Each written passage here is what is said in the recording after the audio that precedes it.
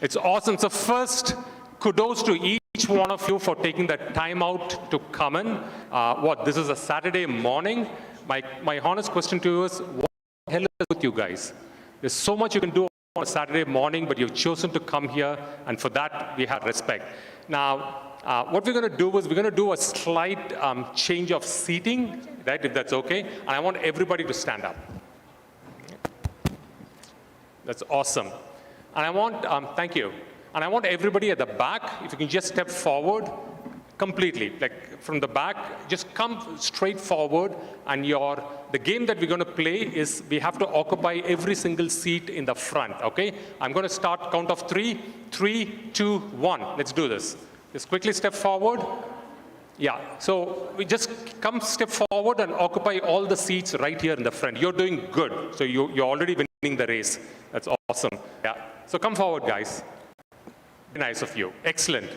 My name is Kiruba Shankar, and I'm a digital entrepreneur. I'm a professor of digital marketing.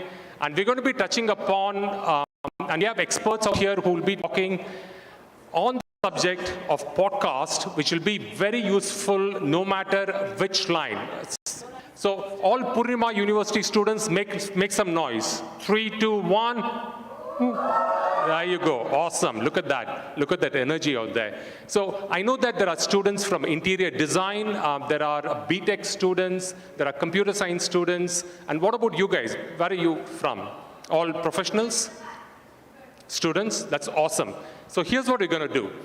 In today's session on podcasting, and raise your hands if you have created podcast of your own. I'm not surprised. Raise your hand if you have listened to at least a single podcast in your life, right? All right, so that's about what? About 30, 40%. So that gives us a good thing for us to kickstart, because the next 40 minutes would be super helpful for you for really creating impact no matter what line of business, what career path that you're going to take. And it's my pleasure to introduce our panelists. So Meena Baghel is the editor of Hindustan Times Mumbai and Pune edition. She's been an expert in the journalism field, earlier with Times of India, and for almost 15 years with Mumbai Mirror. So thank you so much, Meena, for coming in. And Meena is credited with starting the podcast division for TOI, Times of India, along with Jairaj. Jairaj, where are you? Yeah, there you are. That's an important guy you should get to meet as well. So that's Meenal. That's going to be a fantastic hearing from her. And we have Supriya Nair, who is the co-founder of All Things Small, which is a boutique media company that does amazing work. The most famous show is called 52. If you haven't seen or heard that, you must watch. It's highly, highly recommended. And again, lots of experience in the media space, very enterprising and cutting edge, and something that you'd really enjoy listening to. And then we have Mr. Kamlesh. Kamlesh is the head of digital at the India Today group. And he heads everything, all things digital for the India Today group. That means Aaj, that means India Today. What are the other ones? It's just plethora of all properties under India Today group is what Kamlesh does. So you can just imagine the kind of depth of knowledge and the expertise that's on stage. So I'm going to start off with asking Meenal. Meenal, in your opinion, how did you get acquainted with podcast, and why do you like podcasts? So I when I was about the age that most of you are here in this room, I used to listen to Yuva Vani, and there used to be this guy who used to do a music show, and he was outstanding, and I used to love him. And then one day, they announced that he had died. And I felt so moved and so upset that I thought that I should find out where he lived and send his parents a note saying that how much their son had sort of had meant to me as a listener. And then, of course, it turned out that the guy had played a prank, a really stupid thing to do, because he was back on the show the next week. And again, I was very angry. But this stayed with me because I realized the kind of impact that just listening to someone's voice over the weeks had on me. And radio, as most of you who have heard it will know, it's a it's one of the most mediums, because it's directly coming to your ears, and it's a really intimate relationship. So that is what always stayed with me. And as the podcasting boom took off in the West, I began to listen to many podcasts. One of the podcasts I listen to very often is The Daily by the New York Times, where this host called Michael Barbaro, he interviews journalists from New York about the big story of the day. So it's very interesting that you read the story in print, and then you hear those journalists talk about the stories and the different angles that they bring to it. So that was really the reason I wanted to do the podcast, and I think it's a great medium for journalists and, of course, for listeners to understand what's going on in the world. Thank you, Meenal. Beautifully put. For the benefit of all of us in the audience, Supriya, can you help explain in basic layman terms, what is a podcast? Hi, Kiruba, and hi, everyone. Now that you've put me on the spot, I feel like I have an exam question to answer, and I'm worried about getting it wrong. My understanding of a podcast has always been that it is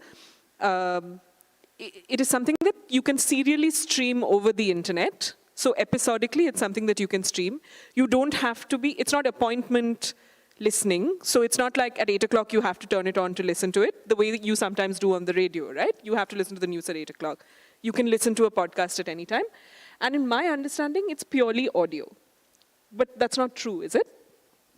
That's right. Podcast predominantly is assumed to be audio, but podcast as a term can be applicable to both audio and video as well.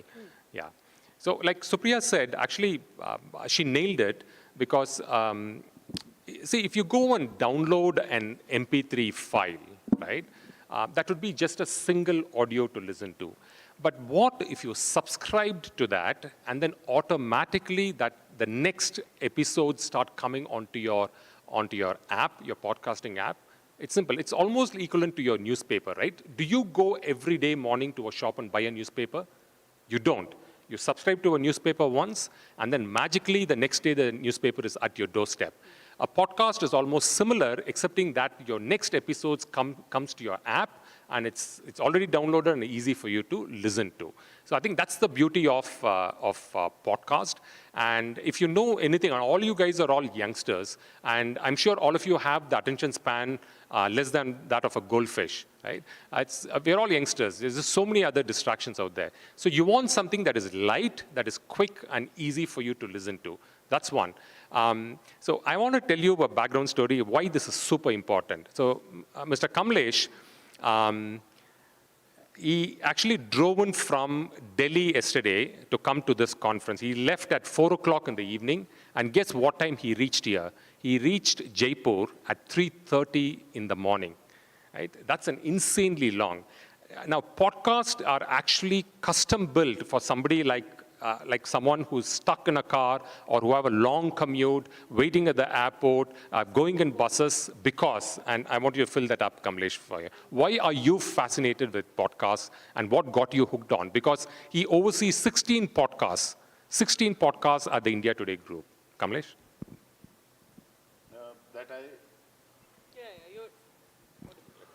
That I oversee 16 podcasts is my job. It's like work for me. But fascination for podcasts comes from the radio days. And what podcasts did was, in this age when everybody is watching a video, and people will now have to shift to audio. Because we have a huge unemployment problem in this country. Till then, YouTube is doing very well. But once you're employed, you can hear things, but you can't actually sit down and see. So I find this ironic that people watch podcasts.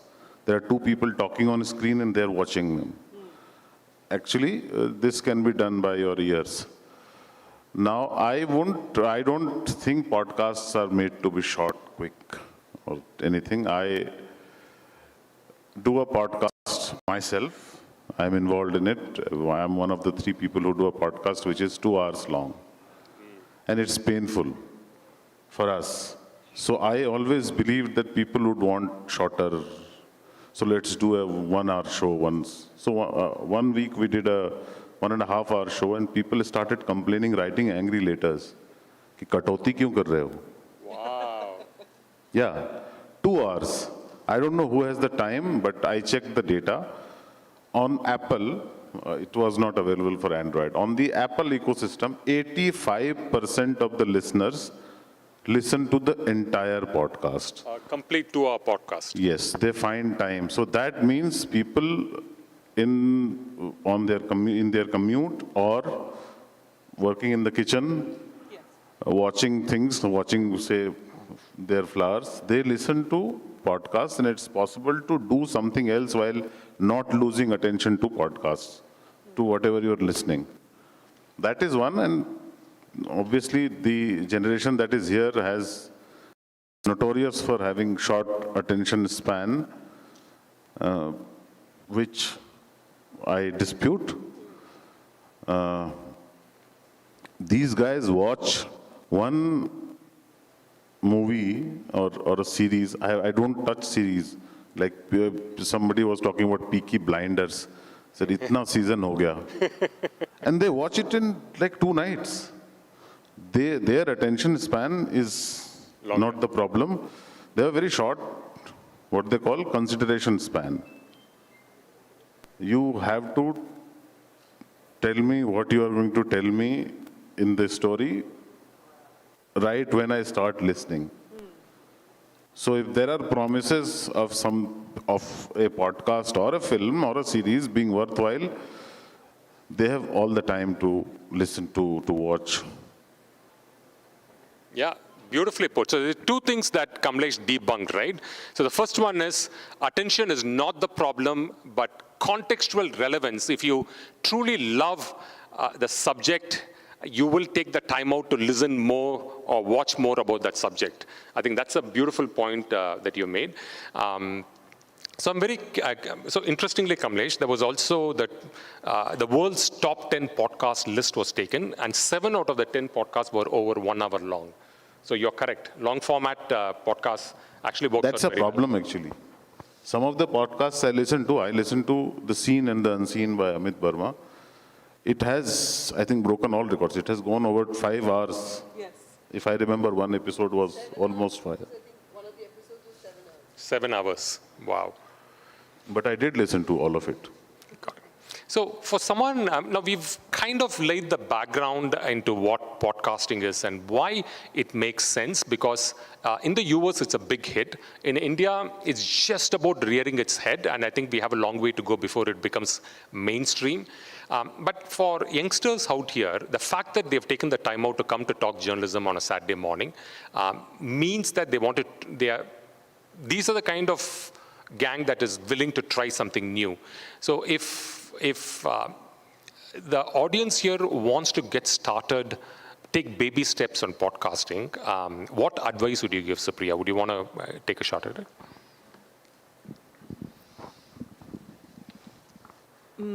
I think my first piece of advice would actually be to find a friend. It can be lonely to do anything on your own. In this case, you don't have to. You know, if you were writing a book, you'd have to sit down and do it on your own. A podcast is always better, I think, if you have more voices. Not always, but sometimes. My favorite podcast actually has only one voice, which maybe I'll tell you guys about later. Find a friend. Don't be intimidated by the medium. You are very free. It can be as conversational as you like. And I would say don't be constrained by the format, which also, as Kiruba was saying, you don't have to think of it as, an expert piece of audio that you're putting out. I mean, so many of you are so used to, making reels already. Or you may have YouTube channels of your own. And a podcast is simply something that allows you to call people's attention to a story or a subject that you are interested in a particular way. You are using your language, you are using your words. And in that sense, it's in continuation with what you already do when you make a reel about, a cool new place that you went to, or, I don't know, complaining about your teachers. I don't know if people do that on reels. I think maybe you should do more of it if you don't. Yeah, beautiful. So Meenal is credited with co-founding the podcast division at Times of India, and that's a big thing, right? You don't come from the new age medium. You've been a newspaper person all time through. So I'm very curious to know, how did you get that, the confidence to step into new media, from traditional media to new media, and talk to us about your experience of starting something from scratch, a podcast division from scratch. So basically what I was doing at the podcast was not very different from what I was doing in the newspaper. And it has to really begin with wanting to tell a story and to be curious. I think the medium is not that important. Of course, there are technicalities that you need to follow with each medium.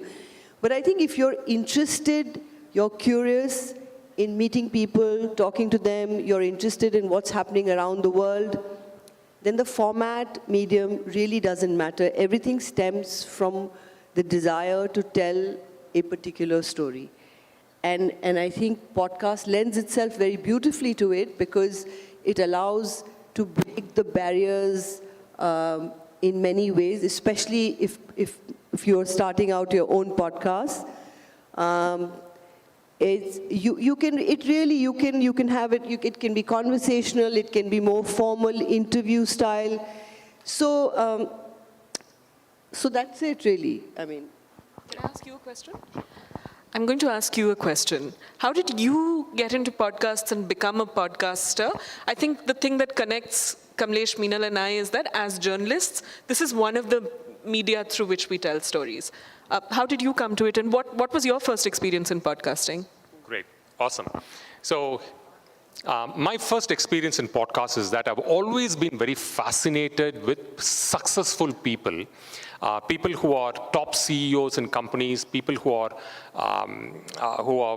sporting superstars or done big in the movie business. It's very difficult to go in and get access to them, just like all of us. So what I did was I started an interview show, and the minute you do, it's much easier to open doors and have conversations, as against someone who just wants to just have a talk. But the minute you package that into a nice show, and that opened doors. But more importantly, it's not really the show that I was really fascinated about. I was very fascinated about what is the secret sauce behind their success, and what can we imbibe from that.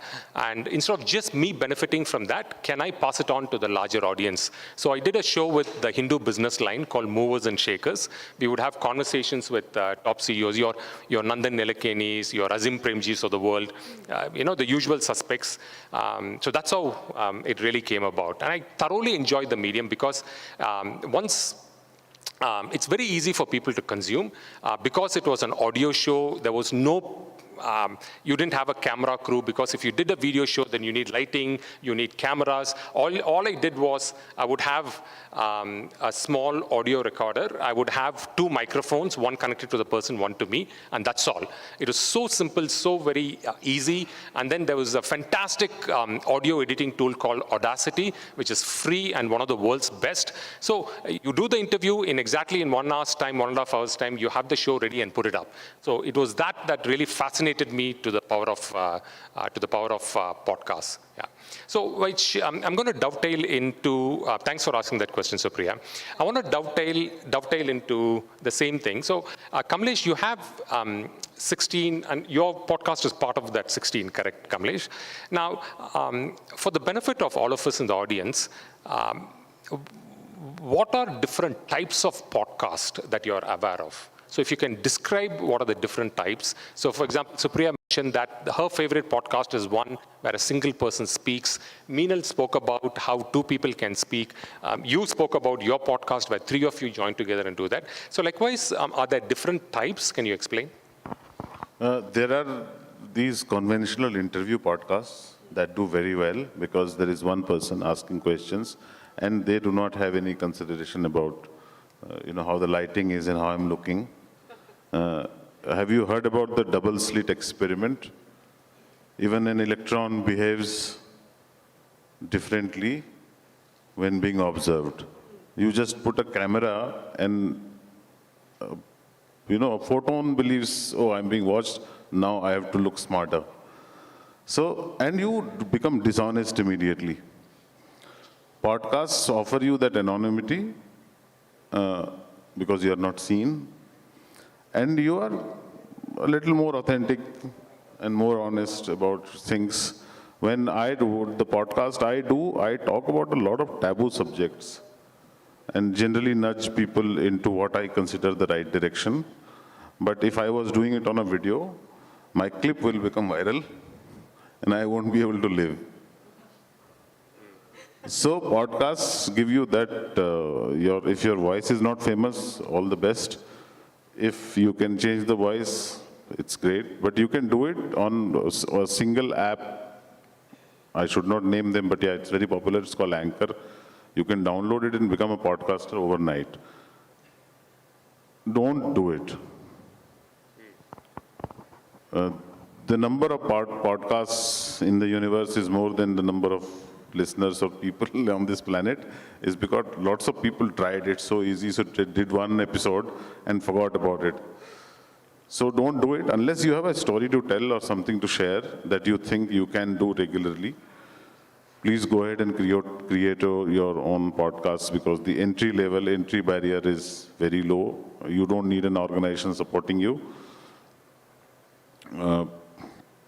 You cannot make any money right now from podcasts, but you don't have to spend any money on it. So you can afford it. Yeah, I expected all of you to walk outside the room as soon as Kamlesh said there's no money to be made. But the fact that you're sitting down is No, good. but they are not making money Either ways. shooting reels either. Yeah, true. So I'm going to play the devil's advocate here, Kamlesh, right? So Kamlesh said that it's very easy to start a podcast. All you have to do is go to anchor.fm or go to any of these podcasting apps. It's like in under 1 minute you can start. But Kamlesh has a very good point. It's very easy to start a podcast, but it's difficult to maintain consistency. So, and the beauty of, and the true beauty of a good podcaster is the same thing as the true beauty of an Instagrammer. If you posted just one reel once in 3 months, what are you?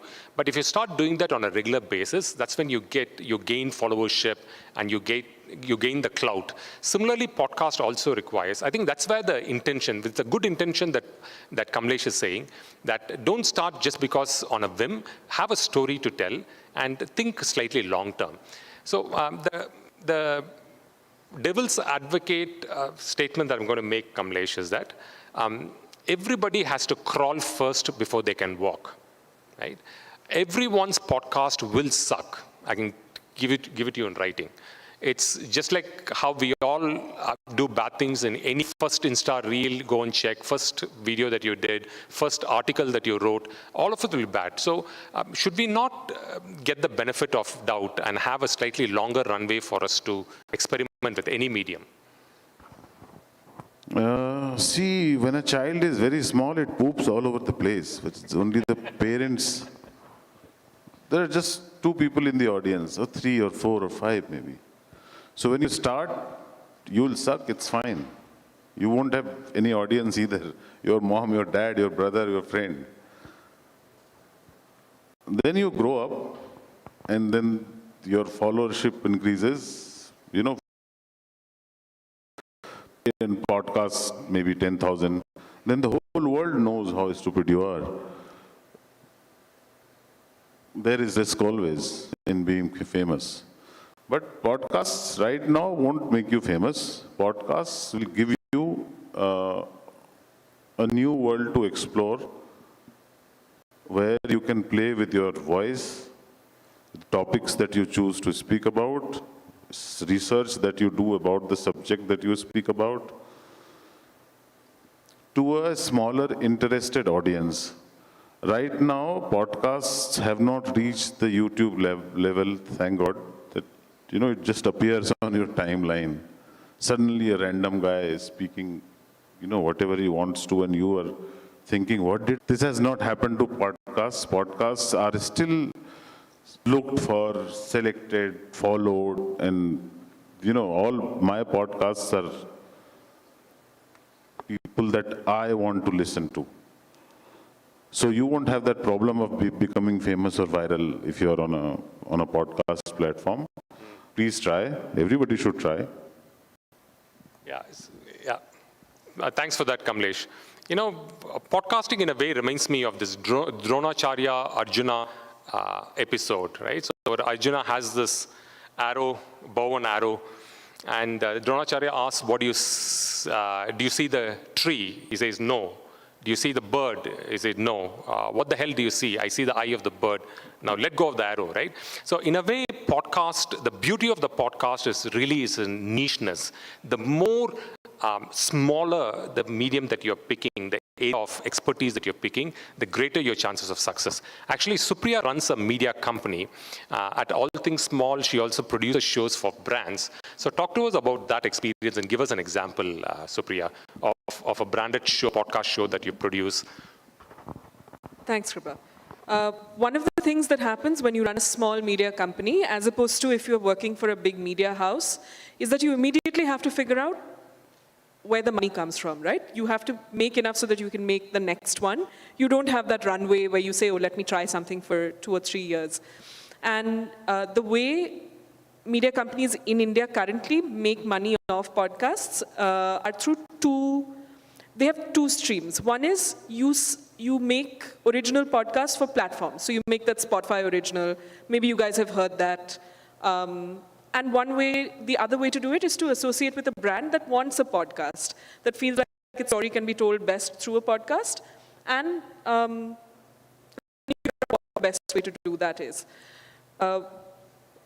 One of the things that I worked on recently was an association with Microsoft, who came to us, they came to our company and said, hey, we really want to tell stories about artificial intelligence in India, because most people hear the words AI and machine learning and they're like, oh, science, like, this is like high tech, this is I don't really know what's going on. We want Indian readers and listeners, audiences, to understand that this is very much a part of their lives. So we helped produce a podcast for them called Paradigm Shift, which was narrated by Harsha Bhogle. That was, another thing that they wanted. They said, let's bring in a familiar voice. So you may not be interested, you may not think you're interested in AI, but you listen to it because it's Harsha and you associated him with cricket commentary, and let him make these stories real to you. And that turned out to be exactly, that turned out to work out very well for them, because it did exactly what they wanted. It took a subject that many people in their audience thought was very arcane and made it seem very everyday and familiar. That is one way in which brands in India are using podcasts to tell their stories and get the word out to audiences who are they're not looking for 10 million views on YouTube, right? Which is kind of the big thing that brands may sometimes want. They're like, no, I want Kiruba and Kamlesh to listen to this and understand what I'm trying to communicate. That was that. Super. Thanks for that. That's an excellent example of what you did with Microsoft and AI. So, Meenal, you spent 15 years in Mumbai Mirror, and that's where the hyper-localization of news is something that's really worked very well. People want to know what's in the city, in their neighborhood. So, do you think podcast can become the digital version of hyper-local information? Absolutely. I think podcast, the future is actually there, because the big stories require very high production values. They require a lot of monetary investments, whereas the smaller stories, the hyper-local stories, are something that everyone can do. The whole idea of citizen journalists, for instance. I mean, you can just go in, if there's say a civic problem in your area, or if there's somebody who's done really well in, say, IITs, and you can go and do a quick interview. So these are the things that you can really put up. But I just want to say two things here. I think the one challenge which we don't talk about enough with podcasts is that audio is one medium where it's the most difficult to sustain people's interests. It's, you can be watching a film or TV, in a film, not in a cinema hall, but if you're watching on TV, you can do 10 other things. You can be reading a newspaper or magazine or a book. You can put it down, come back to it. With podcasts, if you're listening, you're, say, in a bus or in a taxi, you can keep listening but lose track. So it's really important and very difficult to hold the listener's attention. So it requires a very high level of what I would say editorial control. So while it's easy to say that, okay, everyone can do podcasts, and of course they can, but as content creators, you need to be very aware that it needs to be very tightly structured and very tightly edited. It may not sound like that, but it needs to be very tightly structured. So I think that's a big challenge that I'm sure Kamlesh and everyone faces. Thanks for that, Meenal. So I'm going to open it up for questions if any of you have. I doubt if you have any questions, so thank you for breaking my thing. So let's hand over the mic and just state your name, what do you do, and ask your question. If you want that question to a specific person, tell who you want the question for. Yes, please. First of all, hello everyone. My name is Riya Chaube. I'm currently a journalism student. And I want to ask you a question that as you have experience in podcast, so I would like to know that what is the genre or a beat in which people are most interested in? Because there are a number of genres and beat we listen to, but there must be particular or 2 or 3 main genres which people like most. So this is my question. Right up your alley. It's an oxymoron. It's called self-help.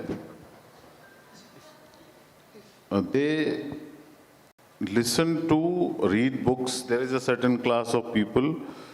There are books that are called self-help books, which obviously, if you need help of a book, it is not self-help.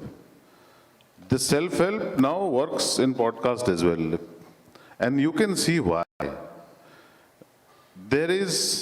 Everyone needs not just advice, but there is the need for confirmation that what I'm doing is right. So the Indian Babas, if you can become a Baba, will do the best, but don't try to do that. Self-help is a very big genre. Second is, unfortunately or unfortunately, politics. Politics works really well. Third, as I remember, I call that knowledge.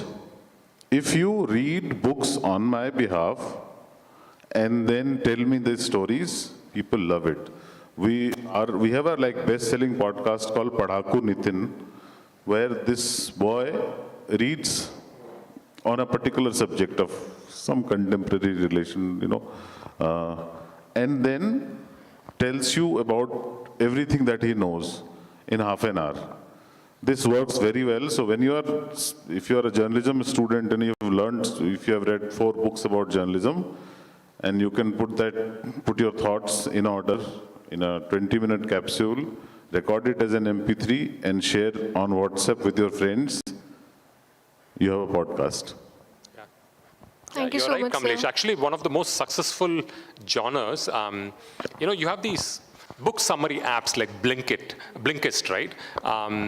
They are very a short format. You don't have to wait through 300 pages of book or listen to 7 hours of audio book, and they distill it within 7 minutes and 8 minutes, and they're super popular. In fact, Supriya, you ran a book column for Mumbai Mirror, thanks to Meenal. So would that not be a great thing? I mean, you were writing the written word, right? Book summaries. Would it not make a...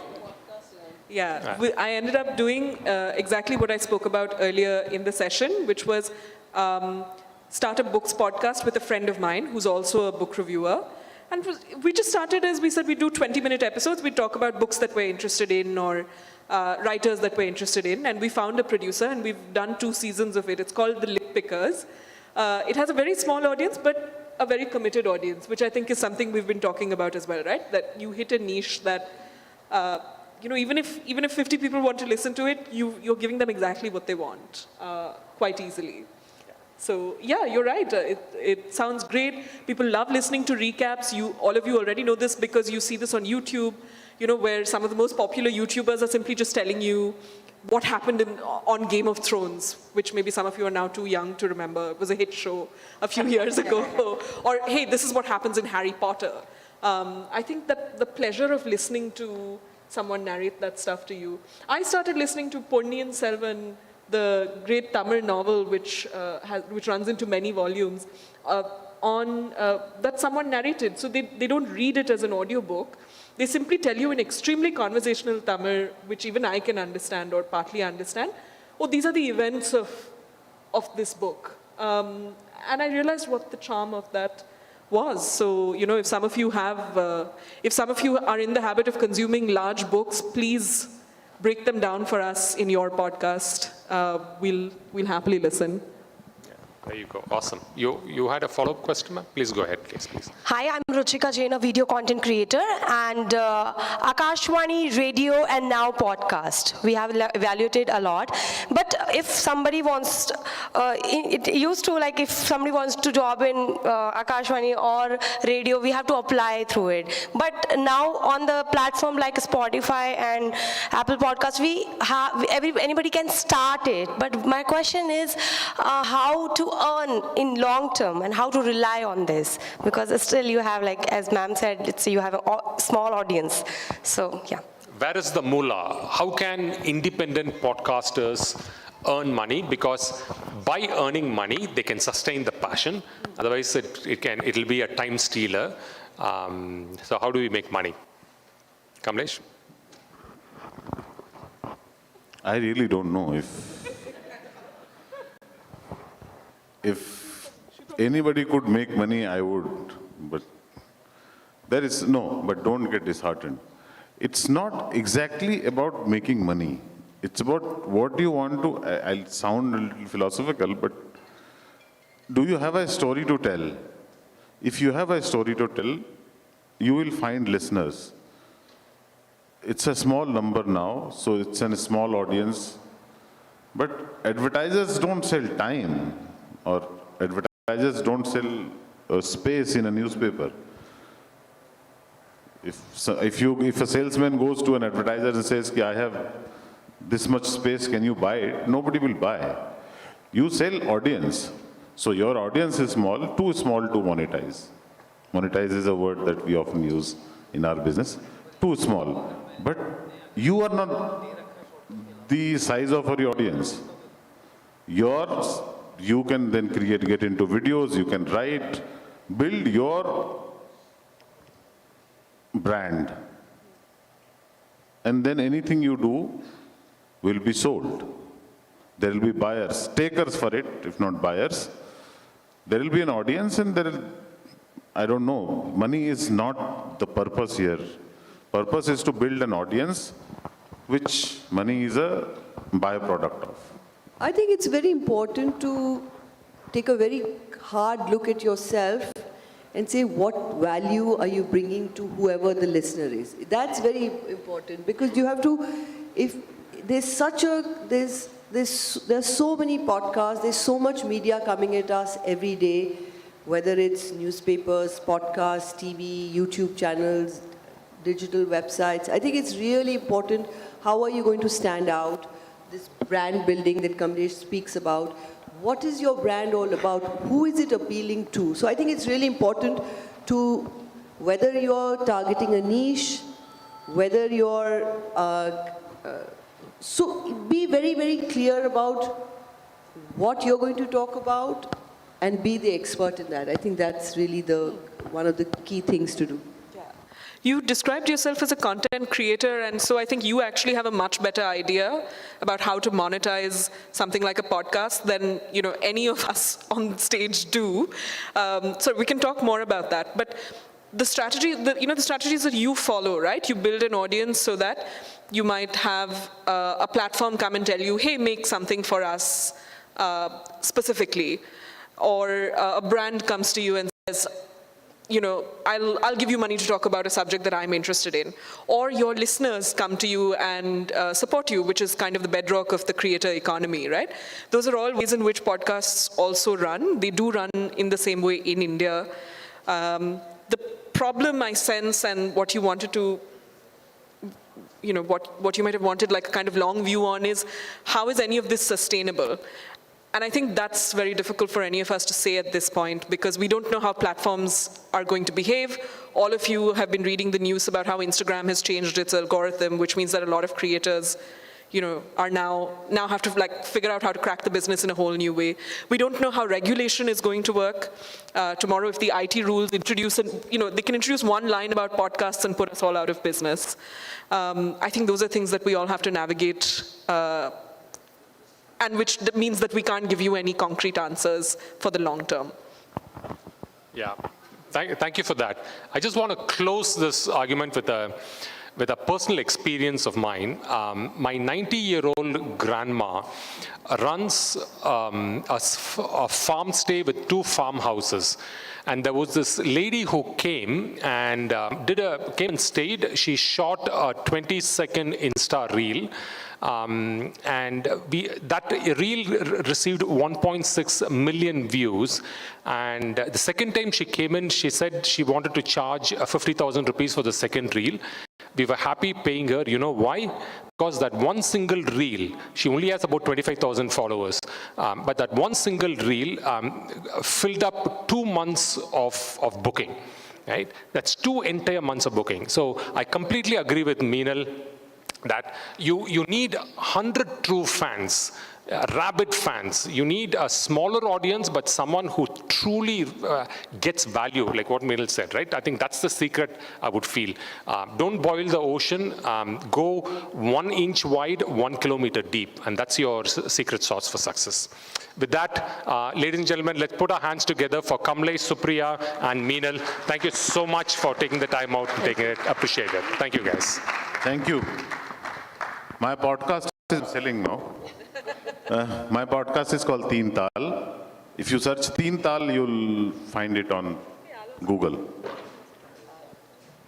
And Padaku Nitin and Lallan Top Baja, India Today podcast, Aaj Tak Radio, whatever. Thank you so much. Thanks for this wonderful session. I request my friend Naveen Chaudhary, आप आएँ और यहाँ पे memento दें हमारे साथियों को. साथ में सीमा, आप भी हमें ज्वाइन करें मेमेंटो देने के लिए. Seema Chishti, I request you.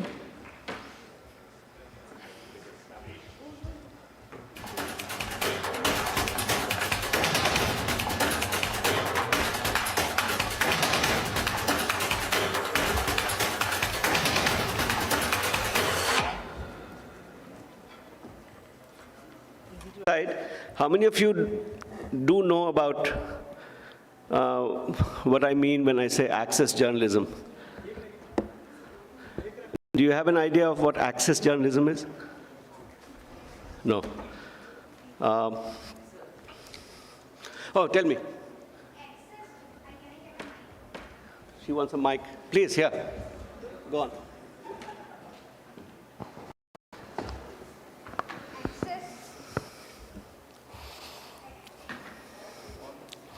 You know, these, can I just go and sit there actually? Can you give me Access journalism means that everyone knows about like what journalists are actually doing in the country, and like they are knowing how to contact them and No, not rubbishing access. You need information. We are people who make it our business to so-called inform people I don't know how much worth that definition is anymore, but it does put bread on our tables. So information is important, and for information, access is important. What has happened increasingly, and with very happy collaboration, unfortunately, on the part of most of us, is that access journalism has become the opposite of what it was meant to be, the instrument. So what happened now is that we have been accessed. We are not accessing information anymore. We have been accessed by the politician, by the bureaucrat, by the, whoever it is that you go to. I'll give you an example, which is sort of something that all of you will understand. And here is where I might get some brickbats from my Jamaat, is that, say 10, 15, 20 journalists are standing in front of Parliament. One session has ended. We're looking for netas coming down, looking for bites, looking for quotes, this, that. And a grand cavalcade comes. Minister साहब की गाड़ी आई, उस पीछे 3-4 गाड़ियाँ आई. दरवाजा खुला, minister साहब अंदर बैठे हैं. One fellow, he will say, "Arey, aajo." One of us will jump into the car and whoosh away with the minister. क्या बात है? मिनिस्टर के साथ गाड़ी में चला गया, भाव बढ़ गया, भाव कम हो गया, खत्म हो गया वो. He has been accessed. He will never write a story. Please believe me. I have been in situations where I have been talking to Fala for 1 hour, and he has been telling me lovely stories, at the end of which he said, लिखना मत. तो काहे time waste किया हमारा? यही हो रहा, लिखना मत. तो are you telling me a story? चंदा मामा पढ़ा रहे हो? क्या कर रहे हो? But we have become very happy just to have access and no information. I don't remember, I don't know, people will correct me. I really don't recall the last time a minister or a senior officer, either in the civil services or the police or in the army, gave me a story. They don't give you stories. They take up your time. They will, some of them will ask you, मेरे पास एक article लिखा हुआ छाप दोगे वो? They want to soak up spaces in the media. You will see the edit and op-ed pages of most newspapers now, where you will see, अरे Venkaiah journalist बन गए, रोज लिखे जा रहे हैं पेपर. कितना टाइम मिलता, वाइस प्रेसिडेंट हैं, टाइम मिलता होगा, रोज आर्टिकल लिख रहे हैं. What is it? It is not a simple thing. It is soaking up space, edging people out, edging other opinions out. That newspaper has been accessed. It does not have access to Venkaiah Naidu. It is a one-way access. It does not have access to any of these people, famous people, who write columns in these newspapers. Those columns are not written by them anyhow. The media getting accessed, while the media is deluding itself that I have access, is one of the more tragic and debilitating stories that is happening with the media. Please understand, and which is not getting enough attention. You go to report Kashmir, for instance. You land in Kashmir, in Srinagar, go into Gupkar Road, वहाँ पे आपको सब नेता भी मिल जाएंगे, वहाँ पे joint director intelligence bureau भी मिल जाएंगे, बड़ा सा बंगला, उनके घर जाइए, have T with intelligence fellow, 5-6 files, 2-3 अफसर, अरे जरा इससे मिल लेना, उससे मिल लेना. आप गए वहाँ, 3-4 दिन आपने लगा लिए, 3-4 में से 2.5 दिन आपने गुप्कार में लगाए, 1 दिन आपने पुलिस हेडक्वार्टर में लगा दिया, 1 दिन आप निशात विशात घूमने चले. देखा नहीं निशात, बहुत अच्छे आजकल वो बने हैं, कॉटेजेस, हट्स बने हैं, ये देखते. 5-6 stories, ये हो रहा है, वो हो रहा है, this rate, that rate, all statistics about how many militants killed, how many attacks, this is happening, that is happening, यहाँ से वो आया, वहाँ से वो आया, सब्जी खरीद रहा था, मारा गया. All these stories that you have not witnessed, you get to write with do say get a great amount of pride and authority, but they all come largely from the maybe different people, but the same source, which is the state. You don't even stir in the direction of meeting a Kashmiri. Meeting a Kashmiri, I don't mean a Neta. I mean Umar Abdullah and Mehbooba Mufti. They are Kashmiris and they are leaders in their own right. Yes. But beyond them, downtown, अरे बाबा डर, वहाँ तो डर मार देंगे वहाँ मत. कोई जर्नलिस्ट जाते नहीं डाउनटाउन लोगों से मिलने के लिए. जहाँ मस्जिद चले जाइए, नौहट्टा चले जाइए, वहाँ पे इंसान है, दुकान है, लोगों की छोटे छोटे रेस्टोरेंट्स हैं, कपड़ों की दुकान है, फल बेचने वाले, कबाब बेचने वाले, गाड़ी मरम्मत करने वाले, carpenters. They're all Kashmiri people who live that life, which we report on, but we never talk to them. We don't bother talking to them. वो free access है, and they will not ask anything of you कि मत लिखना. वो कभी नहीं बोलेगा लिखना मत, और खुल के कहानी बताएगा. लेकिन we are not interested. हमको क्या चाहिए? Access. किससे? जहाँ हमारा काम बंद हो जाता है, जहाँ जाके हमारा काम ही बंद हो जाता है.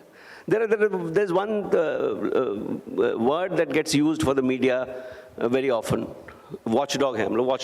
Watchdog नहीं, हम lapdog हो गए. Complete lapdogs we have become. Completely sucked by this thing. अरे इसकी बहुत access है, बहुत पहुँच है यार. भाजपा में बड़े बड़े नेताओं को जानता है, कांग्रेस में इसकी बहुत पहुँच है, 24 अकबर रोड में तो सारे इससे जब खड़े हो जाते हैं लोग, नेता जब ये जाते हैं.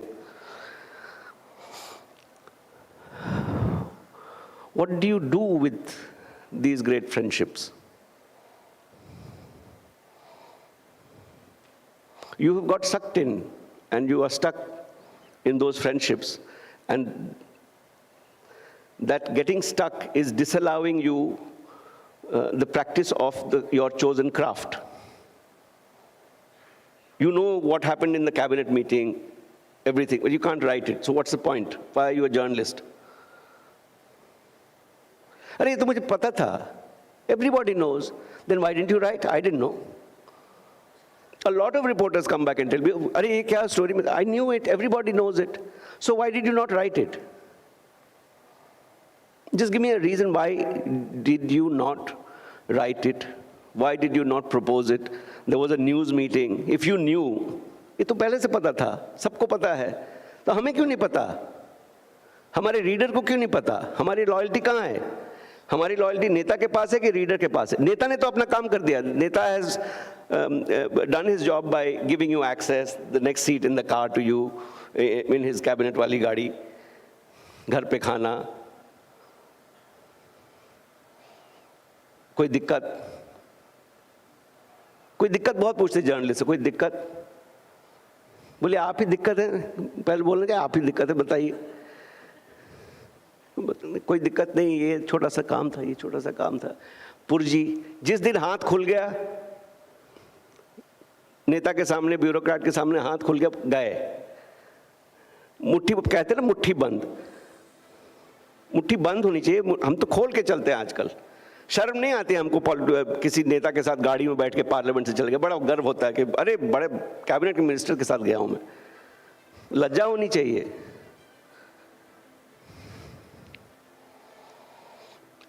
और समझ में भी नहीं आता हम कैसे, how easily we have got sucked into this whole thing of access, which gives you no information, which maybe gives you private information.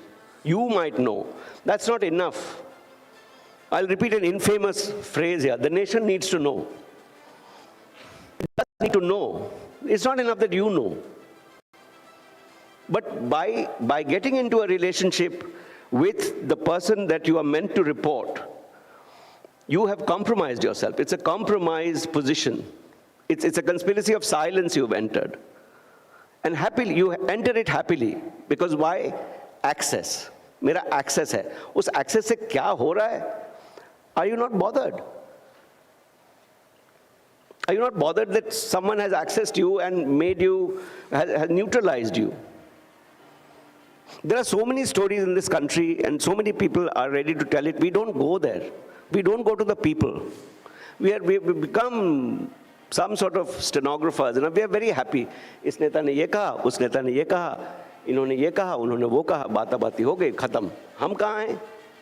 हमारा दिमाग कहाँ है? Where is our judgment? Where is our ability to, see things logically, rationalize them, test them against the truth, give some context to them? All of this the media is not doing now. There's that famous thing, someone says it's sunny, someone says it's raining, you look out the window and find out for yourself. It's not good enough to quote, फला ने कहा बारिश हो रही है, फला कह रहे धूप है. आप कहिए ना, हम भी तो जज कर ले कि धूप है, कि बारिश हो रही है, कि दिन है, कि रात है. वो काम छोड़ दिया हमने. We are so enamored of access. Really, it's a very sad thing. I'm saying probably not a very popular thing, but journalists have struck themselves in the foot, in every part of their anatomies in such a way that they are stunned. They don't even realize what has happened to them. And they think they remain great journalists. I'm sorry, I just cannot be a subscriber to that kind of access journalism, which does not give me a story. I would much rather access people. I would much rather go and, there are thousands of millions of stories lying everywhere, not being told. Why do we not tell them? They're not important. We just become amplifiers of power. Just power, as if nothing else exists.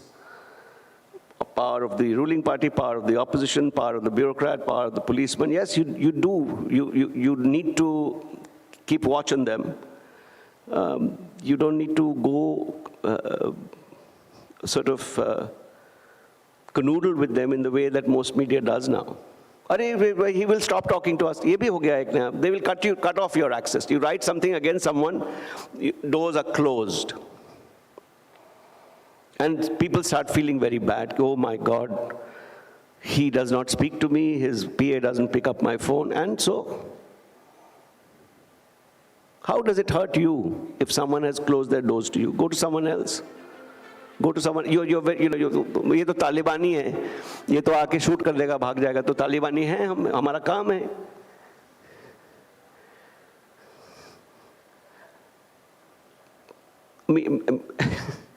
हंसी भी आती है मुझे कभी-कभी. I cannot write it because I will lose my source. And so what is the use? What use is that source to you? He talks to you, he gives you things which you cannot write. Is that how you, is that why you value your sources?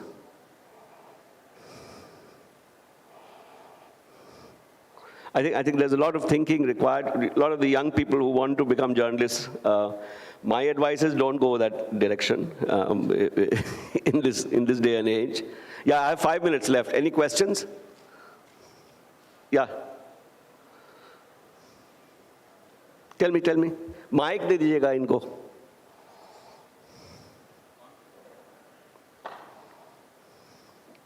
आपके पास story होगी, फिर आपका editor बोलेगा कि नहीं ये तो बेकार स्टोरी है. Sir, hi, I'm Supriya. Hi. I wondered if you could talk more specifically about how access journalism has been transformed by TV and primetime news, and the breakdown and the transformation from news reportage and bulletins to talk shows, on prime time. Yeah. Could you tell us a little more specifically about that? I have never been a TV journalist, and I think it's a bit unfair of me to talk from the inside of what happens in studios. I have been inside studios, and I do know that it's a professional necessity for TV much more than print to kowtow to these people, because you need faces in the studio, and you need people to give you bites. And how long will you keep an empty chair, as was once the fashion? There's empty chair, nobody from this party or that party. How long will you keep that? So yes, professionally, it becomes a requirement that you have access to such and such person. But that conversation, that access has also been, I would say, abused to a degree where the conversation is just one way.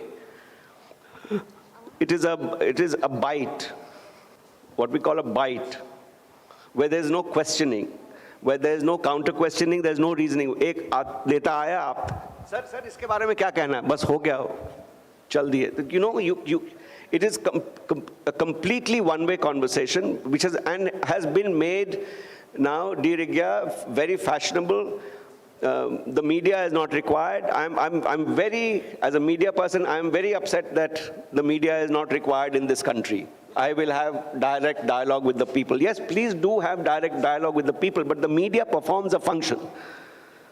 And I will tell you here, I have serious reservations about so-called citizen journalism as well, because there is something about a journalist's craft as we know it, contexting things, fact-checking, giving references left, right, and center. You know,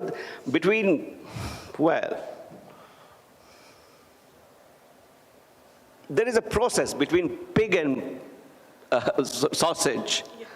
It goes through a process. And we are trained to conduct that process. You don't consume a pig as a pig. And so, it is our job to take the pig through the process and then become sausage. And a lot of that has been forgotten. TV, seriously, I don't watch TV. News TV particularly, it's nobody is interested in watching the kind of thing it has become. I do understand the necessity of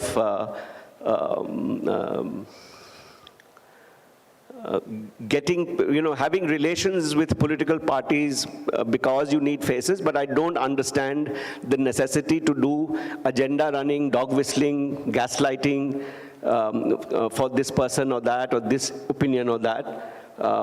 Which is what television does, subverting, misdirecting, creating a new narrative when there is a more insistent, persistent narrative. You would have seen some of the fuss over a male nude star over the last week. I mean, is that what a priority is? But that's what media is going, hoo-ha all about. I mean, so yeah, I agree with you, and I come from a very unfortunate position, which is why I'm telling young people not to go in the direction that I took, or a lot of you took, or are still there, stuck. हमारी तो उम्र बीत गई, लेकिन आप लोग journalism का हाल ठीक नहीं है इस मुल्क में अभी, और कोई वक्त भी नहीं है. आप कोई सवाल पूछना चाहते थे यहाँ?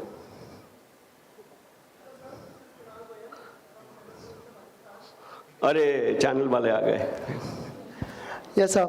Sir, my question is that, did you find access journalism similar to yellow journalism?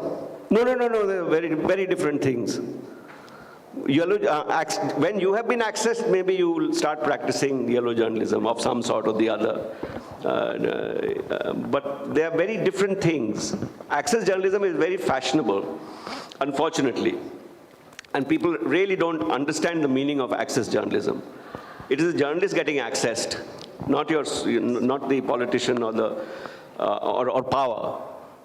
We need to access power in order to tell what power does or is doing. What is happening in my definition of access journalism is that the person who should be seeking access has been accessed. It's the other way around. And so in the process of being accessed, you've been neutralized. So you don't have a story to tell. because you're sitting so close to the neta or the official or the bureaucrat, and you find that it is so necessary for you to do that. उनका सानिध्य चाहिए हमको, हरदम साथ साथ बैठे हैं. We are adversaries. Journalism is an adversarial, please understand, we are not news, you can use type, advertisement. Journalism is an adversarial profession. आप मुझे दीवार बना के देखें, मैं उसमें लात मारूंगा पहले, कहाँ से गिरी, कहाँ से कॉन्ट्रैक्टर ने कहाँ पैसे खाए, कौन सी ईंट गिरेगी. बड़ी सुंदर दीवार दिखा रहे हैं. सुंदर दीवार पीआईबी का काम है. इतनी बड़ी संस्था है, प्रेस इंफॉर्मेशन ब्यूरो हर राज्य में भी है. उनका काम है कि हमने सुंदर दीवार, जर्नलिस्ट का काम है उसमें लात मारो जाके कि गिरेगी कि नहीं गिरेगी. एटलीस्ट टेस्ट हम लोग कर नहीं रहे ना. पीआईबी के साथ जाते हैं, समोसा चाय और कुछ दिक्कत. Anyone else?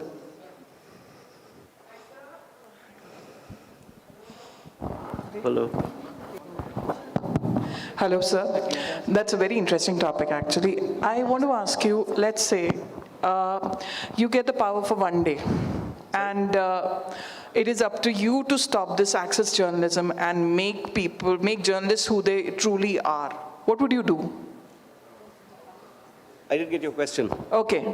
My question is that, yes, there is access journalism, and there's a lot of, the news is flooded with stupid items instead of the real news. Right. You get the power for one day Right. to stop this, to do something about it. What would you do? Well, you switch off the mics for politicians for one day. And a lot of people are doing that. I think some of those people are here. Some very good journalism has happened during COVID. Some very good journalism happened during the Kisan agitation. People spent days and days and days talking to farmers. Some very good journalism came out of that. None of those people were netas. And I think during the last 2 or 3 years of multiple crises in this country, very good journalism has happened. It's not as if we are not capable or cannot do, or there's consumer. You should see the amount, the way those stories were consumed. But what you do instead is there is a huge agitation happening with millions of Kisans, but you don't take your cameras there.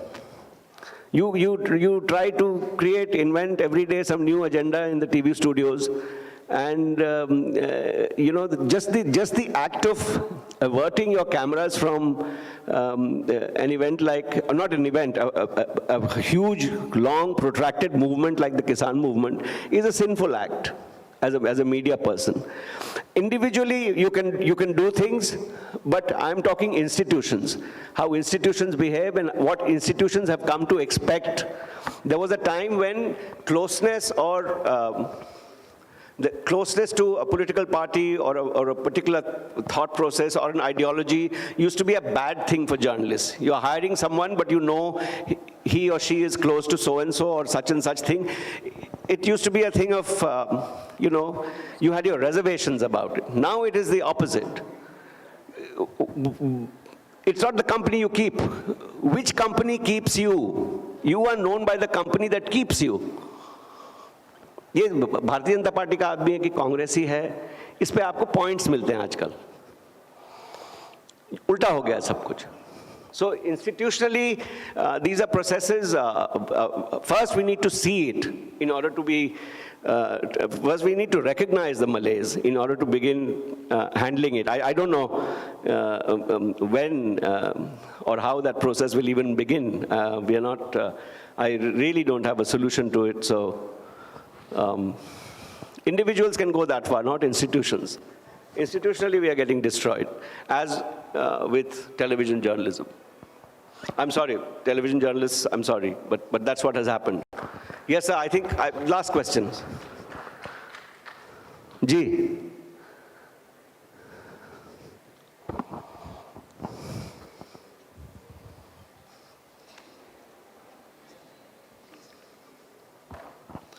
Sir, आपने लालू जी की biography लिखी है और नीतीश कुमार की भी लिखी है और दोनों की एक जॉइंट बायोग्राफी भी लिखी है. तो वो जॉइंट जो है वो वही दोनों किताबें हैं, उसको अपडेट करके छापा. जी, अलग से नहीं लिखी है. जी, हाँ.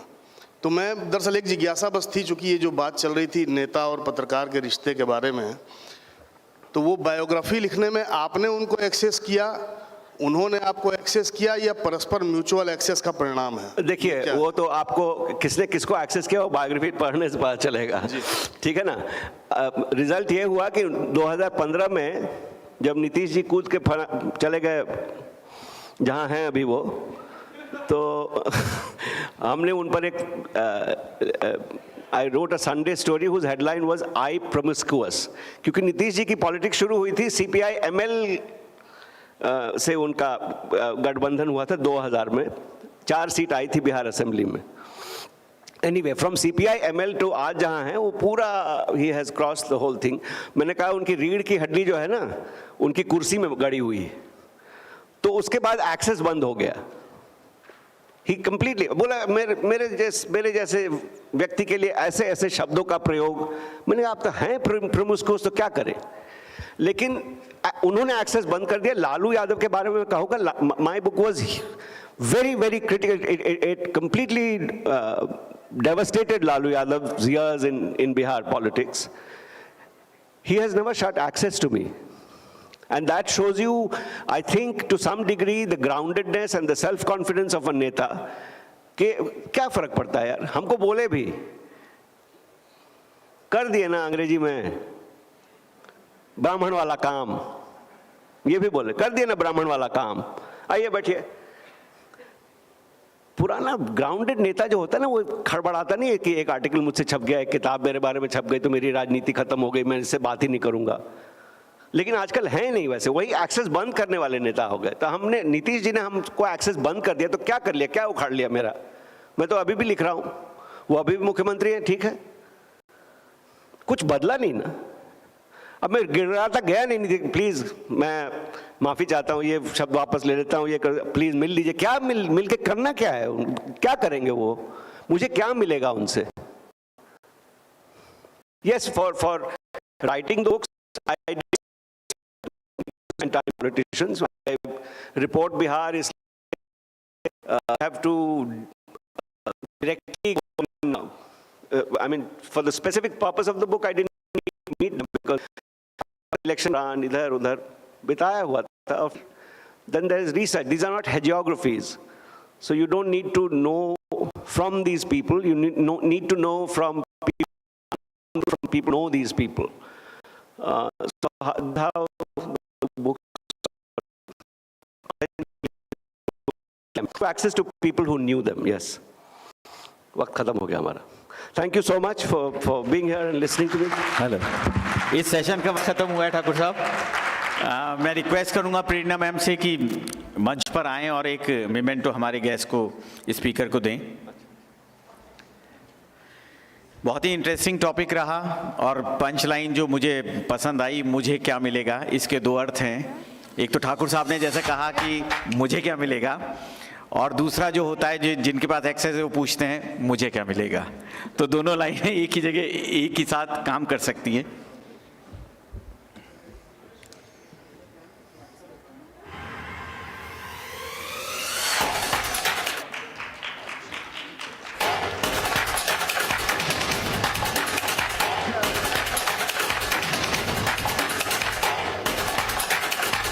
अगले सेशन के लिए मैं स्टेज पे इस्मत आरा और कुणाल मजूमदार को बुलाना चाहूँगा. सेशन का टॉपिक बहुत इंटरेस्टिंग है और काफ़ी लोग, हम लोग जो ऑनलाइन जाते हैं इस चीज़ को देखते हैं, ये सब कुछ चलता रहता है. Being a women journalist and facing online hate. तो इस्मत आरा एंड कुणाल मजूमदार का स्टेज पर स्वागत है.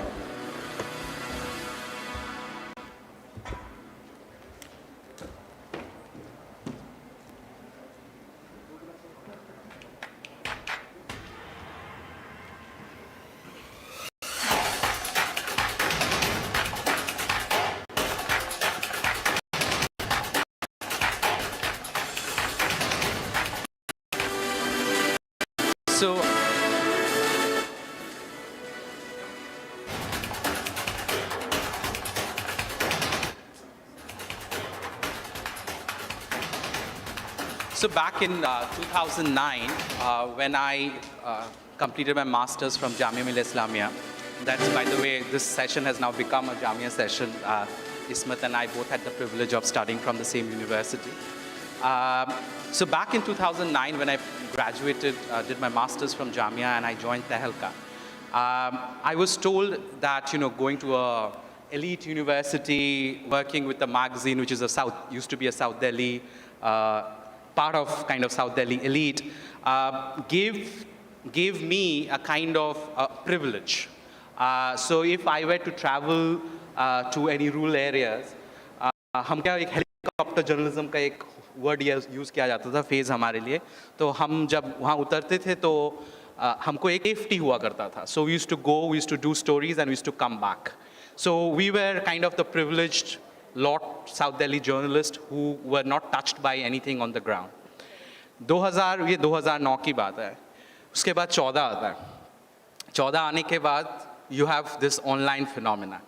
ये जो एक safety coverage था, ये suddenly धीरे-धीरे disappear होता है, because when social media emerged and it first began with trolling, I still remember 13, I think I was the online editor at Tehelka, and we used to have these tutu meme, with elections were around, 14 elections, the election that brought Prime Minister Modi to power. And there was a lot of kind of activities online, trolling, a little bit of misinformation, not that much at that point, but a lot of trolling of traditional journalists.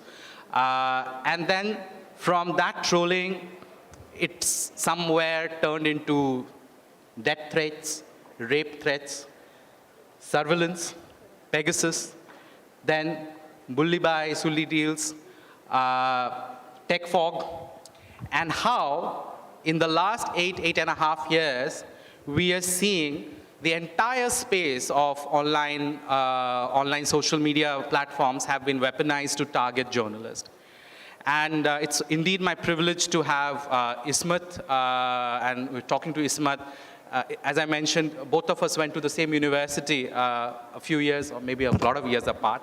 And she's kind of become emblematic of someone who has constantly been targeted online for her work as a journalist.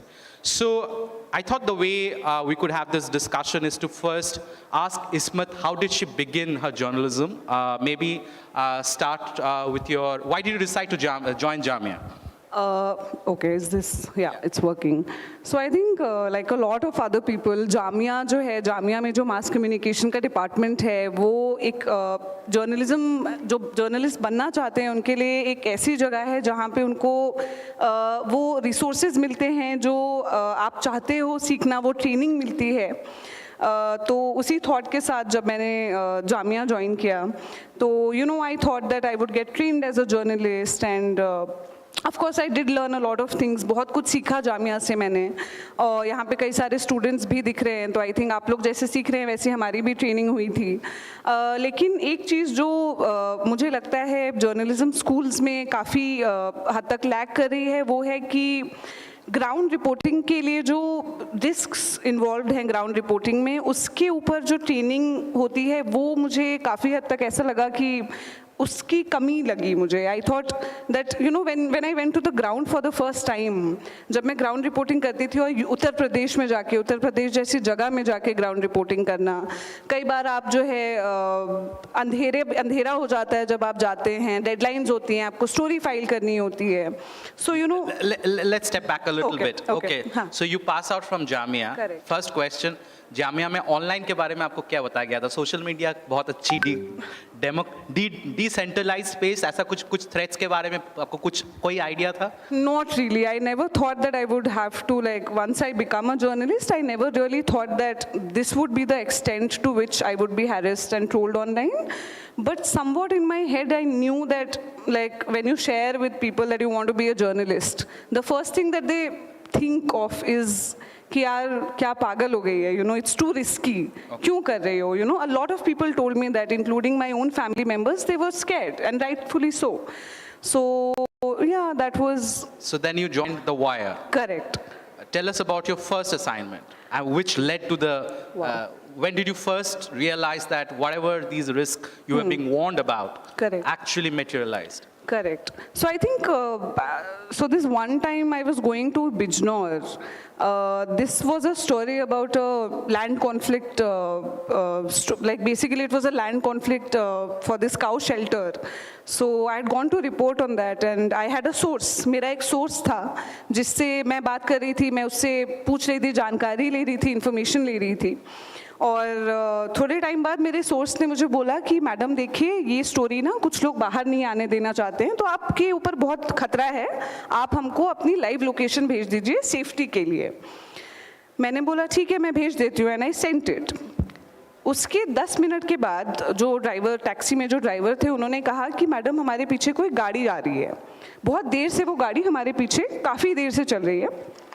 ठीक है, मैंने बोला कि अच्छा हो सकता है कोई गाड़ी इधर जा रही हो, कहीं और जा रही हो, हम शायद ज़्यादा सोच रहे हैं. थोड़ी देर हम ऐसे ही घूमते रहे एंड वी रियलाइज्ड कि वो गाड़ी हमारे पीछे लिटरली ऑलमोस्ट 45 मिनट्स के लिए वो गाड़ी हमारे पीछे लगी हुई थी. और उस वक्त मतलब मेरे दिमाग में यही चल रहा था कि अभी मैं क्या करूं, मैं यहाँ तक आई हूँ स्टोरी करने के लिए, you know I have deadlines, I have to file this story, ये स्टोरी करनी है, मगर पीछे गाड़ी लगी हुई है एंड मुझे नहीं पता उस गाड़ी में कौन बैठा है. एज अ वुमन आप काफ़ी चीज़ें सोचते हो और कई बार अगर कुछ आपके साथ अगर एज अ वुमन कुछ होता है तो a lot of times the society, you know you are condition to question yourself more than you question the society. You know you ask yourself, was I wearing the right clothes, was I out at the right time, things like that. So वैसे ही मतलब वो thoughts आने लगे दिमाग में and उसके immediately बाद I had to, you know, I spoke to my editor and he said कि Ismat, you know, this is not safe, return, come back to Delhi. And that's how I lost my story, which could have been a good story. So okay. Yeah. So that's the first time that you kind of faced with an offline possible threat. Online, do you remember the first story that led to this barrage of threats and trolling? So I don't remember the first story because this has been happening for quite a while now. It's been almost 3-4 years since this has been happening and I have been active on Twitter. जब से मैं active हुई हूँ मुझे लगता है कि तब से ही all of these trolls have started. A lot of times क्या होता है कि आप story कुछ कर रहे हैं और story आपकी कोई बहुत ही unrelated topic पे है, मगर लोग उसके ऊपर आपको you know they will call you names, they will slut shame you और कई बार मेरे साथ ये होता है ना, every time I would do a story, तो उसके 2 दिन तक मुझे मेरा inbox जो other inbox होता है उसमें line से गालियाँ, abusive words, like things like that would and after a point it became very normal, like. But I'm sorry I'm interjecting, Yeah. but could you share with the audience maybe one of the stories, the earliest stories that you remember which attracted a lot of these hate? Correct. So I'll talk about, so during the anti-CA protests which were happening at Jamia, उस time पे आई don't know if you guys remember, but उस time पे एक shooting incident हुआ था. वहाँ पे गोली चला दी थी एक one individual had shot at somebody. उसके सो एक स्टूडेंट को इंजरी भी हुई थी, काफ़ी सिवियर इंजरी हुई थी. So I remember that I was there at the spot और उस वक्त एक मेन स्ट्रीम टेलीविज़न चैनल में एक वो शो चला कि जामिया के CA प्रोटेस्टर्स ने गोली चला दी है. And I'm there at the spot and I know for a fact that he was not a Jamia student. That show continued on for 30 minutes and I put it out on Twitter that this is, this is wrong, like this is plain wrong. And that is the problem with television today, that, there is hardly any corroboration, there is hardly any groundwork. So you just hear something and you just play it for 30 minutes without thinking of the damage that it could cause. It was such a sensitive time. So I think when I pointed that out, I received a barrage of like messages from people saying ki yaar what are you doing, like why are you saying things like this. Then of course there's the slut shaming bit, people will call you names, and a lot of times, even if I post a photo of food, for example, मैं किसी ढाबे पे खाना खा रही हूँ, sometimes we are all humans, we all like to eat, we all like to have fun sometimes, right? So अगर कोई तस्वीर डाल रहे हैं कोई खाने की, उस पे भी मुझे कई बार ऐसे जिहादी, things like jihadi, things like, things that I can't even say, they're so bad that they're completely unrelated to the topic, and people will it just feels like trolls का जो sole intent है, जो उनका पूरा एक मकसद है, वो यही है कि आपको नीचा दिखाना है, आपको चुप करना है, आप चुप हो जाइए, आप silence हो जाइए, and that is what they want. नीचा दिखाने के बाद से let's come on the topic when your name appeared in these two apps. Last time, as some of you would remember, last year, July, there was an app that came up called, first one was Suli Deals, where basically this app doxed, if you know what's the meaning of dox. Dox is basically you get someone's information without their knowledge.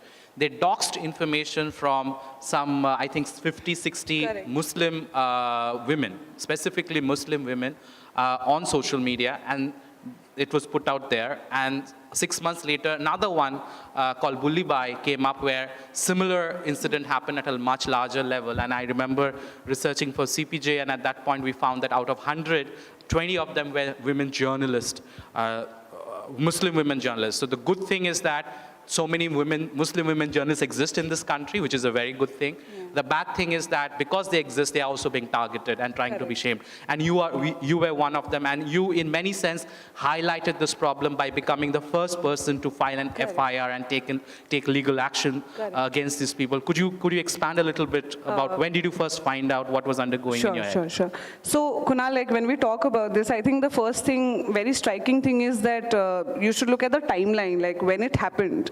2021 खत्म हो रहा था, और पिछले 2 साल, the last few years, as COVID have been so difficult, for all of us. We have lost family members, we have lost friends. ये सब कुछ मतलब इतना कुछ होने के बाद भी we are all trying to recover from that, and 2022 का पहला दिन है, जनवरी का एक तारीख है जनवरी की, और उस दिन मैं देखती हूँ, मैं अपना फ़ोन खोलती हूँ और मैं देखती हूँ कि मेरी तस्वीर को जो है एक बहुत ही sexually explicit तरीके से, in a very sexually explicit way, it was put up for an online auction of sorts, and the words were "your bully by deal of the day." The first reaction that I got in my head, I was very angry, of course, but I think it's important to say that I was not surprised. Why? Because, as you said, before bully by there was Suli Deals, and उस वक्त जब Suli Deals हुआ था, तो there was absolutely no investigation done. And the second time when it happened around, I thought that people who are behind this, they are basically showing thumbs to the police, They are basically saying कि हम करते रहेंगे, हम बार-बार करेंगे, लगातार करेंगे, आप हमारा कुछ नहीं बिगाड़ सकते हैं, right? That is essentially what they are saying. But I think why I filed that FIR and why, I tweeted and then it blew up, it went viral, and there were parliamentarians who took notice of that tweet, and of course then some action was also taken. So that I felt was really important, because I know for a fact that there were around, I think 10 to 12 minor girls also involved. There were girls who were 16 years old who were, probably they just used social media as a tool of expression, and after I filed the FIR, 2 or 3 days later, I got a message from one of those girls who said that, my name was also there and I couldn't have shared it with my family. In our families, it's a very strange conversation to have with your parents. You can't sit with your parents and say, this has happened to me. It's a difficult conversation to have. So this girl was very young, and she said thank you for doing this. And that is when I felt like, okay, it was important, and I'm glad that I took that step. Definitely, it was something, and I recall talking to at least 7, 8 of the people who were on this list, all journalists from Kashmir to the entire mainland. And I remember how many journalists, in spite of the fact that they were journalists, were not willing to come out and speak, because of course something like this brings about a shame. I mean, it's very difficult, and I keep telling this to my male colleagues and friends. Until unless you're a woman, you would never understand what does it feel to be a woman in 2020 India. So I think it was really brave of you, and I think we should really give a round of applause to Ismat for having done that, because in many sense, I think what you did was required to be done, and not everybody would have the guts to do it. Now, talking about, so you know what this incident showed was that there is a tracking mechanism. Correct. We always thought that these trolls are anonymous. But are they anonymous? Because Wire, your former organization, then did an investigative piece which showed that there is an app called TechFog, which is being used to kind of specifically target journalists and specifically target women journalists. Correct. And they've had a list of women journalists, and you were one of them. Correct. Could you tell me a little bit, because you were within the organization, how did this whole thing evolve? Correct. So even if we look at the bully by incident, when we look at it, we find that it was not a random crime, you know, it was not random. There were people who literally made that, selected the women, they selected a list of women, they selected more than 100 women who are, and a lot of them are like prominent, you know, women in media, they're actors and they're politicians and activists, women like that. So there was one person who made a list of all of these women. I'm sorry, and also women who are like, for example, Rana Safvi, who Correct. is like 70, 60 plus, I think, and who's a historian. Yeah. So they didn't spare. I mean, it's literally like underage to elderly. And there were other elderly women also involved. So basically, like when you look at that, you do realize that, you know, there is somebody behind this who is actually making a list of women who need to be there on the posters. Then there is somebody sitting there designing the posters, writing on top of each of our photographs, saying that this is your bully by deal of the day. You know, so there's somebody who's doing that. Somebody who's going to Twitter and then uploading a link of that, you know, obnoxious website to actually, you know, propagate and to actually like let more people know about it. So that was, so I think it's of course not random at all. It is like trolling happens at a very organized level.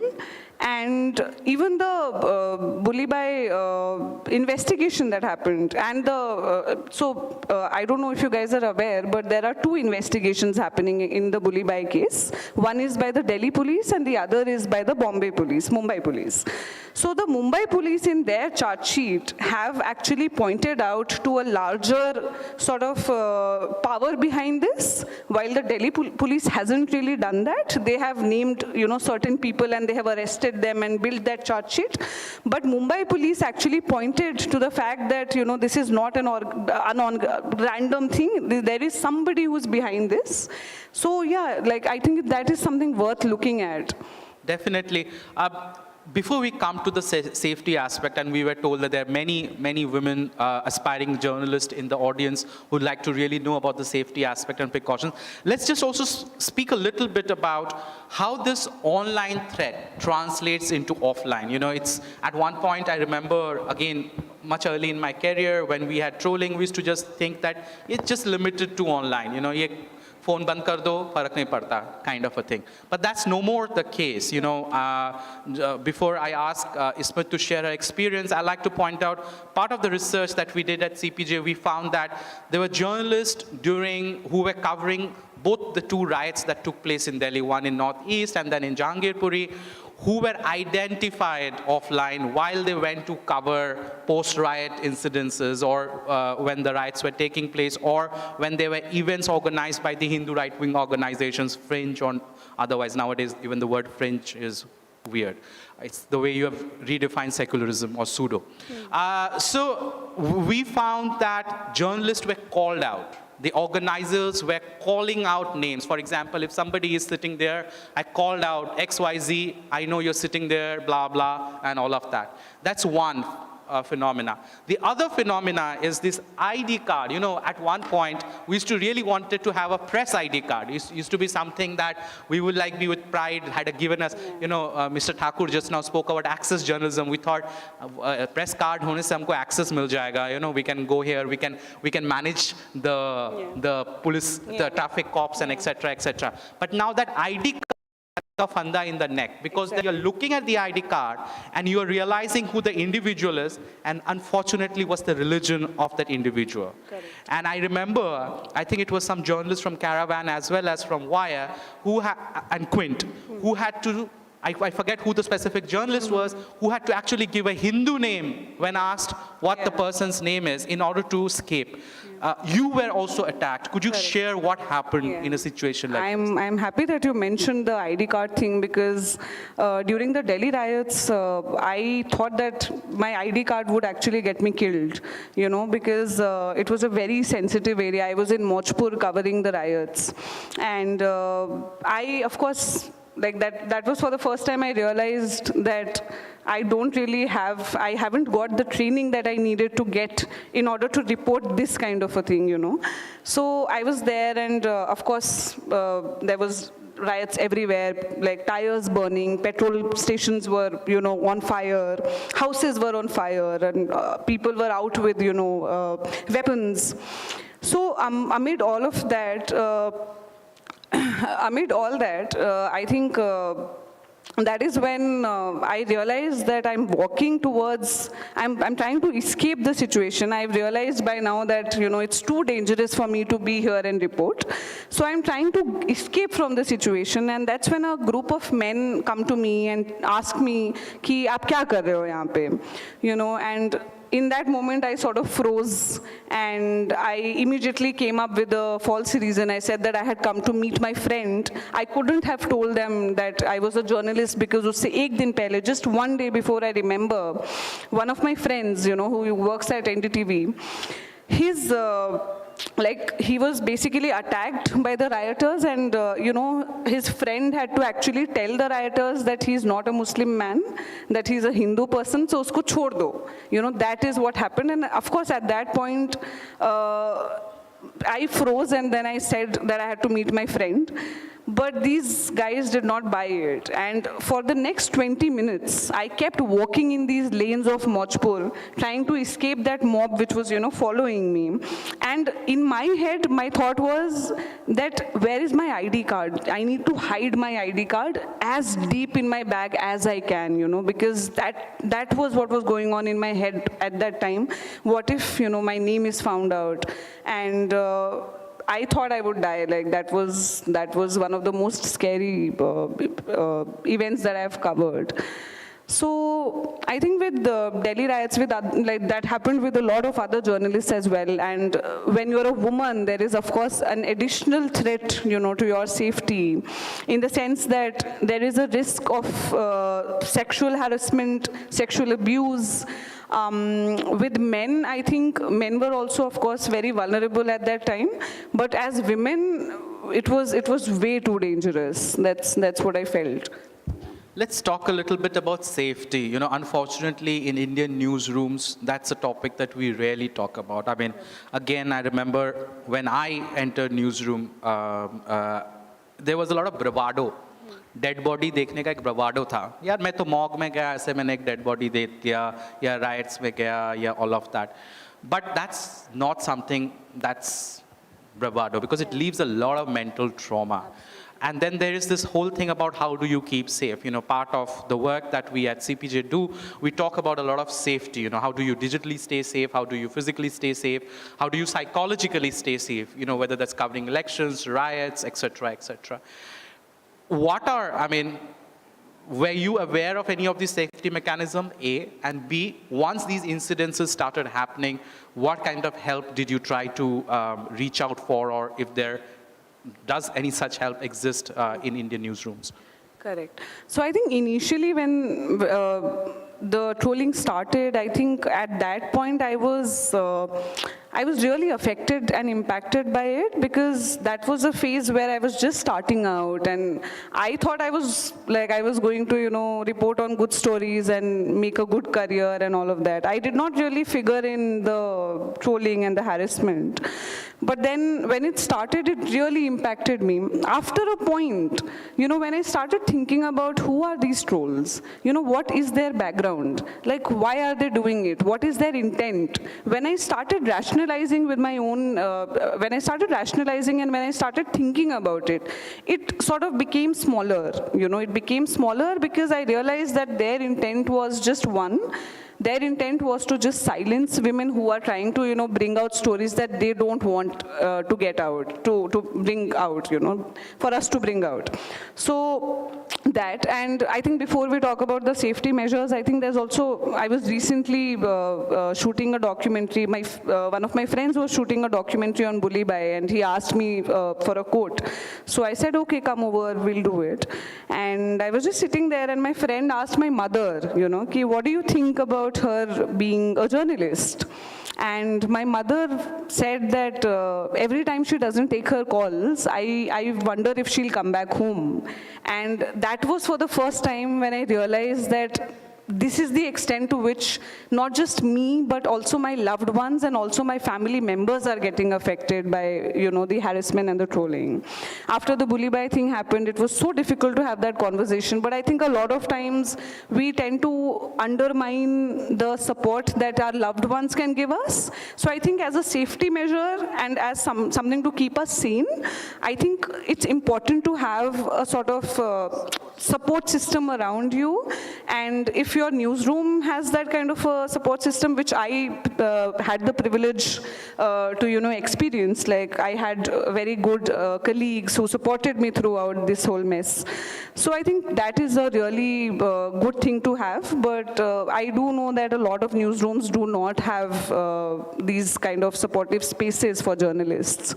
So that is something that I think Indian newsrooms have to evolve in a way to sort of look at the present day harassment and trolling and take that into account when thinking about safety measures. Because clearly the safety measures have to change when the threats have changed. So yeah. So that's very important, and also like, as I was mentioning, part of the work we at CPJ do, we do a lot of safety workshops, and there are safety manuals. So for example, on Twitter, you would have random people sending you DMs. Now, how do you put in those security filters? Because you can't go and stop every person on earth, right? There's 7 billion people. But you can take a lot of precautions to safeguard yourself. So there are a lot of these things which are these safety tips which are available. And so you can actually reach out to these organizations. Many a times, Internet Freedom Foundation, for example, in Delhi does these workshops. There are laws which you can access, so you can always rule out. I think we are almost out of time, but I can maybe quickly take 2 questions from any, and I will give preference to women journalists here. Yes.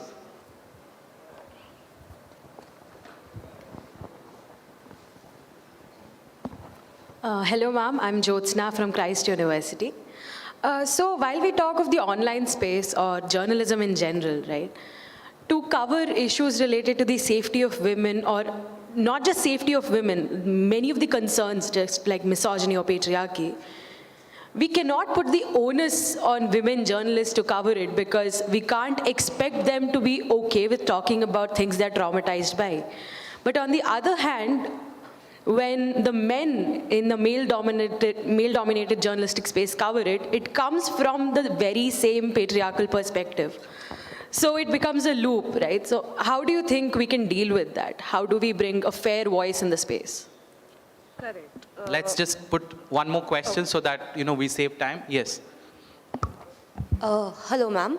I'm Tanisha from Christ University again. And my question to you is, journalists in media do face a lot of hate, a lot of scrutiny, especially female journalists. And there's no distinction drawn between your personal life and your public life.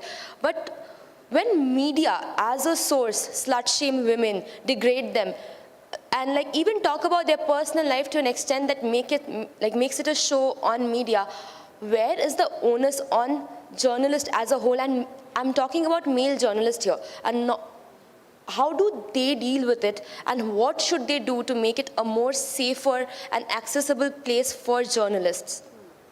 So you're saying that the onus is always on women? No, it's on men. It's on men because it's their world. This week can only have the space when they give it, because they're acquiring the space. So they have to make space for the women to come up and take up the space. There is no space for us to go there. They have to create the space, right? So what do they do? Like what happens in reality? Correct. So I think firstly, though, I would like to really say that being a woman journalist has some good bits also.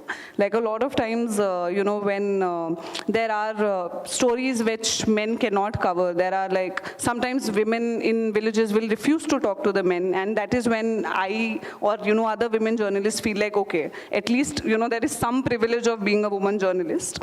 A lot of times, people will not share their emotions with the male journalists because they are not believed to be as sensitive as women are. So, these little things are there. These are like the silver linings in, a lot of mess. So I think the onus, as I said, always sort of ends up being on the woman because one, I think the woman herself is told, like for me, if we take my example, a lot of my senior journalist, friends and colleagues and, seniors who keep telling me ki, Ismat, you have to play safe, you can't go to this place, you can't. So I initially, when somebody would tell me ki, ye mat pehen ke jana gaon mein, so I would feel very angry. I would feel ki, why is somebody telling me what I should wear? But after a point I realized that if you are to fit into a society like if you are going to report in a village, you have to go in a certain way because that is when you will get accepted and that is when people will speak to you. That is the only way that people will speak to you. Otherwise, you are like this outsider and nobody will talk to you. So I think a lot of times the onus is on women, yes. But I think sometimes it does help as well. Like I said, you tend to sort of mix up with the society. You tend to, get more access to women specifically in villages and rural areas, which is not something that men get to do a lot. So I think I would just like to end this session by saying that it's not, women being in journalism is not all dangers and, threats and all of that. There is also some, good bits to it. And to every woman who's sitting here, I would really like, every young woman who's sitting here, I would really like, encourage you to read as much as you can, take as many safety precautions, but don't censor yourself. Don't think कि मुझे ये नहीं करना है क्योंकि कोई नहीं चाहता है मुझे नहीं करना है. If you want to do something, if you want to do the journalism, you go ahead and you do it. So. Thank you so much, and thank you everyone. Thank you. Thank you, Kunal. You were wonderful. Thank you. We're done. Thanks, Kunal. Thanks, Ismat. Can I have Azad Singh on the stage? So it's just a small thing, Azad will give you a small little memento and then we introduce the next two speakers. Azad?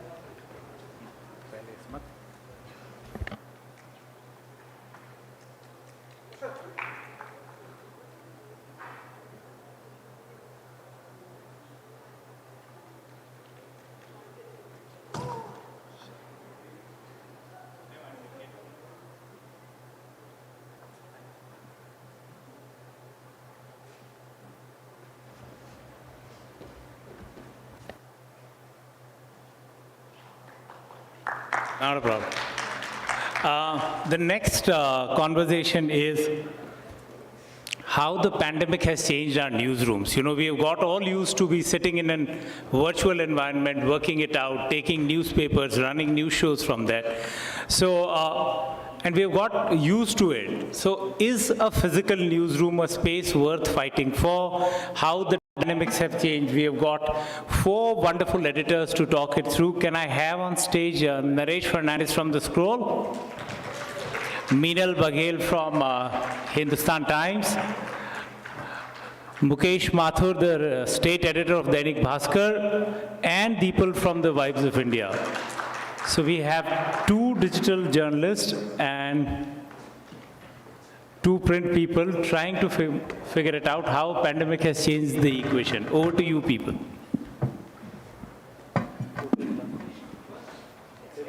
I'm Deepal and we have 3 wonderful editors with us. Naresh Fernandez, who edits Scroll. Like all of us are aware about how independent and original and inclusive Scroll is. The inimitable Meenal Baghel, with whom I've had the pleasure to work for Mirror. She is right now the executive editor with Hindustan Times. And we have Mukesh Mathur, जो दैनिक भास्कर के state editor है. We will be talking about how newsrooms have changed post-COVID, and it's worth fighting for a physical newsroom. So first of all, I would want to know about your perspectives about how the newsroom has changed post-COVID. Thank you. So, you know, the morning after lockdown, nothing seemed to have changed at Scroll. We have colleagues scattered across the country, and so our primary mode of communication has always been our morning and our evening conference. And I just realized that sort of technology has changed so much since lockdown that we were actually using a conference call every day. Now everything's sort of Zoom and everybody's moved to Google Meets. And we always had our morning edit call at 10:05. And so we couldn't, suddenly a colleague, I remember, we did it at 10:05 because at 10 o'clock, a lot of corporate clients were using the service and we could never get on. So we decided to move to 10:05. So 10:05, the morning after lockdown, we have our call. And when you're an online publication, you don't have layouts to do. You don't look over people's shoulders. Everybody is uploading their stories themselves and putting in the pictures. And so it all seemed hunky-dory, and we thought, you know, this was the ideal world. And then as the day progressed, we realized, oh, maybe it's not such a good idea to be the sort of virtual newsroom, but also be the small organization that we are. You know, the problem with Scroll is that I work with all these people who are very environmentally and socially conscious. And sort of everybody's a public transport advocate. And we realized that between us in all of these cities, we owned 3 bicycles, but nobody had a car. And there were no taxi services to be hired. We couldn't get around suddenly. So that was one of the problems suddenly that came up. Our video colleagues needed equipment. You have big computers that you couldn't use. And once we moved their computers home, we realized that home landline, sort of broadband services are not good enough for video. So that took a little while to work out. Still, you know, you were sitting at home, you were working in the comfort of home, you didn't have to go anywhere. What could be the better life? Then we realized, of course, that especially in cities like Bombay and Delhi, a lot of people don't have a private space to work in at home. That the office for some people was a space of refuge just to get away from the chaos, but other people sort of just, it was physically impossible for them to work at home. And so as sort of now that we don't have this fear of infection, we're back in offices. And also the other problem we faced was that we realized that even, you know, for a long time, the team that started out at lockdown, we knew each other, we were very comfortable. And so the conference call was fantastic. But then 2 years into this, some people had gone to study, some people had moved on to other projects. And it's much more difficult to incorporate new colleagues when you're online.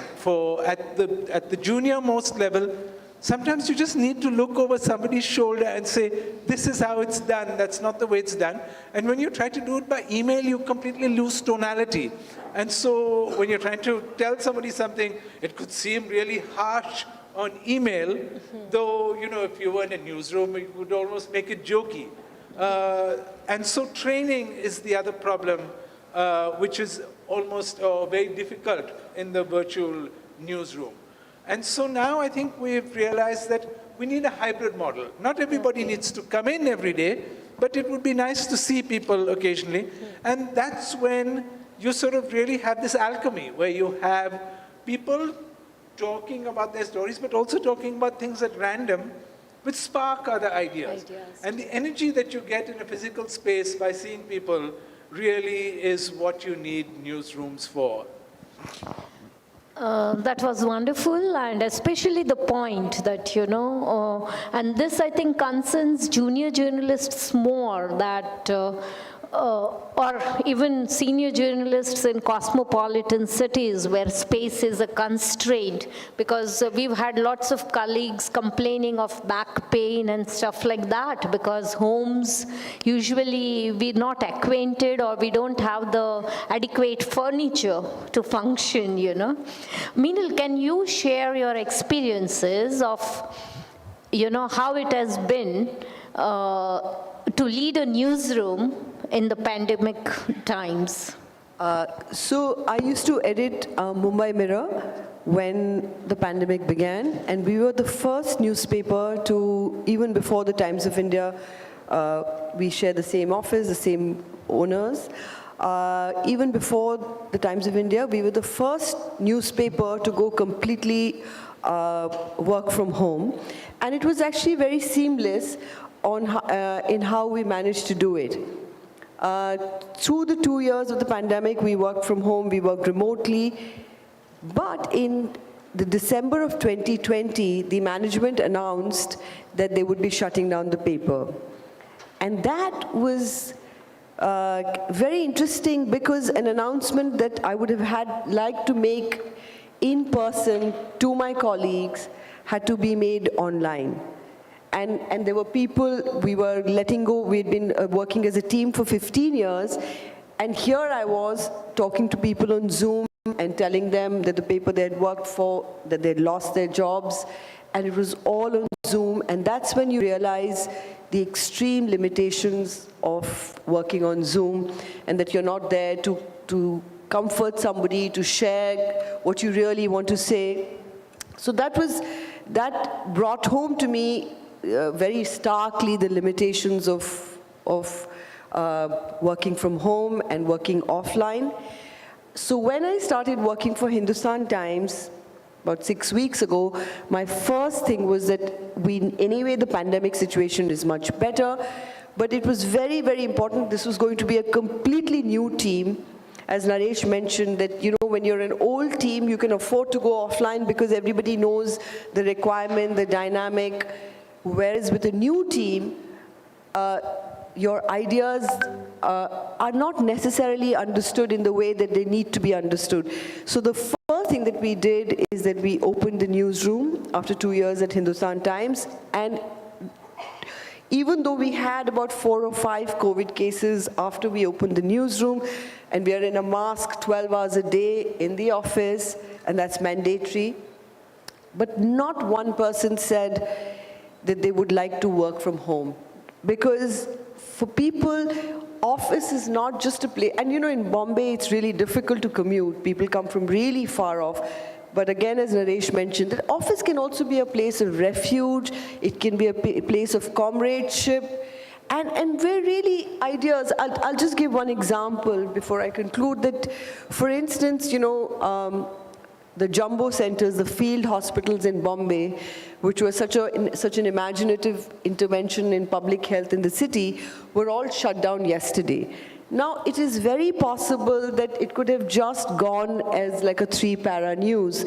But then because we were in office, somebody mentioned that how their sister was admitted, and we just got talking, and then we said, let's just do a much larger, longer story on this intervention, and it just became a much better story only because we were in office. Some conversations sparked ideas, and so I think it's very important to create that alchemy which comes from being in office, and especially for newsrooms, because our work is so dependent on interaction with people. Thank you, Meenal. Like what you said, especially since I see so many young and budding journalists sitting here, I think, as you rightly said, that a physical newsroom is very important for people to connect, collaborate, and brainstorm ideas, and for young journalists to evolve. But do you think that after working so long from home, are journalists or were journalists in your newsroom reluctant, any of them, demanding that this system, since corporates still have that system of working from home, you think that journalists also fall into that category where some people, you know, I was just going through a Reuters research which said that productivity actually increased because morning meetings often promote hierarchies and hierarchical conversations. So what is your take on that? I just want to say that I am a very firm advocate of the morning meeting. Yeah, I know that. And reporters have always tried to dodge that meeting, but I have always insisted on it because that is the one interaction that, and all of us who have led newsrooms know that that's the one place, one point in day when you are actually, when you can set the news agenda, talk to people. So I'm a big votary of the morning meeting. Thank you Mukesh ji, आप बताएंगे कि ये pandemic और Covid के time आपके newsroom की हालात कैसी थी, आपने कैसे मैनेज किया? क्योंकि भास्कर, मुकेश जी दैनिक भास्कर के स्टेट एडिटर हैं and all of us know that Bhaskars have huge newsrooms. तो हमारे यहाँ एटलीस्ट जो नॉन मेट्रो जो सिटीज़ हैं, चाहे वो दैनिक भास्कर हो या शायद कोई दूसरा मीडिया हाउस हो, कोविड के दौरान हमारे लिए न्यूज़ रूम में कुछ बदला हो, मुझे नहीं लगता बहुत ज़्यादा कुछ बदला था.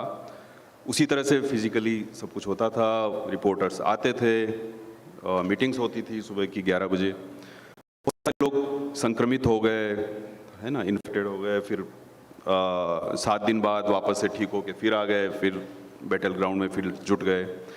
तो जैसे जयपुर का हमारा न्यूज़ रूम, तो लगभग सारे लोग एक एक करके कोविड की चपेट में आते गए, फिर वापस लौट के आए और काम शुरू कर दिया. तो हमारे न्यूज़ रूम में ऐसा नहीं हुआ कि हाइब्रिड हो गया और ऑनलाइन भी हो रहा है, ऑफलाइन भी हो रहा है. तो सभी जगह, मतलब सारी हमारे जो सेंटर्स थे पूरे अक्रॉस इंडिया, सभी जगह ऐसा था. और जैसा आपने अभी मीनल से पूछा कि हमारे जो प्रमोटर्स हैं क्या वो ऐसा चाहते हैं कि भाई हाइब्रिड हो जाए, या टीम की तरफ से कुछ ऐसा आया कि भाई अच्छा है, एक कंफर्ट है और वर्क फ्रॉम होम हो सकता है, या फील्ड में रिपोर्टर है वहाँ से बात हो सकती है. पर ऐसा नहीं है, ना तो प्रमोटर्स ऐसा पुश करते हैं कि भाई इस तरह से हो, ना रिपोर्टर्स की तरफ से ऐसा आता है. असल में जो न्यूज़ रूम का जो थ्रिल है, वहाँ चीज़ें जिस तरह से इवॉल्व होती हैं वो ऑनलाइन हो ही नहीं सकती. जैसे एक एग्जांपल देता हूँ कि उदयपुर में कुछ समय पहले एक घटना हुई कि एक व्यक्ति का गला काट दिया गया, और इस तरह की घटना पूरे देश में शायद पहली थी, सीरिया की तरह ऐसा कर दिया जाना. तो आमतौर पे क्या होता है कि कोई घटना होती है तो न्यूज़ रूम में एक गहमा गहमी शुरू हो जाती है कि इस घटना को कैसे कवर करना है, क्या करना है. पर ये ऐसी घटना थी जो अकल्पनीय थी, कभी सोचा नहीं था. तो उसमें सारे लोगों के कंधे झुक गए और सब लोगों को लगा इसको रिपोर्ट ही कैसे करें या क्यों ही करें, इसको अखबार में कवर करें ही क्यों और कैसे करें. सब लोग बड़े हतोत्साहित हो गए कि यार राजस्थान में तो कल्पना नहीं कर सकते इस तरह की किसी घटना की.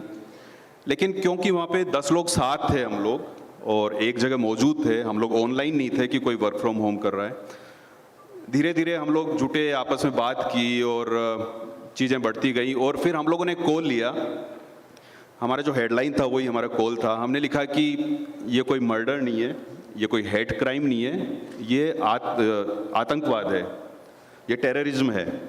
क्योंकि उस दिन सारे नेताओं के बयान आ रहे थे, हिंदू मुस्लिम, टीवी तो चला ही चुका था कि ये ऐसा नफरत का माहौल शुरू हो चुका था. हम लोगों ने जब लिखा कि ये टेररिज्म है, गला काटने की इस तरह की घटना कोई आम हत्या या कोई हेट क्राइम नहीं है, अगले दिन से हमने देखा पूरा नैरेटिव चेंज हो गया और सारी दुनिया, हमारे मुख्यमंत्री, हमारा विपक्ष, सारे लोग कहने लगे ये टेररिज्म की एक घटना है. तो वो जो एक आशंका थी कि अगले दिन ऐसा ना हो कि उदयपुर में एक घटना हुई और फिर पूरे प्रदेश में, पूरे देश में शुरू हो जाए, वो नहीं हुआ. एटलीस्ट इस कारण से कि हम लोगों ने इसको एक, और वो सारी चीज़ें क्यों निकली, क्योंकि हम लोग सब आपस में बात कर रहे थे, न्यूज़ रूम में ब्रेनस्टॉर्मिंग चल रही थी, जब पेज बन रहा था तो चीज़ें इवॉल्व हो रही थी. तो मेरा ये मानना है कि ना तो कोविड में ऐसा कुछ बदला था. कोविड में जो बदला था वो ये था कि पूरी दुनिया में करीब 2000 पत्रकारों की जान चली गई थी कोविड के दौरान. इंडिया में 474 जर्नलिस्ट मारे गए थे कोविड के इन सारी परिस्थितियों के कारण। तो हम लोगों ने बहुत कुछ खोया इस दौरान, लेकिन हमारा न्यूज़ रूम वैसा का वैसा है। बहुत बढ़िया। और आपने बताया कि ये जो कॉन्वर्जेशंस वो एक बैकबोन है पत्रकारित्व के, कि और वो फिज़िकल न्यूज़ रूम में ज़्यादा पॉसिबल हो सकता है। आप क्या मानते हैं कि फ़िज़िकल न्यूज़ रूम ना होने के डाउनस्लाइड्स क्या है, उनके निगेटिविटीज़ क्या है फ़िज़िकल न्यूज़ रूम ना होने की? यही सबसे बड़ा कि वो जो संवाद है, वो जो बातचीत है, वो नहीं हो पाती, और वो जो बहुत सारी चीज़ें इवॉल्व ही तभी होती है कि जब लगातार कम्युनिकेशन चलता है। खबर कोई उस तरह की नहीं है, कोई ऐसा प्रोडक्ट नहीं है कि आपने एक बार बना दिया और जारी कर दिया, लॉन्च कर दिया। ये चीज़ें धीरे धीरे डेवलप होती है, डेवलपिंग स्टोरी में धीरे धीरे चीज़ें जुड़ती चली जाती है, घटती चली जाती है। तो ये मेरे ख्याल से इस चीज़ का जवाब है। और like this question is open to all of you, that do you think that there are news organizations which want to close down physical newsrooms or cut down physical newsroom, or really promote this concept of a hybrid newsroom because they want to cut costs? I'm sure that there are large media houses which are mulling over this to cut costs. But I think as journalists, as editors, I think there will be, all of us will push back to some extent. Because journalism, I think it's not an isolated sport. It is a team effort, and unless the team is physically present, at least on most days, you need that, the adrenaline rush of being in a newsroom. You can't, it's not easy to replicate. And also with, Sankarshan was here earlier, and he was talking about this whole idea of people blocking access. So, with reporters not getting access to people, you need a kind of an editorial hand-holding, something that Naresh mentioned about training young journalists. All of that needs people to be physically present in the same newsroom. And I think most media organizations, much as they would like to cut costs, it's like, killing the golden goose. I mean, they also understand, especially the legacy media, will probably understand if there's a sufficient pushback from editors. Okay. Naresh, since you have been with digital media, and of late I have also been a part of it, and we have been advocates of a hybrid newsroom. Can you please enlighten everyone about a model hybrid newsroom and how it functions, and what are the advantages of a hybrid newsroom? Well, I suppose a hybrid newsroom means that not everybody comes in every day. And I think that's the way a lot of us worked through the pandemic. We didn't go in at all for 2 years. And I think it could be effective once you've got the team that is sort of glued together. And for a team to cohere, you have to be in the same space, as Meenal said. And these conversations, as Meenal pointed out, are not just about the news. They're about water cooler talk, these things that happen around the news, about the little things about your commute, what your child is doing in school. And those are the things that help a team understand each other. And once you've got that, then perhaps you don't need to come into the office every day, because journalism is also a very task-based activity. You need to file your story. You don't need to be in an office to file your story. And so I think it could work quite easily with some people coming in on some days.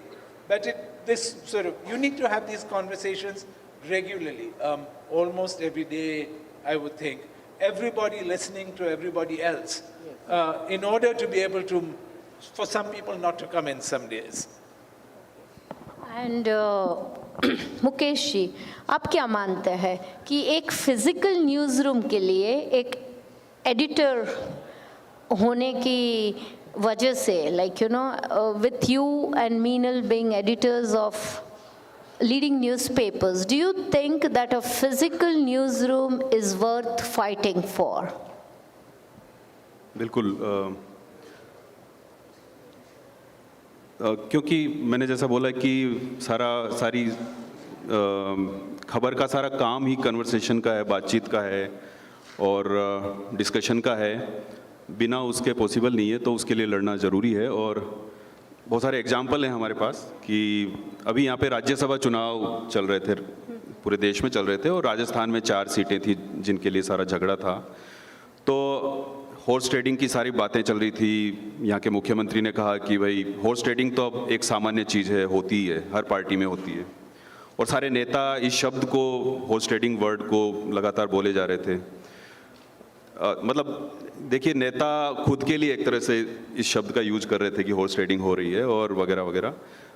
अब उसकी सारी खबरें, सब कुछ तो चली रही थी, वो उसमें कुछ नया नहीं था, लेकिन इस पूरे इशू में क्या नया करें, वो शायद उस न्यूज़ रूम में जब सारे लोग इकट्ठे हुए तो कुछ निकल के आया। हम लोगों ने एक एक्सपेरिमेंट किया, एक प्रयोग किया कि जो ह्यूमन इवोल्यूशन है, इंसान किस तरह से, इंसान का जो विकास था, क्रमिक विकास, वो किस तरह से हुआ कि वानर होते थे, बंदर होते थे, उससे फिर मानव बने।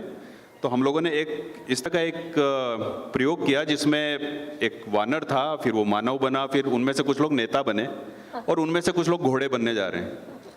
तो ये एक तरह का प्रयोग किया था और ये प्रयोग बातचीत से निकला, न्यूज़ रूम की उस गहमा गहमी से, उस डिस्कशन से निकला। बहुत सारे लोगों ने बोला आपने घोड़ा बना दिया, गधा बनाना था, वो अलग बात थी, लेकिन इसलिए न्यूज़ रूम के लिए लड़ना चाहिए। मुझे जो लगता है कि ये सारी चीज़ें आप लगातार अपनी टीम से बात करते हैं, और एडिटर हैं, रिपोर्टर हैं, इवन हम लोगों के डिस्कशन में तो इतना खुलापन है कि सेल्स के लोग भी आते हैं और दूसरे लोग भी जुड़ जाते हैं, तो चीज़ें निकलती हैं।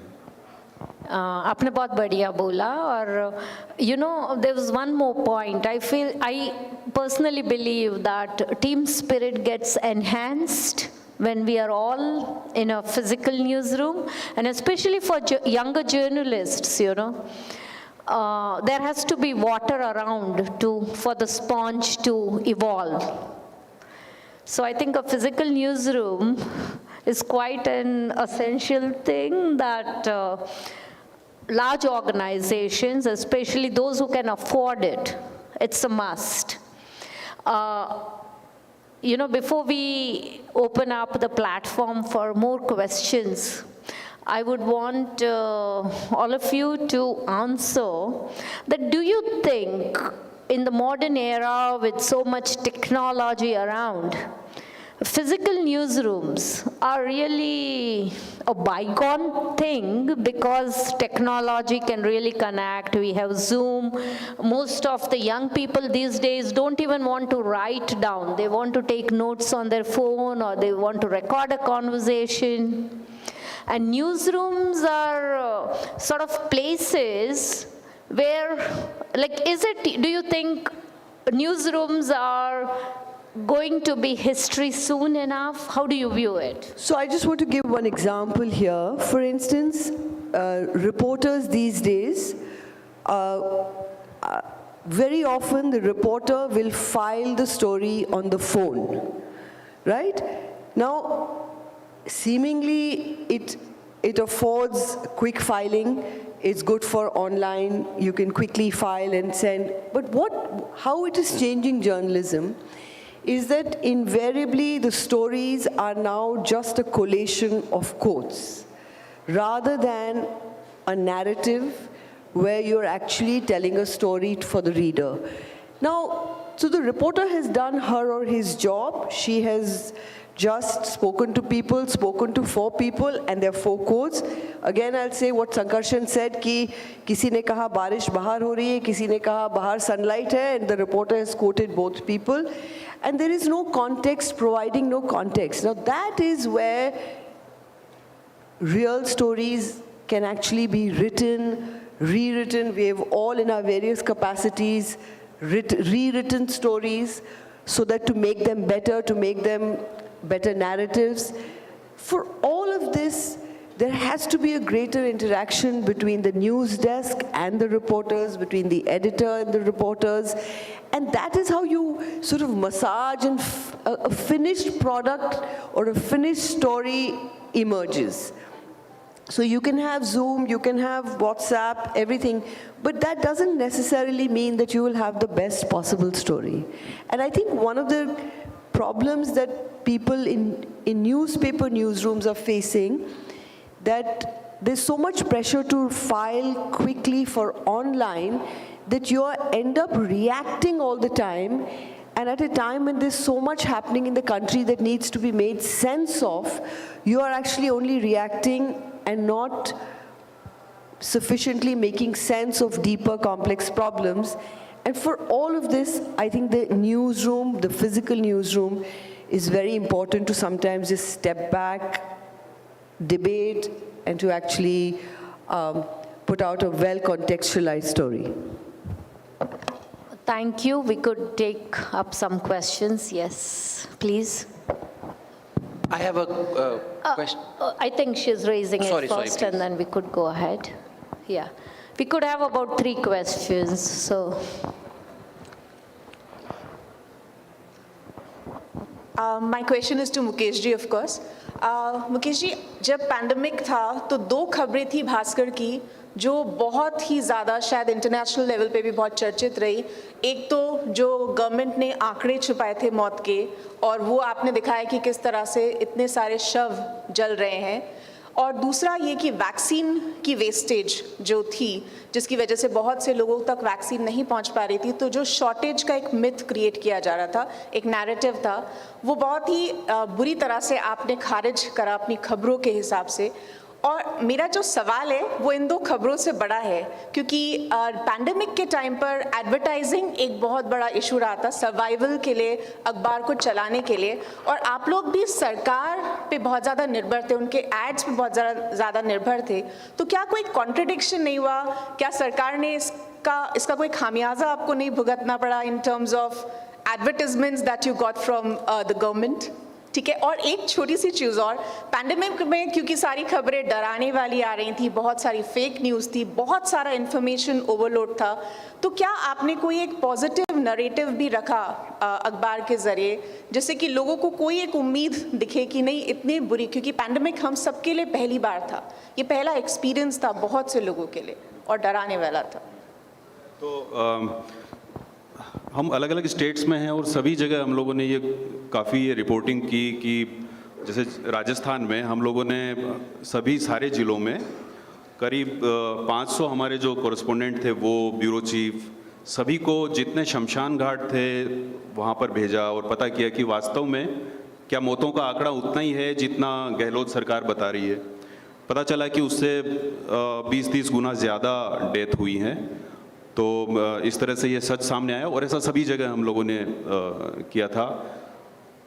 बहुत सारे अलग अलग नैरेटिव बनाए जाते हैं, पर हमने एमपी में बीजेपी की गवर्नमेंट थी या कांग्रेस की गवर्नमेंट है, अलग अलग स्टेट में अलग अलग पार्टियों की सरकारें हैं, सभी जगह हम लोगों ने ये सब किया. और जैसा प्रेरणा जी कह रही हैं कि रेवेन्यू और ये सारा अखबारों ने बहुत कुछ झेला इस दौरान. रेवेन्यू काफ़ी कम हुए और बहुत सारी सरकारों को भी ठीक नहीं लगा जब हम मौतों का सच जानने निकले, और ये सारी दिक्कतें आई. जैसे आपने एक खबर का उल्लेख किया कि वैक्सीन की बर्बादी किस तरह से हो रही थी, वो हम लोगों ने हमारे साथियों ने वो एक्सपोज किया, और उस सारी चीज़ों पे कहीं ना कहीं वही कि भाई कोविड के दौरान भी हमारे न्यूज़ रूम उसी तरह से चल रहे थे, तो ये पॉसिबल हो पाया. हाँ, वो आपका जो सवाल था कि भाई सरकार की तरफ से जब इस तरह से ये प्रेशर और ये सारी चीज़ें आई, यही सबसे बड़ी बात है कि इन सारी मुश्किलात के बीच हम लोगों ने सर्वाइव किया और उससे निकल के आए और अब शायद एक अच्छे दौर की तरफ बढ़ रहे हैं. ये भी हुआ कोविड के दौरान कि जो डिजिटल मीडिया जिसको 5 साल बाद जहां आना था, वो शायद 2-3 साल पहले आ गया है उस स्थिति में.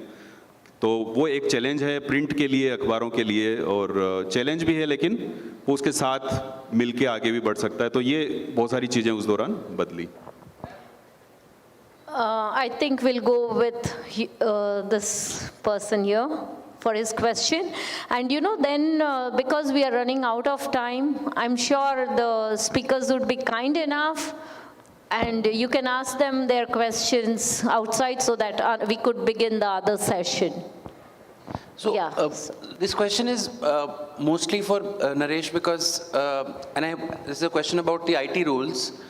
And while, so you run a digital-only publication, of course, and the IT rules, which, for the context of the audience, it gives almost everybody on Twitter or anybody who has access to the internet to say that I have a problem with this news or opinion item. And then that complaint has to be necessarily dealt with by the publication, that you don't have an option to ignore it. And then there's an option of escalation to government authority and to another authority and finally to the ministry. And the ministry has powers to block the content without consulting the publication. Now, a lot of people are asking that, there's a sentiment that are physical newsrooms going to be a thing of the past? I want to ask, are digital newsrooms going to be a thing of the past? Because while, physical publication, they also have the regime of regulation or free speech restrictions, to put it mildly, but the kind of,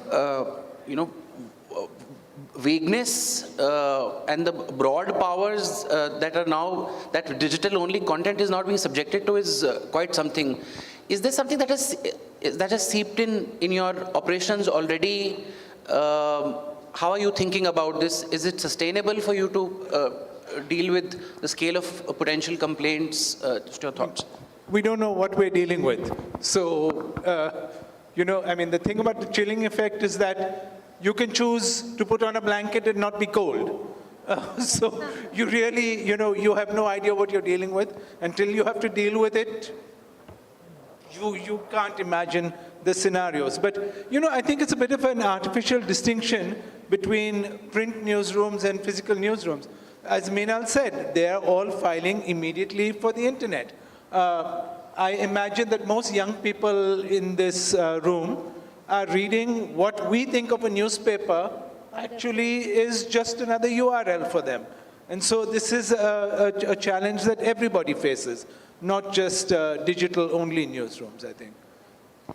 Thank you very much. And to add a line, I'm sure that all of us are open to regulations. We are just opposed to being stifled, So regulations, all of us would be fine if there are reasonable regulations. Thank you very much, Naresh, Meenal, and Mukesh for this insightful session. And as I said earlier, that if I saw many hands being raised, please step out and ask your questions. Thank you very much.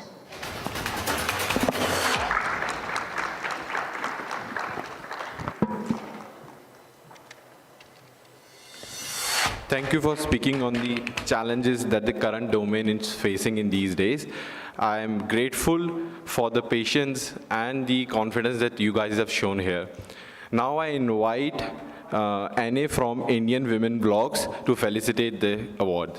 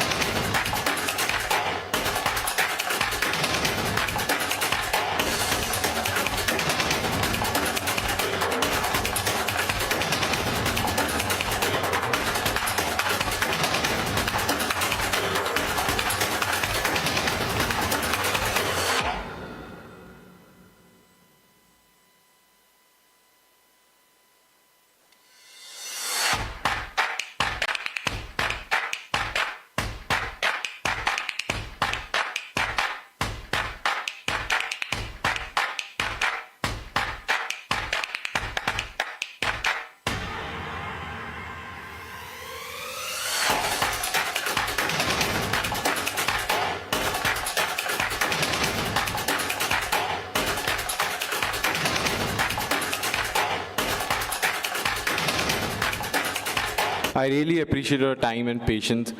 And the next session will be addressed by Mr. Rashid Kidwai sir, Mr. Uday, Ms. Priya ma'am, and Naresh. Also, they will be accompanied by Sankarshan Thakur sir. Thank you.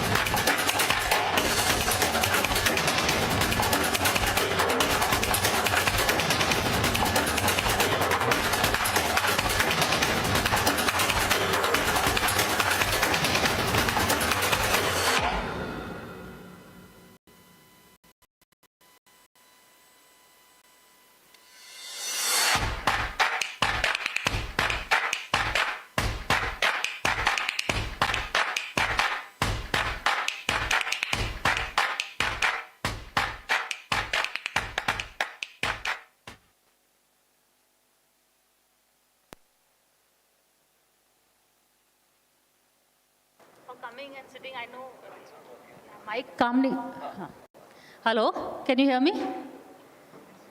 Thank you all for coming. I know it is lunchtime, so we will try not to keep you in for too long. But today I am here discussing, जो हमारे panel में तीनों लोग, they've written political biographies. Uday Mahurkar ji ने लिखा है on Veer Savarkar. He's written on Prime Minister Modi. Sankarshan, of course, you know, we were just discussing his books on Lalu and Nitish Kumar, the brothers Bihari. And Rashid Kidwai has written a whole lot of books, but his latest book, he's written on Congress, 24 Akbar Road. He's written on Sonia Gandhi. His latest, of course, is a collection of political obituaries. So there are profiles of people with a lot of anecdotes and interesting, you know, people who made difference to India. So my pehla sawal hai, Uday, aapse, you've written a book on Veer Savarkar, but whoever you write on, is there a problem that you have कि आप क्या लिख सकते हैं? Because you have to tell the truth, but then there is also, you know, a problem because the figure is a public figure. So what do you tell? What do you don't tell? Do you sometimes feel that, you know, there's a tussle between your integrity and telling the people what they need to know? I request audience to please come forward. I think when you're writing a book on a person whom you broadly admire, there is always an issue of integrity, issue as to how far you should be critical, how far you should be praising him, you know. And this I faced in all the 3 books I wrote. My 2 books are on Mr. Modi's governance. The first one is Center Stage, Inside the Narendra Modi Model of Governance, on his 13 years in Gujarat. And the second one is Marching with a Villain, on his 3 years as Prime Minister. And my third book was released last year. It is on Veer Savarkar, the man who could have prevented partition. Mr. Modi I have covered for the last 35 years and of course as Chief Minister after 2001. So I never thought of writing a biography. Basically it's a biography to do with his work as an administrator, you know. So it's a part biography in that sense. So when Millie Aishwarya, the publisher of Penguin, she came to me and told me that you're the best possible person to write a book on his governance, as to what he has done for Gujarat, where he has faltered, you know. So I took about 2 days to reply. One was because it was in 2013 end when, you know, elections were due. I was in charge of India Today in Gujarat, and my inputs were very necessary for every story to be done on the Prime Minister, you know. One who was going to become Prime Minister. So I said no. After 2 days, she again approached me and tried to convince me. I again took about 2 days, and then I called up Mr. Modi himself. The reason was that I could not have done this book without talking to him. A book on his governance, I knew a lot of it, you know, but then I thought I can't do this book. This was my first book also. So I called him up and told him, I've got this offer, and usually I should not be calling you to seek your opinion. But I think that since I'll be wanting to have inputs from you, let me tell you that this is not a hagiography. This is a book by Penguin, which will have enough critical element, and he was very understanding. He said, look here, no good publisher can publish a hagiography, I understand. If it's a good opportunity for you, you can go ahead, and whatever help you need, I will give. But what really surprised me was that he never tried to hint that he would like to know as to what I have written. So it was very good for me, a good experience of the current Prime Minister, where I thought that because the impression which people carry is that, everything in whatever happens around is done only with his consent, But in this case, he was, I think, very open in that sense, So after that, I'll just take one more minute. After that, this was that, because I have been an admirer of his governance, So I really worked hard on finding areas where probably he could have done better, he had not done well. And I wrote about that. It was a book in praise of his administrative skills, but there was enough criticism, And Raj Chingappa, my editor, when I came to Delhi after that, when I read this book, he was pleasantly surprised. And he told my editor-in-chief, Arun Puri, ki Uday has done a very good job. And I could never think that he could be so critical on certain issues, So it's a challenge. Writing, same thing happened when I wrote about Savarkar. I have been an admirer of Savarkar, but I was very clear, me and my co-author, that we will do a good job on Savarkar wherever he has suffered. According to our judgment and values, we must write about it. And we did so. Thank you.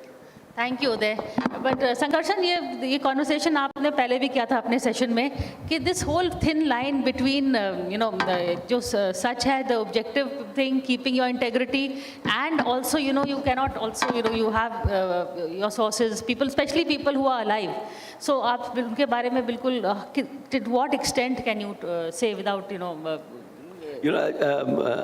something, you reminded me of a line in the Brothers Bihari when I was closing the two biographies together was, there is, writing about people who are living, whose careers are still unfolding. I mean, the challenge and the charm are, woven into. So I remember a line saying, sooner or later, both these men will become either greater or lesser. To my mind, I think the man who I wrote a more understanding biography of because of the work he had done from 2005 has become lesser to me. And the man who I had completely demolished has actually turned out a politician in a whole lot of ways. Now, one of the problems I think we do in terms of judging politicians is that we judge them only by one yardstick. I think people have facets, people have nuances to them, people have, they should be judged. Sometimes even as a journalist, I think we overjudge people. We are unkind to them. Partly it's the job. But they have facets and sides to their personality, to their public work, which need examining. I don't think we should just damn people from, and that's what biographies should do, because you have the space and is to get a more complete sense of a person. Fair enough, but Rashid, I remember, I think either Farooq Abdullah, Omar Abdullah, someone asked them कि आप अपनी, I think Farooq को बोला, Farooq साहब को आप क्यों नहीं लिखते हैं अपनी biography? तो he says अभी नहीं, after I die, क्योंकि मैं सच नहीं बता सकता हूँ. तो यही problem होता है कि सच किस हद तक आप तो we are journalists, we can tell, but how truthful do you find your sources? या कोई instances होते हैं जो आप सोचते हैं अभी नहीं, जो उनके मरने के बाद लिख सकते हैं, पर अभी let's not write these things. Thank you, Priya. I think writing a biography in some ways is far more difficult than, politicians writing their autobiographies. Because in the autobiography or memoirs, they have a license to lie. They can take a lot of creative liberty, and then we, end of the day, we read them and we say, well, wo unhone hi likha hoga to sach hoga. But that's not a thing. Many politicians, when they write their memoirs, they become very extravagant with truth, and they take a lot of creative liberty. Biographers don't have that kind of luxury. There are a lot of ethical questions come in, and writing about living politicians in India is never an easy thing, because whatever good you write about them, they like it. They say that this is a stated thing that you have written, but anything adverse, they take it very personally, and they don't like it. And there is a whole question of access.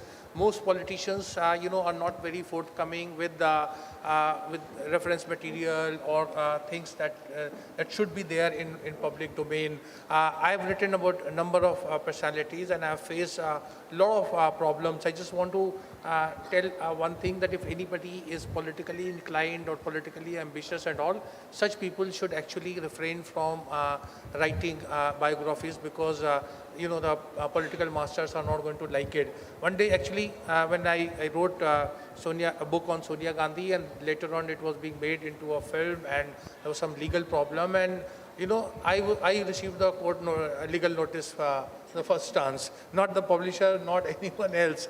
So then I went and met Mr. Rajiv Shukla, who's a journalist come politician, and he told me something very good anecdote. He said, when Rajiv Gandhi died, so he thought of, actually Penguin approached him to write a biography of Rajiv Gandhi. So he was all set, and he thought he will do a good thing. So he went to meet Madhav Sindhia, who was a kind of political mentor. So Madhav said that, no, don't write. So he was very surprised. He said, why are you saying it? He said, देखो राजीव गांधी के बारे में तुम लिख रहे हो, राजीव गांधी अब दुनिया में नहीं है, लेकिन जो लोग जिंदा हैं वो तुम्हें जीने नहीं देंगे, माफ नहीं करेंगे, और तुम्हें राजनीति में रुचि है, तुम राजनीति में आना चाहते हो तो ये काम मत करो. तो ये सेड कि उन्होंने जाके वो अभी सरकार को रिग्रेट कर दिया और वो किताब नहीं लिखी. तो ये किताब जो लिखना जो होता है वो काफ़ी चैलेंजिंग बात होता है. एक राजनीतिक का जो एक लिविंग पॉलिटिकल पर्सनालिटी होता है उसका मूल्यांकन करना बहुत मुश्किल होता है. हमारे देश में उस तरह की ट्रेडिशन नहीं है, लेकिन ठाकुर साहब ने लिखा है, उदय जी ने लिखा है, और भी बहुत से लोग लिख रहे हैं, और मुझे लगता है कि ये लिखने का काम जारी रहना चाहिए, क्योंकि लोकतंत्र में, एक स्वस्थ लोकतंत्र में बहुत ज़रूरी है कि हम अपने जनप्रतिनिधियों को और अपने जो राजनेताओं को हों अच्छी तरह से समझें, उनके गुण अवगुण उसकी व्याख्या होनी चाहिए. धन्यवाद. Just wanted to add one thing to what Rashid was saying, is that in my experience and in the part of the country that I come from, which is Bihar, and my two biography subjects, they have not left behind a single written word. कभी पत्राचार होता है, कोई documentation होता है, तो apart from assembly records of Bihar government, जिसमें हर दो लाइन के बाद वो हल्ला हो गया, there's nothing, most of these remarks are redacted.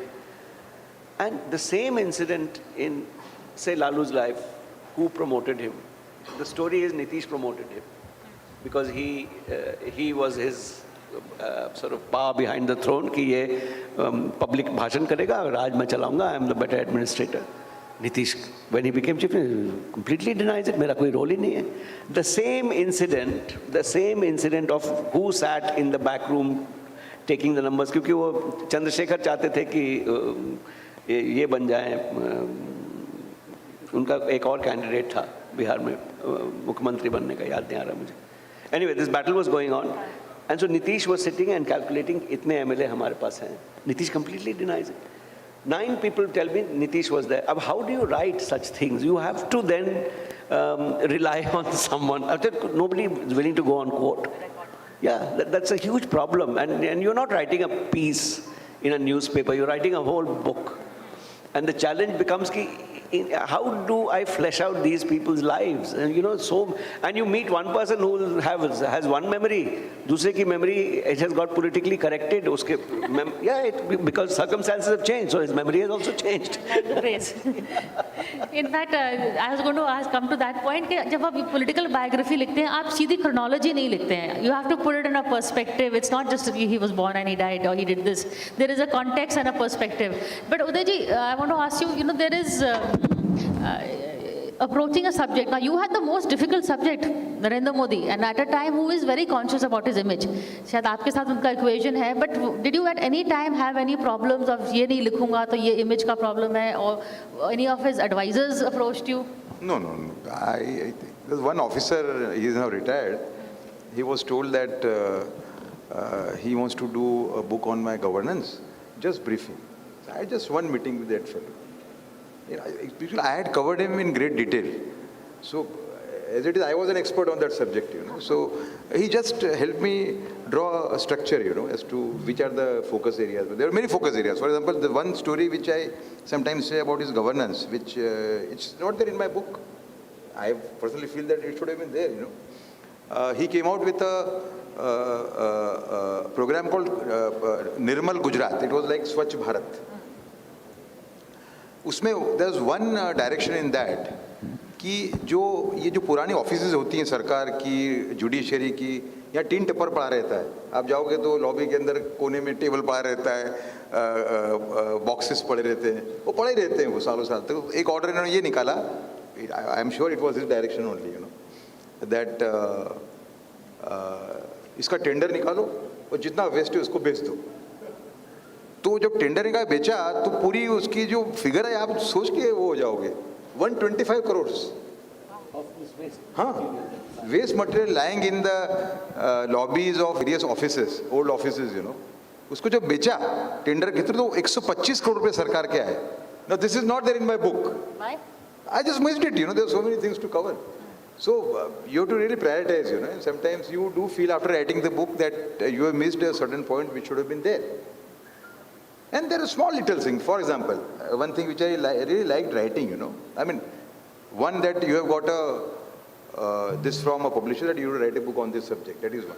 But then you have to work on it, And certain parts you really relish, For example, there is one Kakariya lake front in Gujarat. I think Mr. Modi went to some country and there he saw this lake front and then he came and called the commissioner, who was my good friend, Ki bhai, I want this front, but this kind of front, we've already got a lake. Kakariya lake was a very big lake. It's there for 500 years, from the Sultanate period. So I want this to be a good lake front of international class, but according to Indian conditions. He said, first you do a study कि कौन सी देश में ऐसा lake front है जो कम खर्चे में हो जाए अपने लिए. तो ये लोग जकार्ता गए और जकार्ता वाला इन्होंने मॉडल सिलेक्ट किया. अब वो पूरा गोल्ड लेक है, पहले से था ही वो, उसके अगल बगल में सब ये वेंडर्स खड़े रहते थे. तो वेंडर्स हैड टू वैकेट, है ना, क्योंकि वो तो फिर सरकार ने इसको डेवलप करना है. So vendors were called by the commissioner and told कि look here, we don't want to eject you out of this place. हम आपको अंदर जगह देंगे, हाँ, लेकिन आपको एक हाइजीनिक खाना देना पड़ेगा. तो हम आपको 4 महीने का कोर्स करवाएंगे होटल मैनेजमेंट इंस्टीट्यूट के पास में, जहाँ आपको बताया जाएगा कैसे ग्लव्स पहन के खाना सर्व करना, कैसे हाइजीन मेंटेन करना.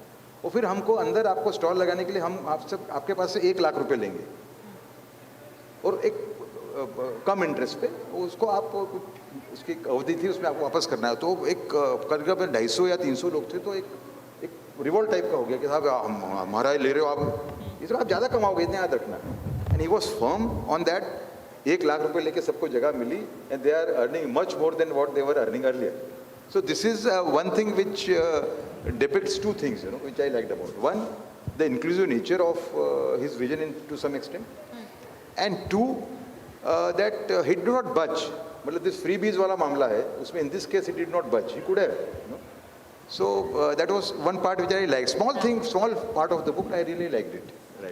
प्रिया, सॉरी 1 मिनट, मैं हमारे जो सूत्रधार हैं, जो हमारी एंकर हैं प्रिया सहगल, इनका भी मैं, इन्होंने हमारा परिचय दिया, इनका परिचय भी मैं दे दूँ. ये भी बहुत अच्छी लेखिका हैं और इन्होंने किताब लिखी है द कंटेंडर्स करके, जिसमें तमाम जो युवा नेता हैं देश के तमाम राजनीतिक दलों से, उसमें ज्योतिरादित्य सिंधिया, सचिन पायलट, उमर अब्दुल्ला, ऐसे बहुत सारे नेताओं का इन्होंने जिक्र किया है. तो मैं एक, अगर प्रिया की अनुमति से, मैं एक आपसे प्रश्न करना चाहता हूँ जो हम सब बायोग्राफी लिखने वालों को होता है कि आपने मैंने उस किताब को देखा, किताब बहुत अच्छी है, लेकिन आपने उनकी निजी ज़िंदगी का उल्लेख नहीं किया।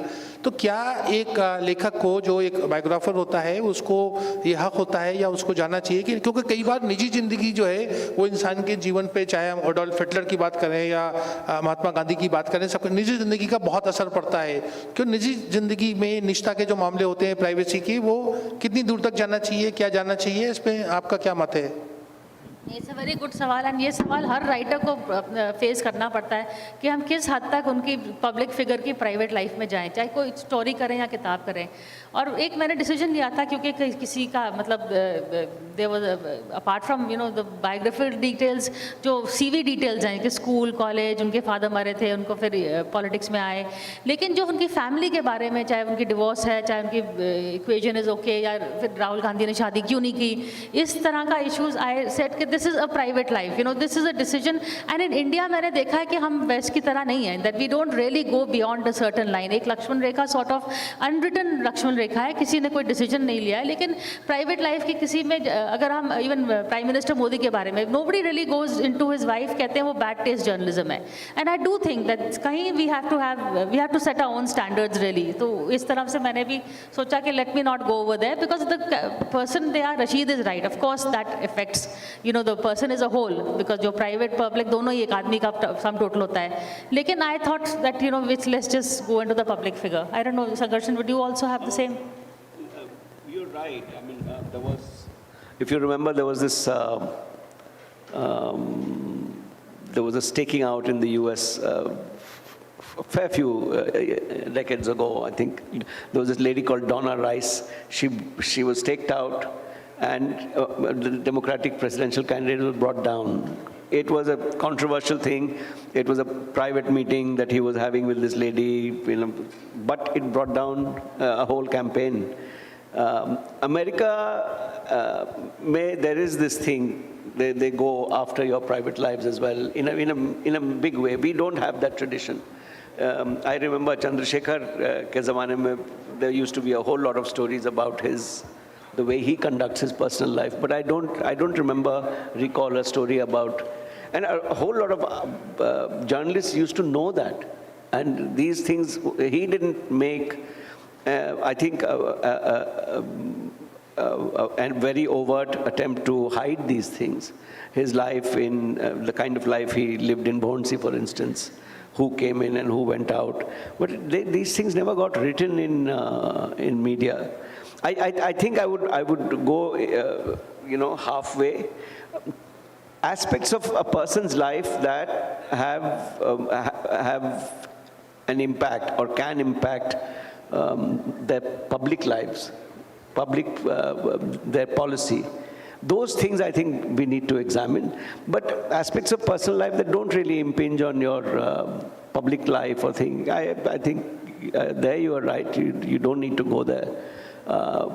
Again, examining personal lives, how are you so sure? Most of us keep, we don't even know the personal lives of our brothers and sisters. What really happens in their personal lives. So how are you so sure you're getting a politician's personal life right?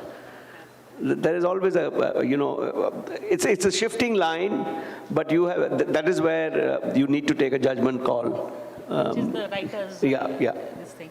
Quickly, abhi questions ke liye I'll open up, but I want to ask Rashid one question. कि Rashid, who is that one person that you want to write about, जिसके बारे में आपने नहीं लिखा अभी तक? Who is the most fascinating person? I think he has written about everyone. That's what I'm asking. नहीं, ये तो ठाकुर साहब हमारे उस्ताद रहे, हमें थोड़ा अतिशयोक्ति से काम ले रहे हैं। लेकिन मुझे लगता है देखिए हर जनप्रतिनिधि का या जो बड़े लोग हैं, जैसे आपने चंद्रशेखर का जिक्र किया, इन ऐसे लोगों की शख्सियतों के बारे में बिल्कुल लिखना चाहिए और लिखना चाहिए। और हमारा एक तरीका रहा है पुराना कि हम एक तो जो लोग गुजर जाते हैं उनके बारे में लिखते हैं। जवाहरलाल नेहरू के बारे में आपको 50 किताबें मिलेंगी, महात्मा गांधी का। लेकिन एक जो आज के करंट के हम अगर बहुत से लोग पॉलिटिशियंस हैं, महत्वपूर्ण नेता हैं, महत्वपूर्ण पदों पे बैठे हुए हैं या विपक्ष में हैं, उनके बारे में कोई भी अच्छी किताबें जो हैं वो नहीं है। तो उस सेंस में प्रिया बहुत एक लंबी लिस्ट होगी। आपने जो कंटेंडर्स का वो किया है तो आपने सरसरी तौर से जिक्र किया है। I think each one of them deserves a biography. अगर हम बात करें हमारे जो यहाँ मुख्यमंत्री हैं अशोक गहलोत जी, उनके ऊपर भी कोई किताब बड़ा उनका, मैं समय नहीं लेना चाहूँगा क्योंकि क्वेश्चन आंसर का सेशन होने वाला है। बहुत ही एक मतलब एक ऐसी शख्सियत है जिनमें बड़े उन्होंने ज़िंदगी में उतार चढ़ाव देखे। जादूगर कहा जाता है, क्यों कहा जाता है, क्या है, बहुत सारी बातें सामने आएंगी। ठीक है, हम एक्चुअली हम रीराइटिंग हिस्ट्री के बारे में तो गए नहीं, लेकिन वो बाद में करेंगे। पर मैं पहले ऑडियंस से एक सवाल करना चाहती हूँ। आप किसके बारे में पढ़ना चाहते हैं? Who do you think there not enough books written about, जिसके बारे में, और वन पॉलिटिकल पर्सन जिसके बारे में आप और पढ़ना चाहते हैं किताबें? मैं रशीद का रिसर्च कर रही हूँ। ऑडियंस से किसी के पास सजेशंस है? No curiosity about politics. Not politics. It's a good thing. Which is a good thing. But you want to read about all? No, I wanted to ask one question to Rashid. You know, if you read his books, I have always been fascinated. I've had a long work association with Rashid. I don't know how he does it, but he has a talent for getting the anecdotes out of people. His books are full of, I mean, also his journalism. There was a time when he used to write, the Telegraph has something called the diary item, which is anonymous. So Mr. Rashid Kilwai would fill up the entire diary item. He used to come back in the evening from the beat with the most juicy stories. Ye ho gaya, wo ho gaya. I still believe that his... one book writers should look at, including all of us, you know, is a person who has seen BJP and RSS in transition. Yes. Okay. An insider's view, but true to fact, a truthful view, you know, as to how these two sister organizations have changed over the years. I think that would be a very interesting book. People are writing book on BJP, on RSS, but this transition of both the organizations. Venkaiah ji के पास समय है अब। हो सकते बिल्कुल अच्छा सुझाव है आपका। Time out कर रहे हैं। Time out. No questions. I think thank you all for this conversation. I think this is like we could have sat at a press club and have Rashid tell us more anecdotes. But thank you. He has the loveliest anecdotes. You wanted to finish the anecdote? He has I'm telling you, his books are laced with the lovely, and I don't know where he picks up from. I wrote an introduction to his biography of Madhav Sindhya. When I started reading the book, I said, oh my God, you know, so many things that I don't know, small details, what happens. I don't know, Rashid, please, if you want to reveal it, reveal the secret of how you do it. ये देखिए, मैंने एक house of Scindia नाम की किताब लिखी, तो उससे पहले वो सिंधिया परिवार के तमाम सदस्य मुझसे मिले, लेकिन किताब जब छप के बाहर आई उसके बाद से वो मुझे कोई नहीं मिला है। सिंधिया नहीं मिले। चलिए, थैंक यू सो मच, आपने सुना, and thank you all for this conversation. Thank you so much. Thank you to all the speakers. And now I invite M.A. Reninga to present the token.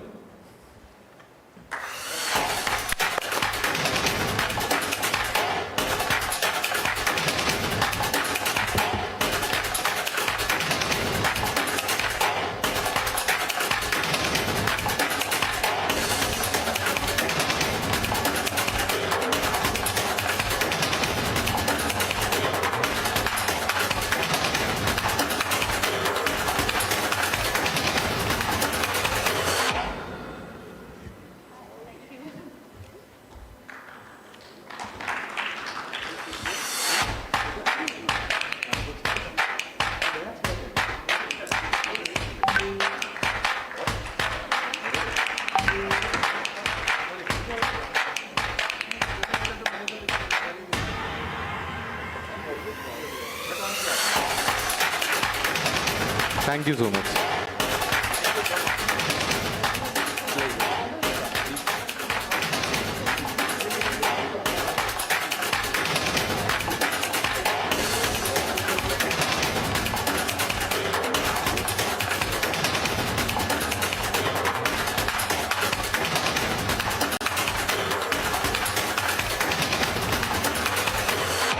Television में I started my career in television and मैंने तब शुरू की journalism जब भारत में private television news थी ही नहीं.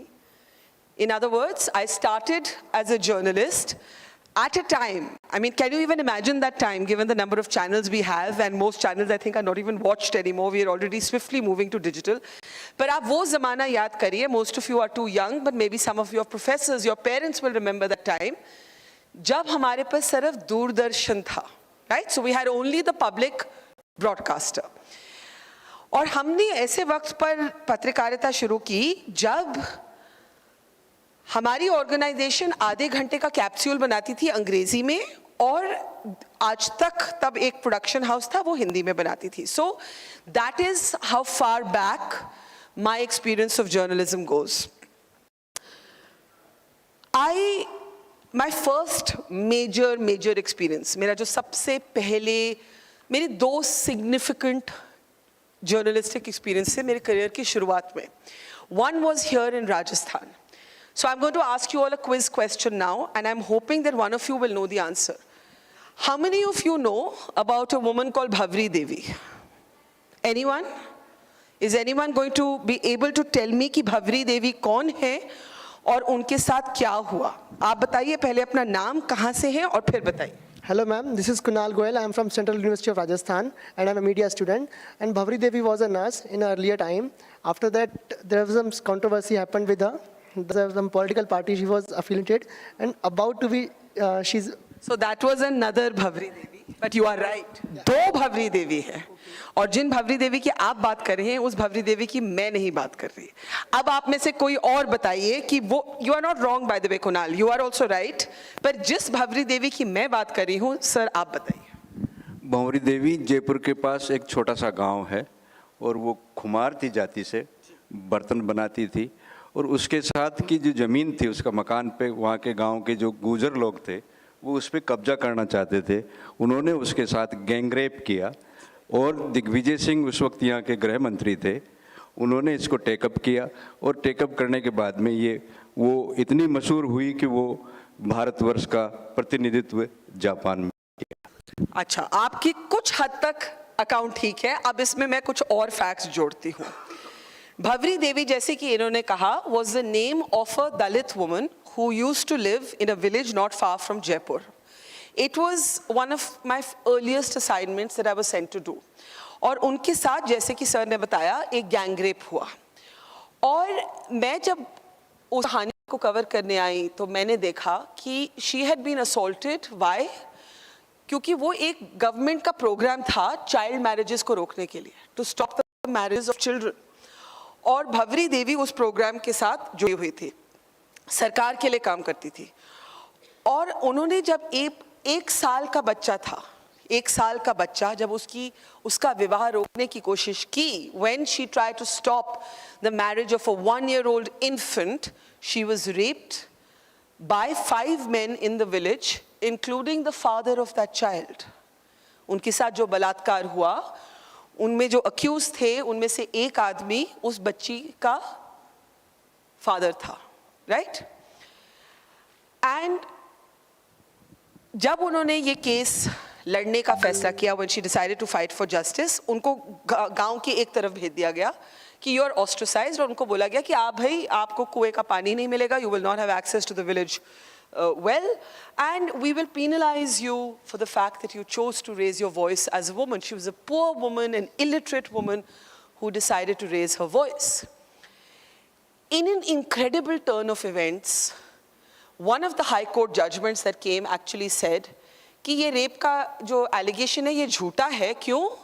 क्योंकि ये तो दलित हैं और वो जो आदमी हैं वो ऊपरी जात के हैं. The men who she accused, they are of a so-called upper caste, so they wouldn't have wanted to touch a lower caste woman, in quotes. फिर वो लड़ती हुई Supreme Court तक पहुंची. She took her fight all the way to the Supreme Court. Now I'll ask you another quiz question. How many of you know what the Vishakha guidelines are? Young women here should know what the Vishakha guidelines are. Young men can know also. You raised your hand, so you're going to tell us about the Vishakha guidelines. Tell us your name, where you're from, and then tell us what the Vishakha guidelines are. My name is Aditya, and I'm from Jaipur itself. My name is Aditya, and I'm from Jaipur itself. Vishakha guidelines were the first guidelines that talked about sexual harassment at workplaces. And these guidelines, so in India there was no law which covered as to what sort of behavior do constitute as sexual harassment, or where, like what recourses that you can take. In Vishakha's case, the Supreme Court came up with certain guidelines that all employment institutions need to apply in order to protect women. So in other words, when some of you graduate and you start working, the protection that you will have as middle class, upper middle class, educated women are called the Vishakha guidelines, the protection at the workplace from sexual harassment. अब मैं आपको बताती हूँ कि भवरी देवी की जो लड़ाई थी वो सुप्रीम कोर्ट तक गई, और भवरी देवी को आज भी, मुझे ये स्टोरी किए हुए 25 साल से ऊपर हो गए हैं, उनको आज भी इंसाफ नहीं मिला। उन अक्यूज में से 2 लोगों की शायद डेथ हो गई है, लेकिन सबसे बड़ी देन उनकी जो भारत की औरतों की तरफ रही वो ये रही, her biggest contribution, the contribution of this poor Dalit woman, a survivor of a gang rape who has still not got justice, is that you and I today are protected from sexual harassment at the workplace because of her. क्योंकि supreme court ने ये तय किया कि भवरी देवी के साथ जब abuse हुआ तो वो अपना काम कर रही थी. She was in a government program to stop child marriage, so she was at her place of work. तो उनके केस से were born the Vishakha guidelines. So अब आप ये irony एक समझिए कि उनको खुद इंसाफ नहीं मिला, लेकिन उनकी हिम्मत से, from her courage was born the guidelines that protect women like you and me. Now, this was amongst the first stories that I ever reported on in my life, and it transformed the way I looked at journalism. और मुझे पहली बार ही एहसास हुआ कि पत्रकारिता से जो मुद्दे मेरे immediate ज़िंदगी के बाहर हैं, the issues that are outside of my immediate socio-economic realities are the issues that I will get to report. तो ये मेरा पहला significant relationship बना journalism के साथ. उसके बाद तो I think none of you are old enough to remember, 1999 में एक war हुई. Anyone knows which war? Kargil war. We are marking this week how many years since that war?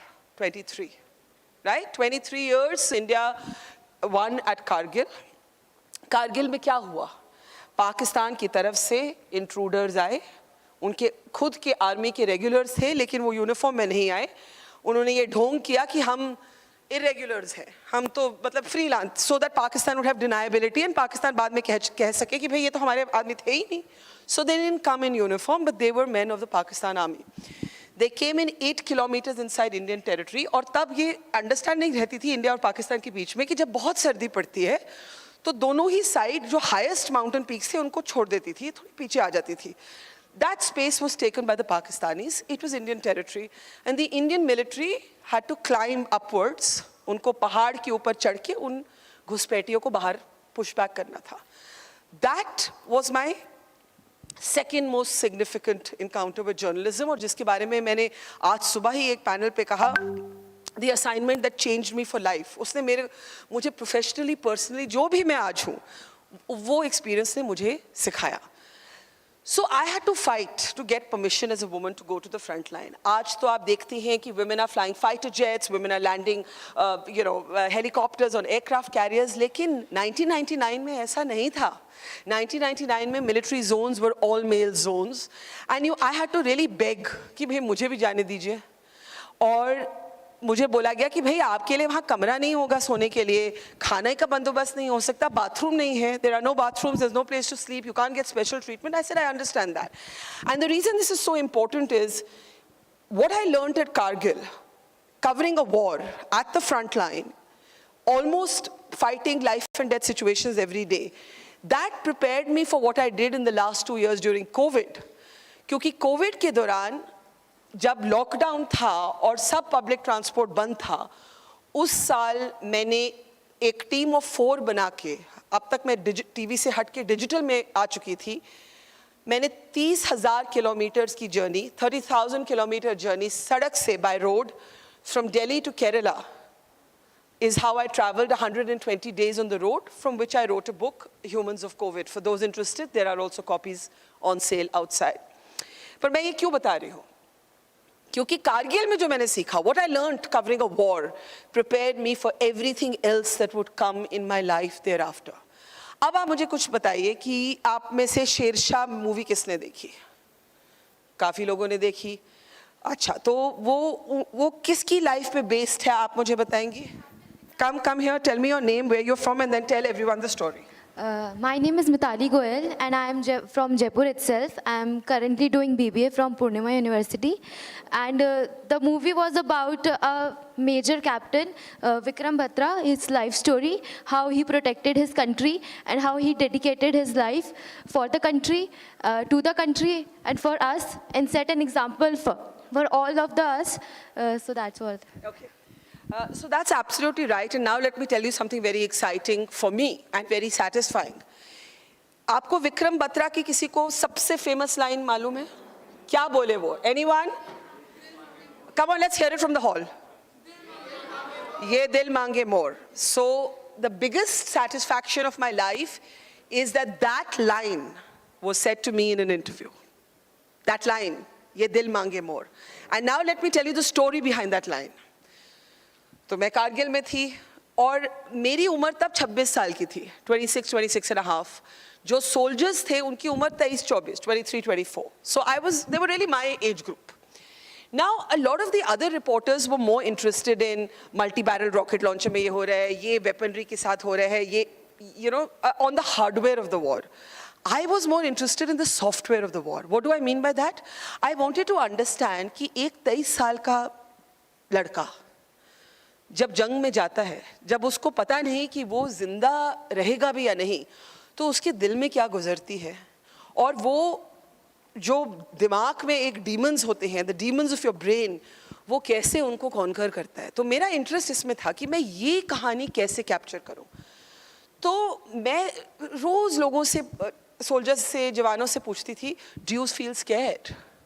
And no one had ever asked them that question before. Do you feel scared? And when I asked Vikram Batra this question, he was not a cult figure then, he was just one more soldier at the front line. तो मैंने विक्रम बत्रा से पूछा कि आपको डर नहीं लगता? He was between missions. He had just come down from one mountain peak and he was scheduled to climb up another. Please understand the war, we were on the highway and the land was taken on the mountain peaks. और हमें ऊपर जाने की इजाज़त तो थी नहीं. So we would cover the war from the highway. And वहाँ से Pakistan was also providing support from the other side of the ridge line. तो पाकिस्तान की तरफ से bombs गिरते थे. Every minute there were clouds of smoke. And we used to have the Bofors here और हम उनको pound करते थे और उस covering fire में हमारे soldiers ऊपर जाते थे. So I asked Vikram Batra कि विक्रम, आपको डर नहीं लगता? और मुझे अभी भी मेरे पास एक तस्वीर है कि मैं विक्रम के साथ और कुछ और soldiers हैं, एक टेंट में बैठी हूँ. और एक मुझे पता नहीं, जर्नलिज्म में ना आप लोग सीखेंगे, डिटेल इज एवरीथिंग. तो मुझे उस टाइम की एक बड़ी अजीब चीज़ याद है कि उस टेंट में एक कॉस्मोपॉलिटन मैगजीन थी, एक कोई पुरानी सी, एंड दो soldiers were just to distract themselves were going through the leaves, you know, through that magazine. And वो कॉस्मोपॉलिटन मैगजीन वहाँ पड़ी थी घास पे, हम लोग एक टेंट के नीचे बैठे थे और मैंने विक्रम से कहा, भाई विक्रम आपको डर नहीं लगता? Aren't you scared? And he threw his head back and he laughed. And कई लोग होते हैं ना जिनकी laughter उनकी आंखों तक जाती है, जिसके कहते हैं your smile reached your eyes. So his eyes were twinkling and he laughed and he had this toothy smile and you could immediately tell कि ये कितना जिंदा दिल इंसान है. He's such a passionate man. And he said ये दिल मांगे more. And that was on camera, that was my interview. And then that became, उस समय वो होता था Pepsi Cola का ad. ये जो line है, it was the line of a Pepsi Cola jingle. And Vikram Batra converted it into a nation's slogan. And to me, the biggest honor of my life was that I was able to do an interview that actually became the stuff of legend, on which movies were made, which every person, none of you were even born in 1999, and yet you know the line, Ye Dil Mange More. So what could be more satisfying for a journalist than to have been able to be the person who captured that? Fast forward करके आ जाइए, क्योंकि ऐसी कहानियाँ तो बहुत हैं और मैं आप लोगों से सुनना चाहती हूँ. At some point, मैंने TV छोड़ दिया. अब आप लोगों को बहुत अजीब लगे, why did I leave TV? I left television for three reasons. One was that I had done it for very long. I wanted to do something different. Two was I wanted to be my own boss. But the most important reason was कि मैं bore हो चुकी थी. मैं bore हो चुकी थी, वही चीज़ रोज, night after night करके. I was really bored from doing the same thing every day. And I also felt that there was no creative creative independence was diminishing, and I needed to be in a space where I could be my own boss. I didn't want a boss, but I had also done a lot of hard work for more than 2 decades before I came to that point, so it's not recommended कि आप शुरू से ही सोचें कि भाई हमें boss नहीं चाहिए, पहले hard work करिए, मेहनत करिए, उसके बाद autonomy का सोचिए. मैंने बहुत मेहनत की थी, so I started thinking of that. And I felt that digital was not just the future, it was the present. So let me ask you another question. How many of you consume content, any kind, news or otherwise, on your phones or your iPads or your laptops? That's not too many. Keep your hands up so I can get a sense of the room. Yeah, now I'm seeing most of you. How many of you still switch on TV at a designated time? Raise your hand. आप में से जो TV शाम को 9 बजे on करते हैं अभी भी, please raise your hand. मैं कुछ हाथ देख रही हूँ, but not too many. You want to tell us, do you consume your content only on television, or do you also sometimes surf on the phone or your laptop? I mostly see it on television, but I do surf on the mobile and... Okay, so data tells us that you are an extinct species almost, or a diminishing species, I should say. So older people older than even me, I'm 50 years old. People older than me still have the habit of turning on television at a designated time. पर आपकी उम्र के जो लोग हैं, बहुत ही कम, और इसमें भाषा का कोई लेन देन नहीं है, बहुत ही कम लोग एक designated time पर television देखते हैं. वो television का content consume करते भी हैं तो अपने phones पे करते हैं. So even if you're watching television, you're consuming, a lot of you are getting content from WhatsApp forwards, a lot of fake news with that, right? But I realized very quickly that the present was in digital. And so I moved, and I wanted to, it was a now or never moment for me. I knew that if I didn't do it now, I would probably never do it. I had to push myself out of my comfort zone. And it so happened, ऐसा हुआ कि मेरे ये करते ही कुछ महीनों बाद, और मेरे platform का नाम है Mojo. Anyone, Mojo, by the way, doesn't mean mobile journalism. It's a word that has a meaning. Anyone knows the meaning of Mojo? Anyone? Mojo means magic. And I wanted to rediscover the magic of journalism, the magic that made a difference to the life of Bhavri Devi, the magic that enabled me to be a reporter at Kargil, the magic that made me take the risk of going out on 120 days in year 1, and from riverbank to riverbank in year 2, trying to count how many people had died from COVID, chasing literally graves. मेरे second wave के जो COVID reporting थी, अगर आप हमारे YouTube channel Mojo Story पर जाके देखें, तो आप पाएंगे कि मेरे महीने गुजर गए. मैं boat में गई, I took a boat down the Ganga, literally going from riverbank to riverbank. कई जगहों पर तो पहुंचने का कोई तरीका नहीं था, मुझे मोटरसाइकिल पर बैठ के जाना पड़ा. There was no road, so you had to go by boat or by motorcycle. I did both. Right? So for me, this was a moment of rediscovering the magic of journalism. जो कि मुझे लगता है कि वो magic मेरे लिए personal choice है, television news में disappear हो रहा था. और मुझे कुछ satisfaction इस बात से मिली कि अगर आप first wave के बारे में सोचें, आप में से बहुत लोग young हैं, लेकिन फिर भी आप 2020 को याद करेंगे, तो alongside the medical pandemic, amongst the biggest humanitarian crises was the migrant workers जो पैदल चल के जा रहे थे, जूते नहीं थे, खाना नहीं था, एक पार्ले जी का बिस्किट का पैकेट कभी होता था, कभी एक छोटी सी पानी की बोतल होती थी, और कुछ नहीं था उनके पास. और आपको मैं बता दूं, मैं अपनी प्रशंसा करने के लिए ये नहीं कह रही हूँ, 2020 में जो बड़े बड़े चैनल्स हैं ना, उन्होंने पहले 50-60 दिन कोई कवरेज ज़मीन से नहीं की. वो जो कवरेज थी वो भारत की लैंग्वेज प्रेस, यहाँ दैनिक भास्कर के पत्रकार हैं, वो बैठी हैं, वो बताएंगी कि उन्होंने किस तरह से ज़मीन पर काम किया in the second wave in particular on how many people had actually died. Language press, digital platforms, photographers, छोटे शहरों के पत्रकार, local reporters, जिनकी शक्लें आप टीवी पे नहीं देखते, आप शायद उनका नाम भी नहीं जानते, लेकिन जो करेज दिखाई गई वो बड़े बड़े चैनल्स ने नहीं दिखाई. हाँ, हो सकता है कुछ कुछ एक्सेप्शंस हो, there are always some exceptions, right, but the bravest reporting came from newspapers, non-English newspapers, from local reporters, जिसको हमारी इंडस्ट्री में स्ट्रिंगर्स कहा जाता है, and from independent small digital platforms.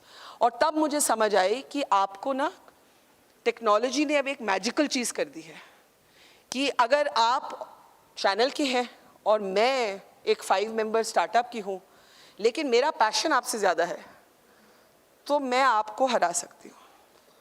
हालांकि मैं जर्नलिज्म को हार और जीत के टर्म्स में नहीं फ्रेम करना चाहती, लेकिन जब मैंने टेलीविज़न छोड़ा मुझे बहुत से लोगों ने कहा, don't be mad, what are you doing? You're leaving such a big infrastructural support. How will you ever tell a story again? And I found that if you have the passion to tell the story, you can tell the story. And so 2 years of my life went into building Mojo on the back of ground reporting of COVID. और तब मैंने पाया कि अगर आप लोगों से बात करिए तो लोग आपको अक्सर कहेंगे कि हमें जो टीवी न्यूज़ है ना, हमारे काम के तो हमें कुछ नज़र नहीं आता. आप तो बस आप लोग पार्टी पॉलिटिक्स पे न्यूज़ करते रहते हैं. हमारी जो समस्याएं हैं, हमारे जो मुद्दे हैं, हमें जर्नलिज्म में नज़र नहीं आते. तो तब मैंने फैसला किया after more than 2 decades of journalism कि मैं अपना जर्नलिज्म का प्रायोरिटी बदलना चाहूँगी. और मैं एक उदाहरण दूंगी आपको. आई एम जिसको कहते हैं पॉलिटिकल जंकी. मेरा ये हाल है कि जब मैं कोलंबिया गई थी पढ़ने के लिए, तो बहुत पुरानी बात है, 1997 की बात है. मेरा मास्टर्स था जर्नलिज्म में फ्रॉम कोलंबिया यूनिवर्सिटी. और तब इंडिया की पता नहीं कौन सी सरकार थी, वाजपेयी सरकार थी, गुजरात या कोई गवर्नमेंट थी, वो गिर गई. It didn't last from beyond 1 year. मुझे अभी तक याद है कि मैं वहाँ पे बैठ के रोई. Imagine I am in New York and I am crying because I can't cover an election. I was that kind of like I was addicted to news. But when I realized over the last 2 years how disconnected we have become as journalists from content, और ये खासकर English media का problem है.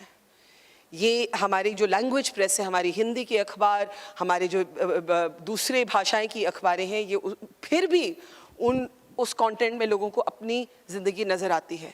लेकिन हम इतनी दूर चल चुके थे कि मैंने एक चीज़ की जो मैंने कभी नहीं सोची थी कि मैं करूँगी. एंड दैट इज़ कि मुझे सेकेंड वेव में बहुत गुस्सा आया कि स्कूल्स बंद हैं लेकिन इलेक्शंस हो रही हैं. I was very angry that schools were closed. You know, it must have been miserable. Anyone wants to talk about what are the school kids here? This is the school kid.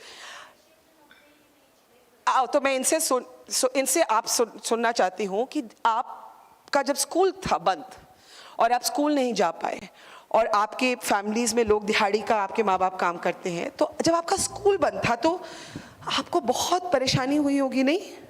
Can you tell me आपका नाम? My name is चंचल खटी.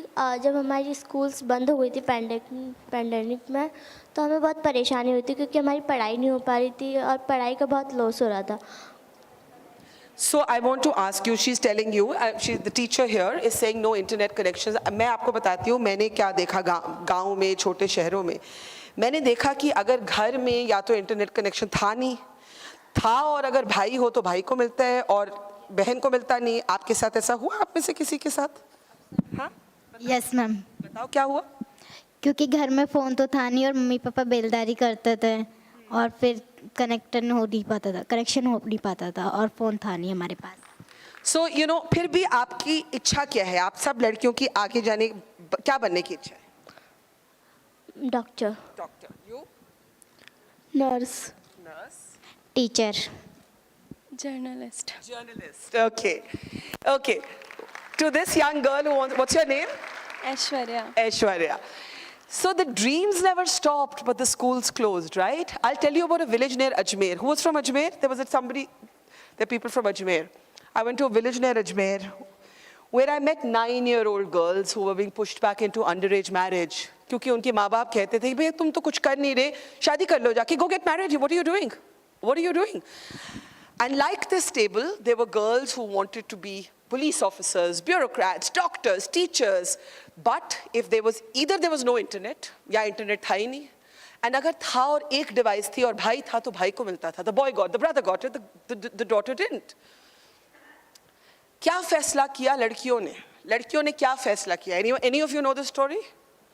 लड़कियों ने फैसला किया कि हमसे रोज पूछा जाता है कि आप कुछ करती तो है नहीं, तो आपकी शादी करा लेते हैं. So the girls formed a football team.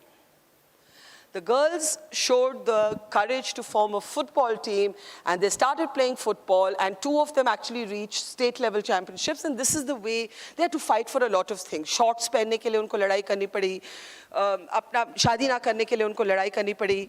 यहाँ एक कस्टम होता है गौना, कि आपकी शुरू में आपकी शादी तय हो गई और आपको भेजा जाता है बाद में. अब क्या हो रहा था लॉकडाउन के दौरान कि फैमिलीज कह रही थी अभी चले जाओ, right? But the girls resisted, and they formed a football team. And like these girls, who are the daughters of daily wage workers, and I think we need a special round of applause for them, for their ambition. Come on, we can do better than that. This side of the hall isn't clapping. Louder, yes. Why this is important is that it is a sign of how disconnected journalism has become from the, not all journalism, but a lot of journalism, or some journalism, has become disconnected from the lives of people.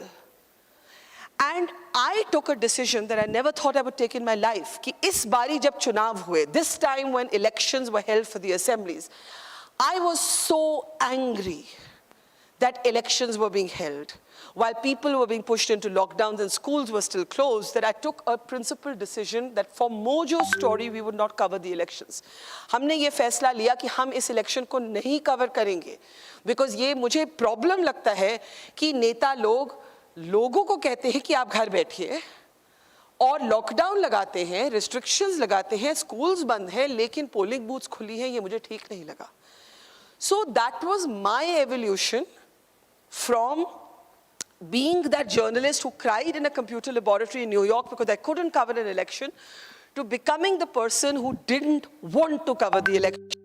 And I never thought, if you'd asked me 4 years ago also, that if you had the chance to report on an election, and would you ever skip it? And I would have said, it's impossible. तो हो ही नहीं सकता कि मैं चुनाव ना cover करूं. So this has been a journey for me of learning. और end में मैं सिर्फ यही कहूँगी, what is the time? Anyone on the time? Okay, so we have time, 5 minutes more. End में मैं सिर्फ यही कहूँगी कि मैंने अपने किताब का नाम भी रखा Humans of COVID. My book is called Humans of COVID. Why? Because one of the biggest learnings for me in these last 2 years was that journalism has become disconnected from people. लोग जो हैं, उनकी जो ज़िंदगी है, जो ordinary लोग हैं, जो power circles नहीं inhabit करते, जो politicians नहीं हैं, जो राजनीति में नहीं हैं, जिनके पास पैसा नहीं है उस किस्म का, उनके जो मुद्दे हैं, उनकी जो ज़िंदगी हैं, वो हमें कहीं journalism में नज़र नहीं आती. The lives of ordinary people are not reflected in a lot of the journalism we see today. So I took the decision to name my book Humans of COVID to remind myself that what I do must always be about people. Because if it's not about people, then we may as well stop what we are doing. So this has been, all I'll say in the end is, you're very young. All of you, most of you in this room are very young. And you must think कि एक phase होता है ज़िंदगी में सीखने के लिए. ऐसा नहीं होता. I learned some of the biggest lessons of my life in phases. You know, when I was 13, my mother, who was a very revolutionary journalist, her name was Prabha Dutt, she was actually India's first woman war correspondent. जब उनकी death हुई 13 years old थी, तब मैंने सीखा. जब मैं कारगिल गई, मैं between 26 and 27 थी, तब मैंने सीखा. और 48 की उम्र पे जब मैंने टीवी छोड़कर डिजिटल वर्ल्ड एम्ब्रेस किया, तब मैंने रीडिस्कवर किया अपने आप को और बहुत कुछ सीखा. और आज भी मैं सीखती हूँ. और मुझे लगता है कि एक एरोगेंस मीडिया में आ गई है कि डायलॉग नहीं है, सिर्फ मोनोलॉग है. बैठ के आप बोलते रहिए, लंबे लंबे भाषण दीजिए, मैं आपको सिखाऊंगी कि आपको कैसे लगना चाहिए. नो, आपको मुझे बताना है कि it has to be a two-way street. ये भी नहीं ज़रूरी कि आपकी हर बात से मैं अग्री करूँगी, क्योंकि लोग कॉन्फर्मेशन बायस भी ढूंढते हैं. आजकल क्या हो गया कि आपकी न्यूज़ लोग देखते हैं, वो कहते हैं अरे अगर तो मैंने वो बोला जो आपको लगता है, आप कहेंगे वेरी गुड जर्नलिस्ट. अगर मैंने वो बोला जिससे आप डिसएग्री कहते हैं वेरी बायस जर्नलिस्ट. तो ये नहीं है that I will always agree with you, right? But it is a dialogue, it is a two-way process, it's a process of learning, and you're never too old to learn. Now we have 5 minutes left. We've heard from a lot of you. I want to hear in these 5 minutes from a lot more of you. So any questions, raise your hand. Okay. Good morning, ma'am. Hi, Tanisha from Christ University. My question to you is, you're a very senior journalist and you've been in this field for a long time and you have had ups and downs in your career which were very public. And all of us, we were kids and we have we don't know what journalism was. Like, I personally didn't know, but I knew who Barkha Dutt was, and because of the controversies that went around. Ma'am, do you think as a journalist and as a senior journalist, there's a huge responsibility on you to have to be like also as a female, to be like a perfect figure and like hold that role, because every time something happens, you're scrutinized and your public life, your personal life becomes public, and all of that comes out in the media. So how do you deal with that? It's a very good question, and I'm reminded of something that Hillary Clinton said to me when she was Secretary of State. And Hillary Clinton said to me that, Barkha, just remember, if you're a woman who does well, have a mind of your own, and are in the public eye, you have to develop a skin as thick as the hide of a rhinoceros, right? So my skin is thick as the hide of a rhinoceros. But the challenge is कि आपकी चमड़ी मोटी हो सकती है, आपका दिल नरम होना चाहिए. Your skin can be thick, but your heart must remain soft. And to find that balance is a difficult one. Now let me answer you. When I was young, when people used to, criticism is one thing. Controversy, the word controversy is any old person on the internet can make up a story about you, right? I'll give you an example. When I came back from Kargil, I was, itni meri adulation, itni meri praise hui, that I think some people got jealous and resentful. और कुछ दिन बाद एक rumor शुरू हुआ कि अरे Barkha Dutt was in Kargil, उन्होंने कोई position give away कर दी soldiers की, उससे soldiers को harm हुआ. I'm giving you an example of an actual thing that happened to me. I was in my 20s. I was so disturbed that the army chief of the time, General Malik, called me for tea. So I went to meet him for tea. So he said, Barkha, I want to congratulate you for your great work. You were a force multiplier for the military. We cannot thank you enough. And he saw me looking slightly disturbed. He said, Kya hua? So I said, sir, did I do something wrong without realizing it? ऐसा कुछ हुआ? So absolutely not. This is all nonsense. और उस story के तब तक 6 version हो चुके थे कि बरखा की phone से कुछ हुआ, बरखा की light से कुछ हुआ, बरखा ने matches जलाई, उससे कुछ. There was no consistency even to the rumor. So I told him what I'd been hearing, and he said it's absolute rubbish. And he put it in his book. If you look up General Malik's autobiography, उसमें उन्होंने लिखा कि ऐसे हुआ, and she came, she was very disturbed. I called her to have a cup of tea. You know, when I was young and people used to try and trouble me with this, I used to tell them, but General Malik is, and then I realized nobody's interested in the truth. The people who are trolling you with this, उनको कोई interest नहीं है कि सच क्या है, झूठ क्या है. Right? Donald Trump ने एक बात ठीक कही थी, we live in a post-truth world. कोई भी कुछ भी कह सकता है. कोई भी कुछ भी किसी के बारे में कह सकता है. That, now the responsibility is on all of you as consumers, as modern, enlightened, aware consumers of content. कि आपके पास कोई WhatsApp forward है, मैं दूसरी आपको अच्छी funny कहानी बताती हूँ. वो funny है नहीं, लेकिन अब सीखना, I've learned to laugh at it. Arvind Kejriwal had just won an election in Delhi. बड़ी मुश्किल से मैं भीड़ में से I reached him. He didn't give me an interview, but he said, चलो 2 minute बात कर लो. So I'm sitting next to him. Get up. So this is Arvind Kejriwal. And I'm sitting next to him on a chair like this, and I'm holding my phone like this. And someone took a photo. Then that photo got photoshopped. And the photo was made into a stack of money. And actually, believe it or not, people published saying that Barkha Dutt met Arvind Kejriwal, he gave her this much money. And that photo went so viral that it came back to me also on my WhatsApp. And then I said, ab main kya karu? Now, when I was your age, or maybe a little older, that would have disturbed me enormously. But what did I do? I wrote the whole story on Twitter, and I had a hearty laugh, right?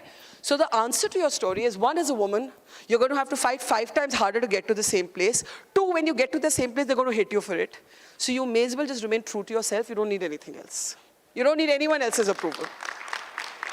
Okay, anyone else? खमागणी ma'am, Ruchika here. मेरा प्रश्न सिर्फ इतना सा है कि main stream media में आज भी जाना ठीक है या फिर इंडिपेंडेंट जर्नलिज्म करना is good choice, because we all are inspired by you and this is a small question and one small advice you want to give to upcoming journalist. I'll start with the advice first. दूर से लगता है कि journalism glamorous है. मेरे बहुत से journalistic colleagues इस हॉल में हैं जिनको बहुत एक्सपीरियंस है, वो भी बहुत टफ स्टोरीज कर चुके हैं. वो आप सबको बताएंगे कि कोई ये ग्लैमर जो है ना, ये आपको दिखता है. जर्नलिज्म मीन्स कि आप 15 घंटे किसी की वेट कर रहे हैं, सड़क पे बैठे हैं, लाइन ऑफ कंट्रोल पे बैठे हैं, खाना है नहीं, कोई एडिटर है, आप उसको कुछ स्टोरी भेजेंगे वो बिल्कुल बदल देगा, आप अपने आप को पहचानेंगे ही नहीं अपनी स्टोरी में. आपकी स्टोरीज कभी कभी सेंसर होंगी, आप जो बोलना चाहेंगे आप वो रोका जाएगा, आपको आपकी जो एक स्ट्रक्चर्ड लाइफ है वो नहीं मिलेगी. Journalism is not for people seeking a stable 9 to 5 working hour with weekends off life. Yes, Sankarshan. There. Sankarshan is one of the most brilliant journalists of our time and a man I've learned a lot from. And we are still old enough to believe, and you're all going to hate us for this, that this ये work-life balance जो चीज़ है ना, ये हमारे profession में इसलिए नहीं होती. मैं आपको बताती हूँ. When I have a very bad day at home, I carry it to work, no? We all do. So if I carry my work sometimes to home, it's okay, no? It's both ways, right? But this profession is only for you if आपको रात को नींद नहीं आती और आपके पेट में दर्द होती है if you can't report a story. अगर आपके पेट में दर्द नहीं होती ना तो ये please journalism मत join करिए, आप कुछ और बन जाइए, right? You have to have that feeling in the pit of your stomach that you will, you know, I feel I will die if I can't cover a story that I care about. Now, I'm not saying you have to be crazy fully like me, but you have to have some 50% of that hunger. अगर आप में वो hunger नहीं है, अगर आप camera पे आकर कुछ, you know, मैं कपड़े ठीक पहन लिए, मैंने मेकअप ठीक पहन लिया और आप मेरे सब नाम पहचानेंगे और मेरे से ऑटोग्राफ मांगेंगे, प्लीज़ आप जर्नलिस्ट नहीं हैं, वो आप कुछ और भी तरीका ढूंढ सकते हैं वो करने के लिए. So please do this if it makes you, drives you crazy to not do it. Because otherwise, once you do it, you will hate it because it consumes you totally. And you will resent it. And we see a lot of young people leaving because they're not used to the fact that this is something that will consume. Yeah? Okay, 2 last questions. Sir, आप बोल चुके हैं. So somebody else, आप भी बोल चुके हैं. Someone who hasn't spoken. अच्छा, आप. मेरा नाम ऐश्वर्या, आपको पता है. अपने बारे में कुछ बताइए क्योंकि आप पत्रकार बनना चाहते हैं. मैम, मेरे को इसलिए बनना है क्योंकि हमारी एक वर्कशॉप हुई थी कोचिंग में इसके बारे में, तब मैंने पहली बार इसके बारे में जाना था कि इसमें इतना सारा काम होता है, घूमना फिरना होता है और सवाल पूछने होते हैं. सवाल पूछना मेरे को बहुत अच्छा लगता है, इसलिए मैंने सोचा कि मुझे यही करना चाहिए. और मेरा एक क्वेश्चन इससे रिलेटेड ये है कि जब मैं अपने पेरेंट्स को ये कहती हूँ कि मुझे बड़ी होके जर्नलिस्ट बनना है, ये करना है और मैं ऐसे ऐसे लोगों से ऐसे ऐसे सवाल पूछूंगी, तो वो कहते हैं कि तुम तो रहने दो, अगर तुम ये करोगे तो कोई तुमसे शादी नहीं करेगा, तुम्हारा ये होगा, तुम्हारा होगा, कोई छोटा सा काम ढूंढ लो, ऐसे कर लो. तो फिर मेरे को क्या रिप्लाई देना चाहिए उनको? आपको उनको रिप्लाई ये देना है कि अगर आपके सवाल पूछने से आपको कोई शादी नहीं करना चाहता तो वो आदमी ही आपके लिए गलत है, राइट? उस आदमी की क्या वैल्यू जो आपके दिमाग में जो थॉट्स हैं वो नहीं सुनना चाहे. दूसरी बात जो उससे बड़ी बात है कि आपकी एज क्या है, मुझे बताओ. It's okay, it's okay, it's okay.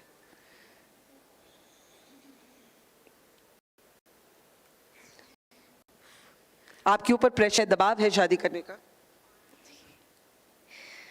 What is your age? Tell me your age. 14. You shouldn't even be thinking about this right now. आपको अच्छा, पहले आप आराम से बैठ जाओ. मुझे पहले बताओ आप अपसेट क्यों हो? I think here you see the kind of pressure on young girls, right? The pressure to, I mean, they're fighting with everything they've got to pursue a dream. And I think it reminds us and should remind us what a privilege it is for those of us who are able to do what we love. क्योंकि सबके पास ये privilege नहीं है. ये privilege है हमारे लिए कि हम एक ऐसी नौकरी या ऐसा काम करते हैं जो हमें पसंद है. A lot of people are working for subsistence and survival, and a lot of young girls in this country, बहुत सी लड़कियां हैं जो अपना सपना कभी नहीं पूरा कर सकती, जिनको 14 साल की उम्र पर शादी के बारे में बोला जा रहा है. At 14. मैं आपसे सिर्फ इतना कहना चाहूँगी, मुझे नहीं मालूम why you're upset, but what I can see in your tears is कि आप fighter हैं. You're a fighter. And you will make a great journalist. और शादी होगी या नहीं होगी कुछ नहीं फर्क पड़ता. We need to start telling girls कि आप पहले अपनी, मैं लड़कियों को बोलती हूँ कि अगर आप खुद की कमाई नहीं करते ना तो आपका कोई भी रिलेशनशिप जो है ना, शादी हो या कोई और, वो इक्वल नहीं होगा. एंड एट 14 मैं नहीं चाहती कि आप शादी के बारे में सोचिए. तो आपसे ये कुछ कहेगा ना, तो आप कहेंगे कि मैं आपको ना, जब मेरा फर्स्ट जॉब होगा मैं उसके बाद आपसे बात करूंगी. Okay, so good luck to you. Okay, last question guys, last question. I am sorry, I will go to the younger people here. Yes. Thank you ma'am. Ma'am, आपका जो ये कन्वर्सेशन था, इसमें आपका ले देकर थॉट ये था कि जो कंटेंट है उससे दूर होता जा रहा है, श्रोता जो है वो दूर होता जा रहा है.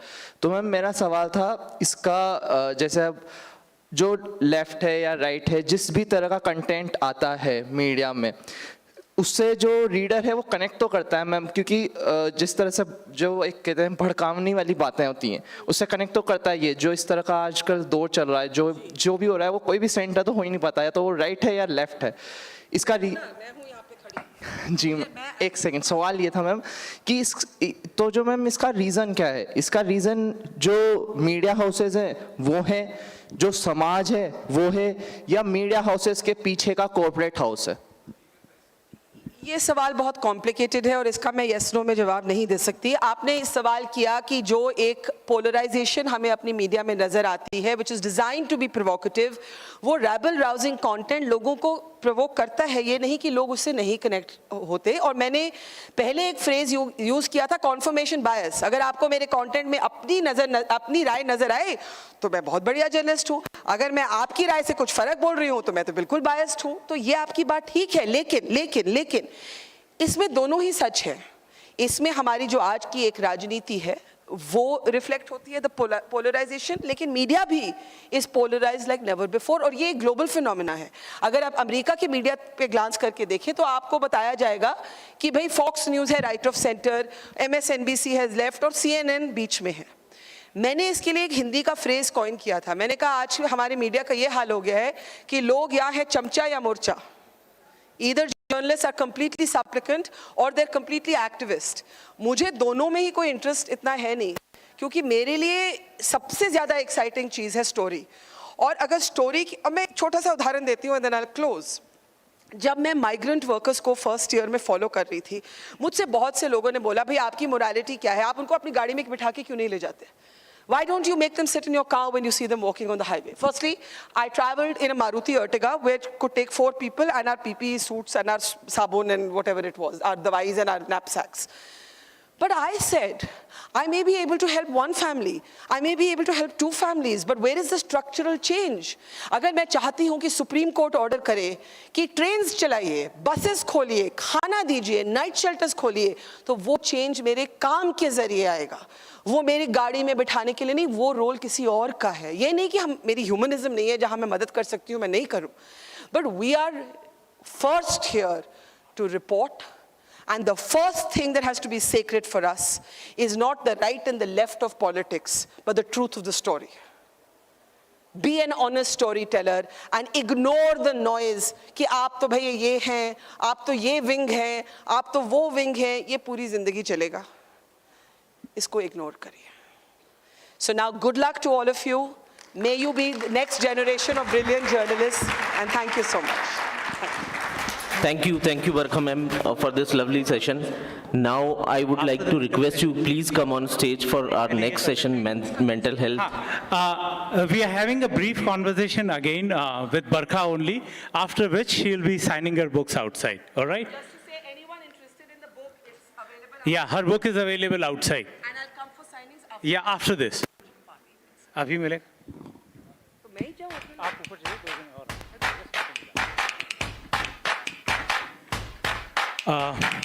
I'm sure Barkha.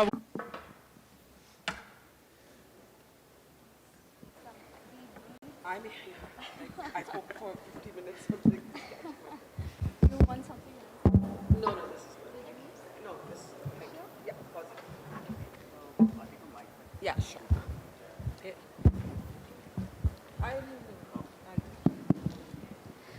Good afternoon, everybody. I'm Ms. Saarika, psychologist from Bangalore.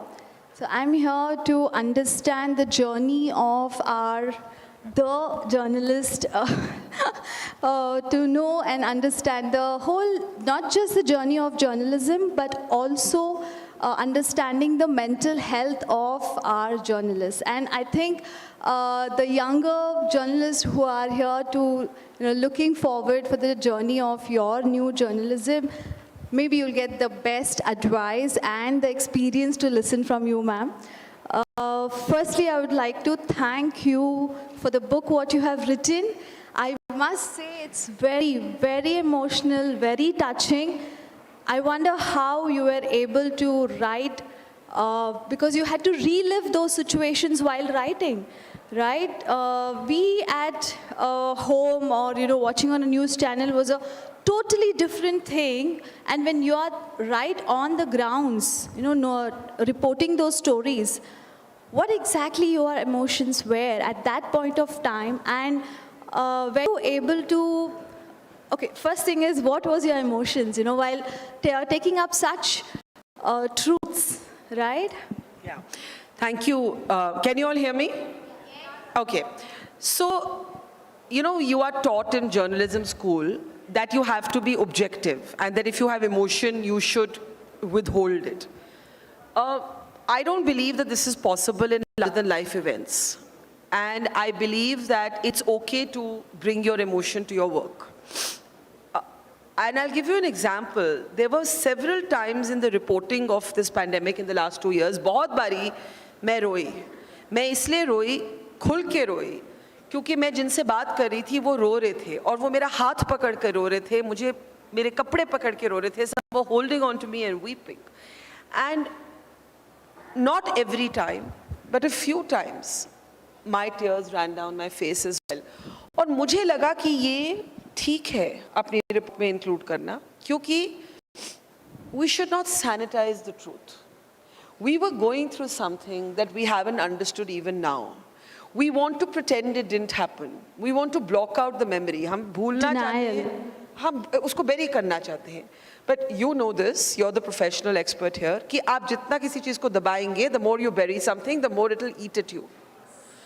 So मेरे लिए जो मेरी training है, my training is that don't lose your functionality. I don't try and hide my emotion, but I try and not lose my functionality, which means I still have to know how to construct a sentence, I still have to know how to do the interview, I still have to know how to get the right pictures, I still have to be cogent. And in the earlier session, I was saying that because I was a war reporter at a very young age, those tools came to me from that training to be in very difficult situations and not lose your operationality. But by the second year, I lost my own father to COVID. और जिस story को मैं दूसरे लोगों के को subject बना के cover करी थी, वो मेरी अपनी ज़िंदगी हो गई, which I call becoming the story. And at that point also, फिर मुझे COVID हुआ. उसके बाद भी the only way I coped was by working. I would not grieve. I would just keep working, and I was working literally like a maniac. I was writing the book that my collapse, वो collapse, और मैं when I was writing the book, I would cry like a child, like I was crying for all the 50 years I had been alive. I think I went through a kind of post-traumatic stress disorder, which was not only about losing my father, but it was about the fact that for 2 years I had only been exposed to illness and sorrow and death and loss and so much sorrow, so much sadness कि ज़िंदगी का एक the moment started feeling very fragile.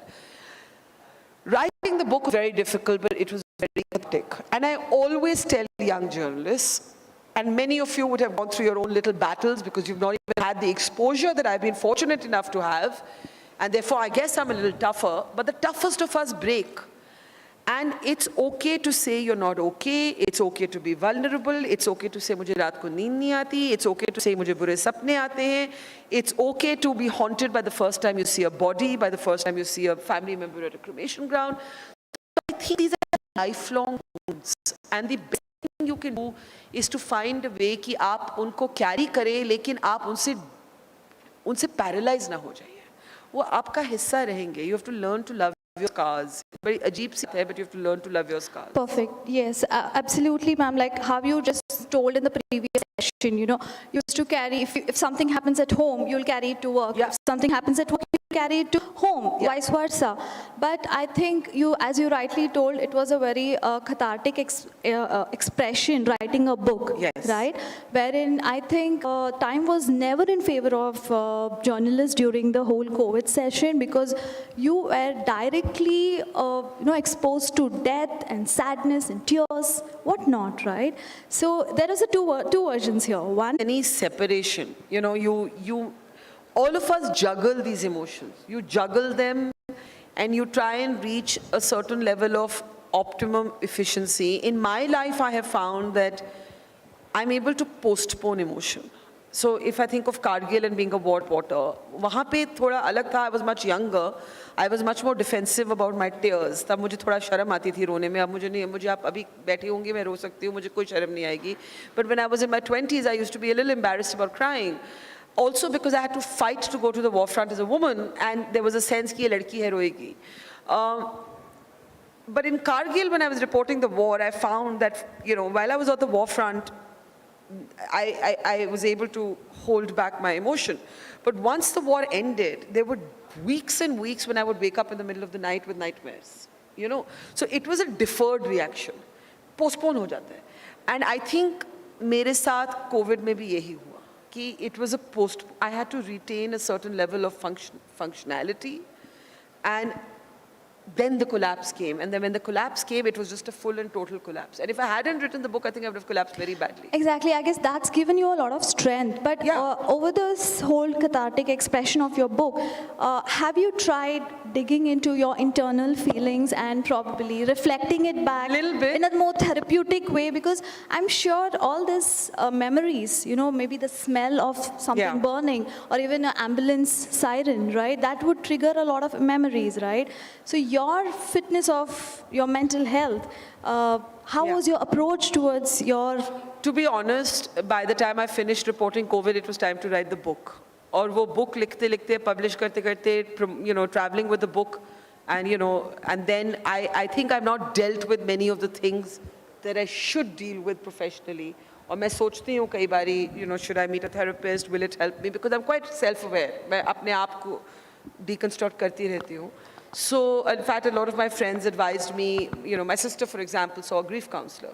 My journalist friends told me that you must go into therapy. My friends told me, we can't help you anymore. Sometimes I would call my friends and I would just cry. Exactly, ma'am. That's my question, that you reached out to your friends and you did hear about this therapy and all these things. I want even the younger journalists to probably understand. No. Hey, listen, I want to say there's no embarrassment in seeking professional help. If that, I have not done it because I'm a very different sort of person, because I'm highly self-aware. I'm able to see what's happening to me, and even I think I need it and I need to.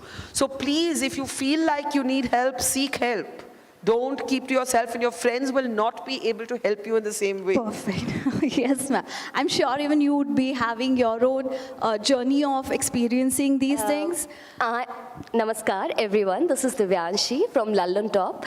I have a show called Baatchit, where we talk about mental health. Yes, I'm aware, ma'am. So, one fine day, my editor, Mr. Saurav Dwivedi, he came to me, Divyanshi, I want to talk to you, just tell me something. He must have seen some of my posts, because I've always been very much into mental health because of my personal experiences, just like Barkha told. Before coming to journalism as well, I used to do poetry, and every single time when I was on stage, मैं कैसी भी कविता पढ़ रही हूँ, and if it's emotional, I would just cry.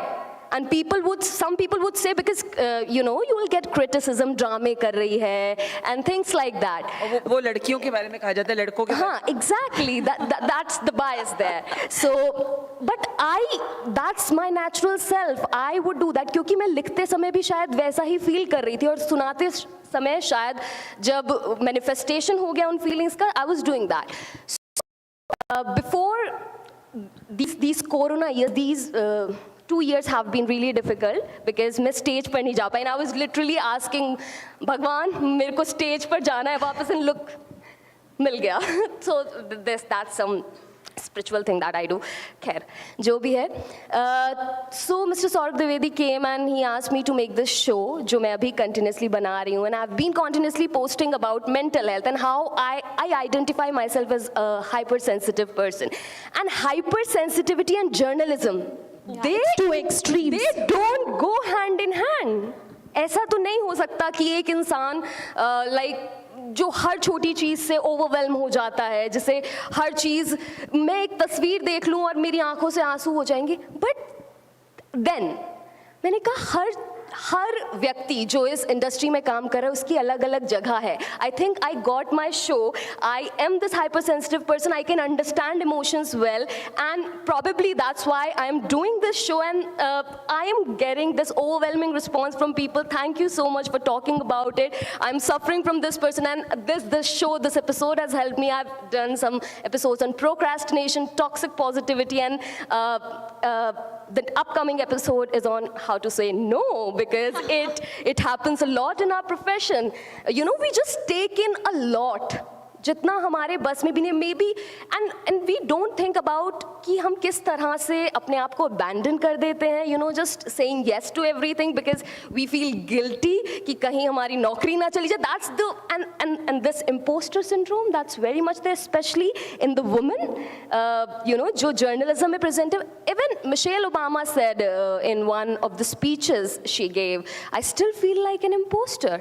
So in journalism also जब मैंने लोगों से पूछा क्या आपको ऐसा होता है, I take interviews, even I talk to my colleagues, उनसे बात करती हूँ, हाँ यार ये मेरे साथ भी होता है, ऐसा भी होता है, and this gives me so much confidence to keep forward and keep doing this thing. And exactly, I have to say the topics what you have covered on London Top with regards to this mental health issues, it is extremely amazing because somewhere people are getting to know that it is so important that these things does happen with me and I need this break.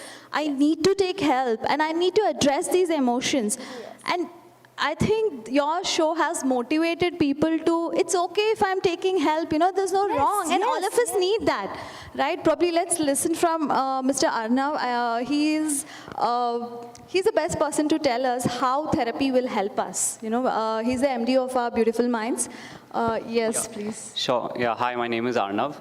So I think, it's really lovely to hear what you're doing with Batchit and also what Barkha was mentioning. I think the key aspect is vulnerability. And we're really taught about this aspect of putting up this sort of image, you know, that everything is fine. But actually, it's not. And as Barkha as well, and, you know, clearly we're saying is like, it's okay not to be okay. Most of the times we're taught into thinking that, you know, we're meant to be happy or etc. And, you know, my journey was such where functionality got affected. Like you said, functionality is something that shouldn't. But unfortunately, because we're not doing anything, so it comes to this point where functionality gets affected because you're just living your day-to-day life in denial as to you being in a problem. So it hit me in the face when I was in 2017 and, you know, I got this massive panic attack and there was nothing I could do about it. And that was the moment I realized that, you know, I need to do something about this because now I'm not feeling functional. And I sort of started therapy back then in 2017 for 3 or 4 years and sort of overcame anxiety back in 2020. And therapy really helped in the sense that, you know, it gave you an idea of how to understand your emotions. We think we understand it, but we don't. We need someone to help us navigate into understanding those emotions. Because like you said, we've suppressed it, and you suppress it all the way back down to like your childhood. And interestingly, there's this thing called a Johari window, which is like 4 aspects. Yeah, which like, so there's hidden aspects of your own personality that you don't know. There are unknown aspects of your own personality that you don't know. Shadow, yeah, so. Carl Jung? Yeah, Carl Jung as well, yeah. I just remembered listening to you that well before COVID, actually, many years ago, I would say about almost 8-9 years ago, I used to get acute anxiety attacks. And I didn't know what they were. So when they first started, I used to think that I'm having a heart attack. And I would tell my driver, कि मुझे emergency में ले जाओ, मुझे hospital ले जाओ. And literally I did this 2 or 3 times. And of course, then finally a doctor diagnosed and said that you have anxiety attacks. And the other thing I discovered about my panic was that it was self-perpetuating. So the places where I first got it, and I don't know if this happened to you, is where I would repeatedly get it, which was closed elevators, aeroplanes. Same. And I had to fly all the time, and they reached a point when I couldn't fly. And I had to fly for work all the time. And I had to really learn to not be scared of my panic. How? How did you learn? I went to see a doctor at that time. That's what I remember, that I went to see a doctor and he wanted to medicate me. Now, I was not wanting to take the medication, and he said, I'll give you X number of months, and you now know this is the issue. If you feel better on your own, I did yoga, but mostly it was a mental flip. Yes. It was that I knew कि मुझे ये होता है और मुझे कोई शर्म नहीं है, मैं स्टेज पे बैठ के बोलूँगी मुझे होता है, मैं लोगों से बोलूँगी मुझे पैनिक है.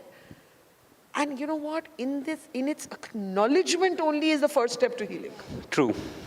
I think, sorry, I didn't mean to interrupt. No, I think the thing was like, acceptance. Like, we live in this denial, right? There's this ego self in us, which just like creates this illusion. And so therapy really helped me in those moments when you're sitting in a room and like suddenly over here you would have some irrational fear. Like you might just have this irrational fear about someone.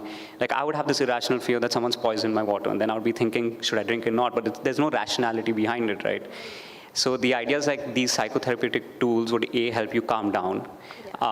As soon as you've calmed down, then you're suddenly realizing like you're able to see reality again for what it is. So, yeah. I would add to Barkha's statement, acceptance is the first, and it's a great paradox we live in, कि जब हम accept कर लेते हैं तभी change की शुरुआत हो जाती है, and this is how it goes, I think. Perfectly. Actually, acceptance is a challenge. It's mainly because it's not a blame game, but definitely with our upbringing also. It depends a lot about what kind of exposure we had and what kind of challenges we had, right? Just now when I saw the girl breaking down here, her challenge itself is to probably come to the stage and talk. Shadi is another thing. For here itself, okay, where did you go? The questions probably she has to go back and face. The acceptance starts there, and I think this COVID gave us all our fundamental feelings were shaken. This happy, sad, anger, fear. Fear was the most dominated one, of course, and none of us, I believe, are not psychologically educated how to manage and how to deal with our emotions. Be it just these four fundamentals, whether it is happy, sad, or anger and fear. How many of us are willing to express our anger, express our sadness? It's as equal as, ladki ki tarah mat raho, right? Don't cry. I'm sorry, my Hindi is bad, but don't cry like a girl. Why? Why not? Crying is an expression, a pure form of expressing what you're feeling. And equally, in not encouraging boys to embrace their emotion or men to embrace their emotion, you stifle them emotionally and stunt them emotionally. I 100% agree. I think throughout the time you're brought up thinking that you have to be strong, But what is that strong? Recently I read a quote about how strength comes from vulnerability.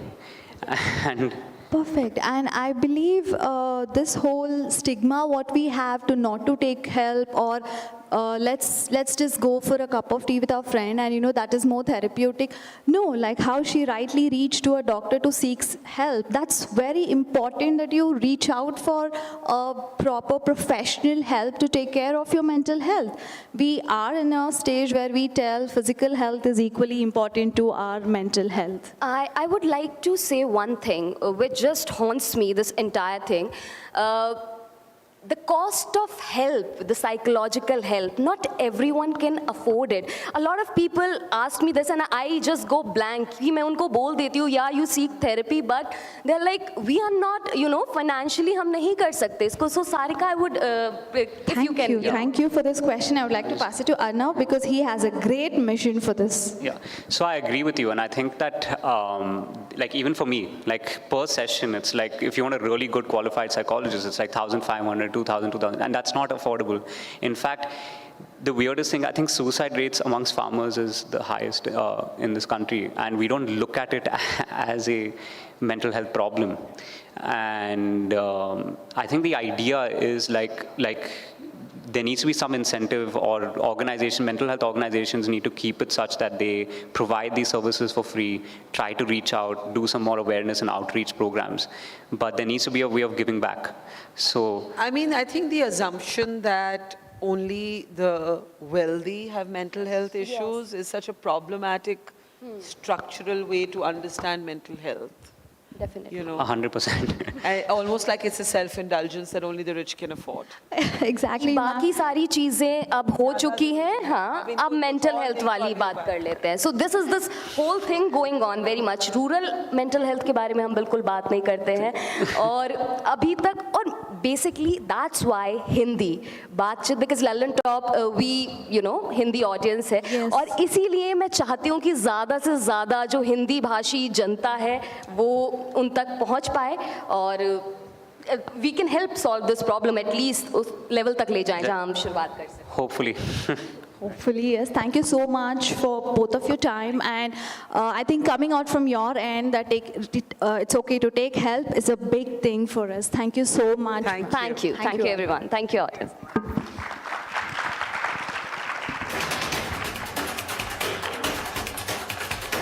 So if you have any question, you can ask. Hi. Any questions? Yeah, hi, this side. I'm from Tanisha from Christ University, and my question to you as a doctor is like, you need to take medication at a point, because like, if you have diabetes, it's a chronic illness. So like, if you have BPD, or if you have ADHD, or if you have anxiety disorder, it's a chronic illness. You can regulate it through medication. There's a lot of taboo that comes in with medication. You take it for mental health illnesses. So how do you break that taboo and make it more accessible in the society from a sociological perspective and not just from a like doctor perspective?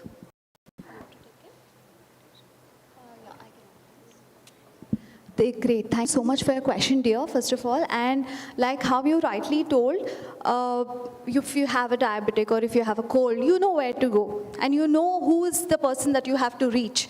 But if you're having a panic attack, or if you're having, say that, you're feeling claustrophobic, you have to understand that, yes, this is a serious issue which is coming from your brain, where it is important to address with a professional help and not just, let me just sit down, calm down, drink water, I'll be fine. No. Once you understand your body language, what your brain is actually telling, please seek with a professional, not just Google it and find answers. Kindly refrain from that and never Google, and please reach out to the person who is actually giving out a genuine information. And let me tell you, meditation is a key for anything. You can you can challenge yourself to have a best transformation of your soul with meditation. You can add a lot of value for your life. So reach out to a right source. Everything which comes on Insta, who claims to have a lot of pages, who come up with, this is the tips for your mental health. Please do your research. Is that a right answer you're getting? Is that the right way that whatever the person is talking about? Right? You want to add with meditations? Yeah. So I think first aid, yeah, medication, okay. So I think regarding panic attacks especially, I think nowadays in first aid training, they do provide knowledge about it as well. So I think that's a step, but everything comes down to education. And the idea is, platforms like this, platforms like Divyanshi's and, Barkha's, etc. This platform is not accessible, right? Like, we are a very privileged class of society, like the colleges, if you look at, like only who can like travel, come to Jaipur and like attend this can like be here, right? So how do you break that taboo in the society and make mental health medication accessible, like fever medication or diabetes medication? I would like to talk about the medication part here, because mental health medications are definitely not accessible, and I would not wish to see that also, because you need to understand what exactly you're going through and then take the support, right? Because Dolo is, nowadays we use it for anything and everything. You ask, go to any home, you have at least 2 strips of Dolo in your medical kit. But for mental health, you need to refer, because every chemical imbalance, whatever has been addressed, should be balanced in a professional way. It cannot be definitely accessible easily, but I think we should get more accessible in approaching the right person. That's what I can answer you the best. Yes, ma'am. No. I just wanted to say the media does play, whether it's her program or what we do, it does play a role in destigmatizing. The mental health conversation today is very different from what it was 10 years ago. So things have changed. They just haven't changed down the chain, down to the grassroots. We don't, like we say, there's a disparity, but destigmatization kuch had tak hua hai, mujhe lagta hai. At least people have started talking about it. At least we are taking a session here and talking about. So a lot has changed, and we are continuously trying कि ज़्यादा से ज़्यादा लोग इस बारे में बात करें, तो जो ऊपर सिस्टम भी है वो भी तरह तरह की चीज़ें, जिस तरह से जैसे कोविड में हुआ, एक आपदा आ गई और हमारा पूरा इंफ्रास्ट्रक्चर एक तरह से बिखर गया, तो जब वो एक इस तरह से बात होती है कि yes, it is legit, it is important, तो I think system also takes notice और इसका infrastructure बनना भी तैयार होता है. It's a slow process, but it's happening, definitely. Yeah, I would agree on that, and I think to answer, it's not a very simple, it's not a simple answer, but it really begins with education, awareness, and then unfortunately, this is the society that impacts, 1% impacts the 99. If here we're having these conversations, people like us then can take this opportunity to go and impact it further. I think, yes, media and all businesses both play a partnership in this. I think overall in education, it really begins from there, where you can really start including it in schools. And like Saarika, actually, I think she was a counselor at a school in Bangalore. So I see that schools in Bangalore also are taking this step very seriously. So that's a starting point. And I think all the way from 5-year-old. So there's no simple answer, but yes. Thank you. Thank you so much for your time. Thank you everyone. Now I would like to call upon Mr. Apurv Kumar and Timmy ma'am, who is our who is our venue partner.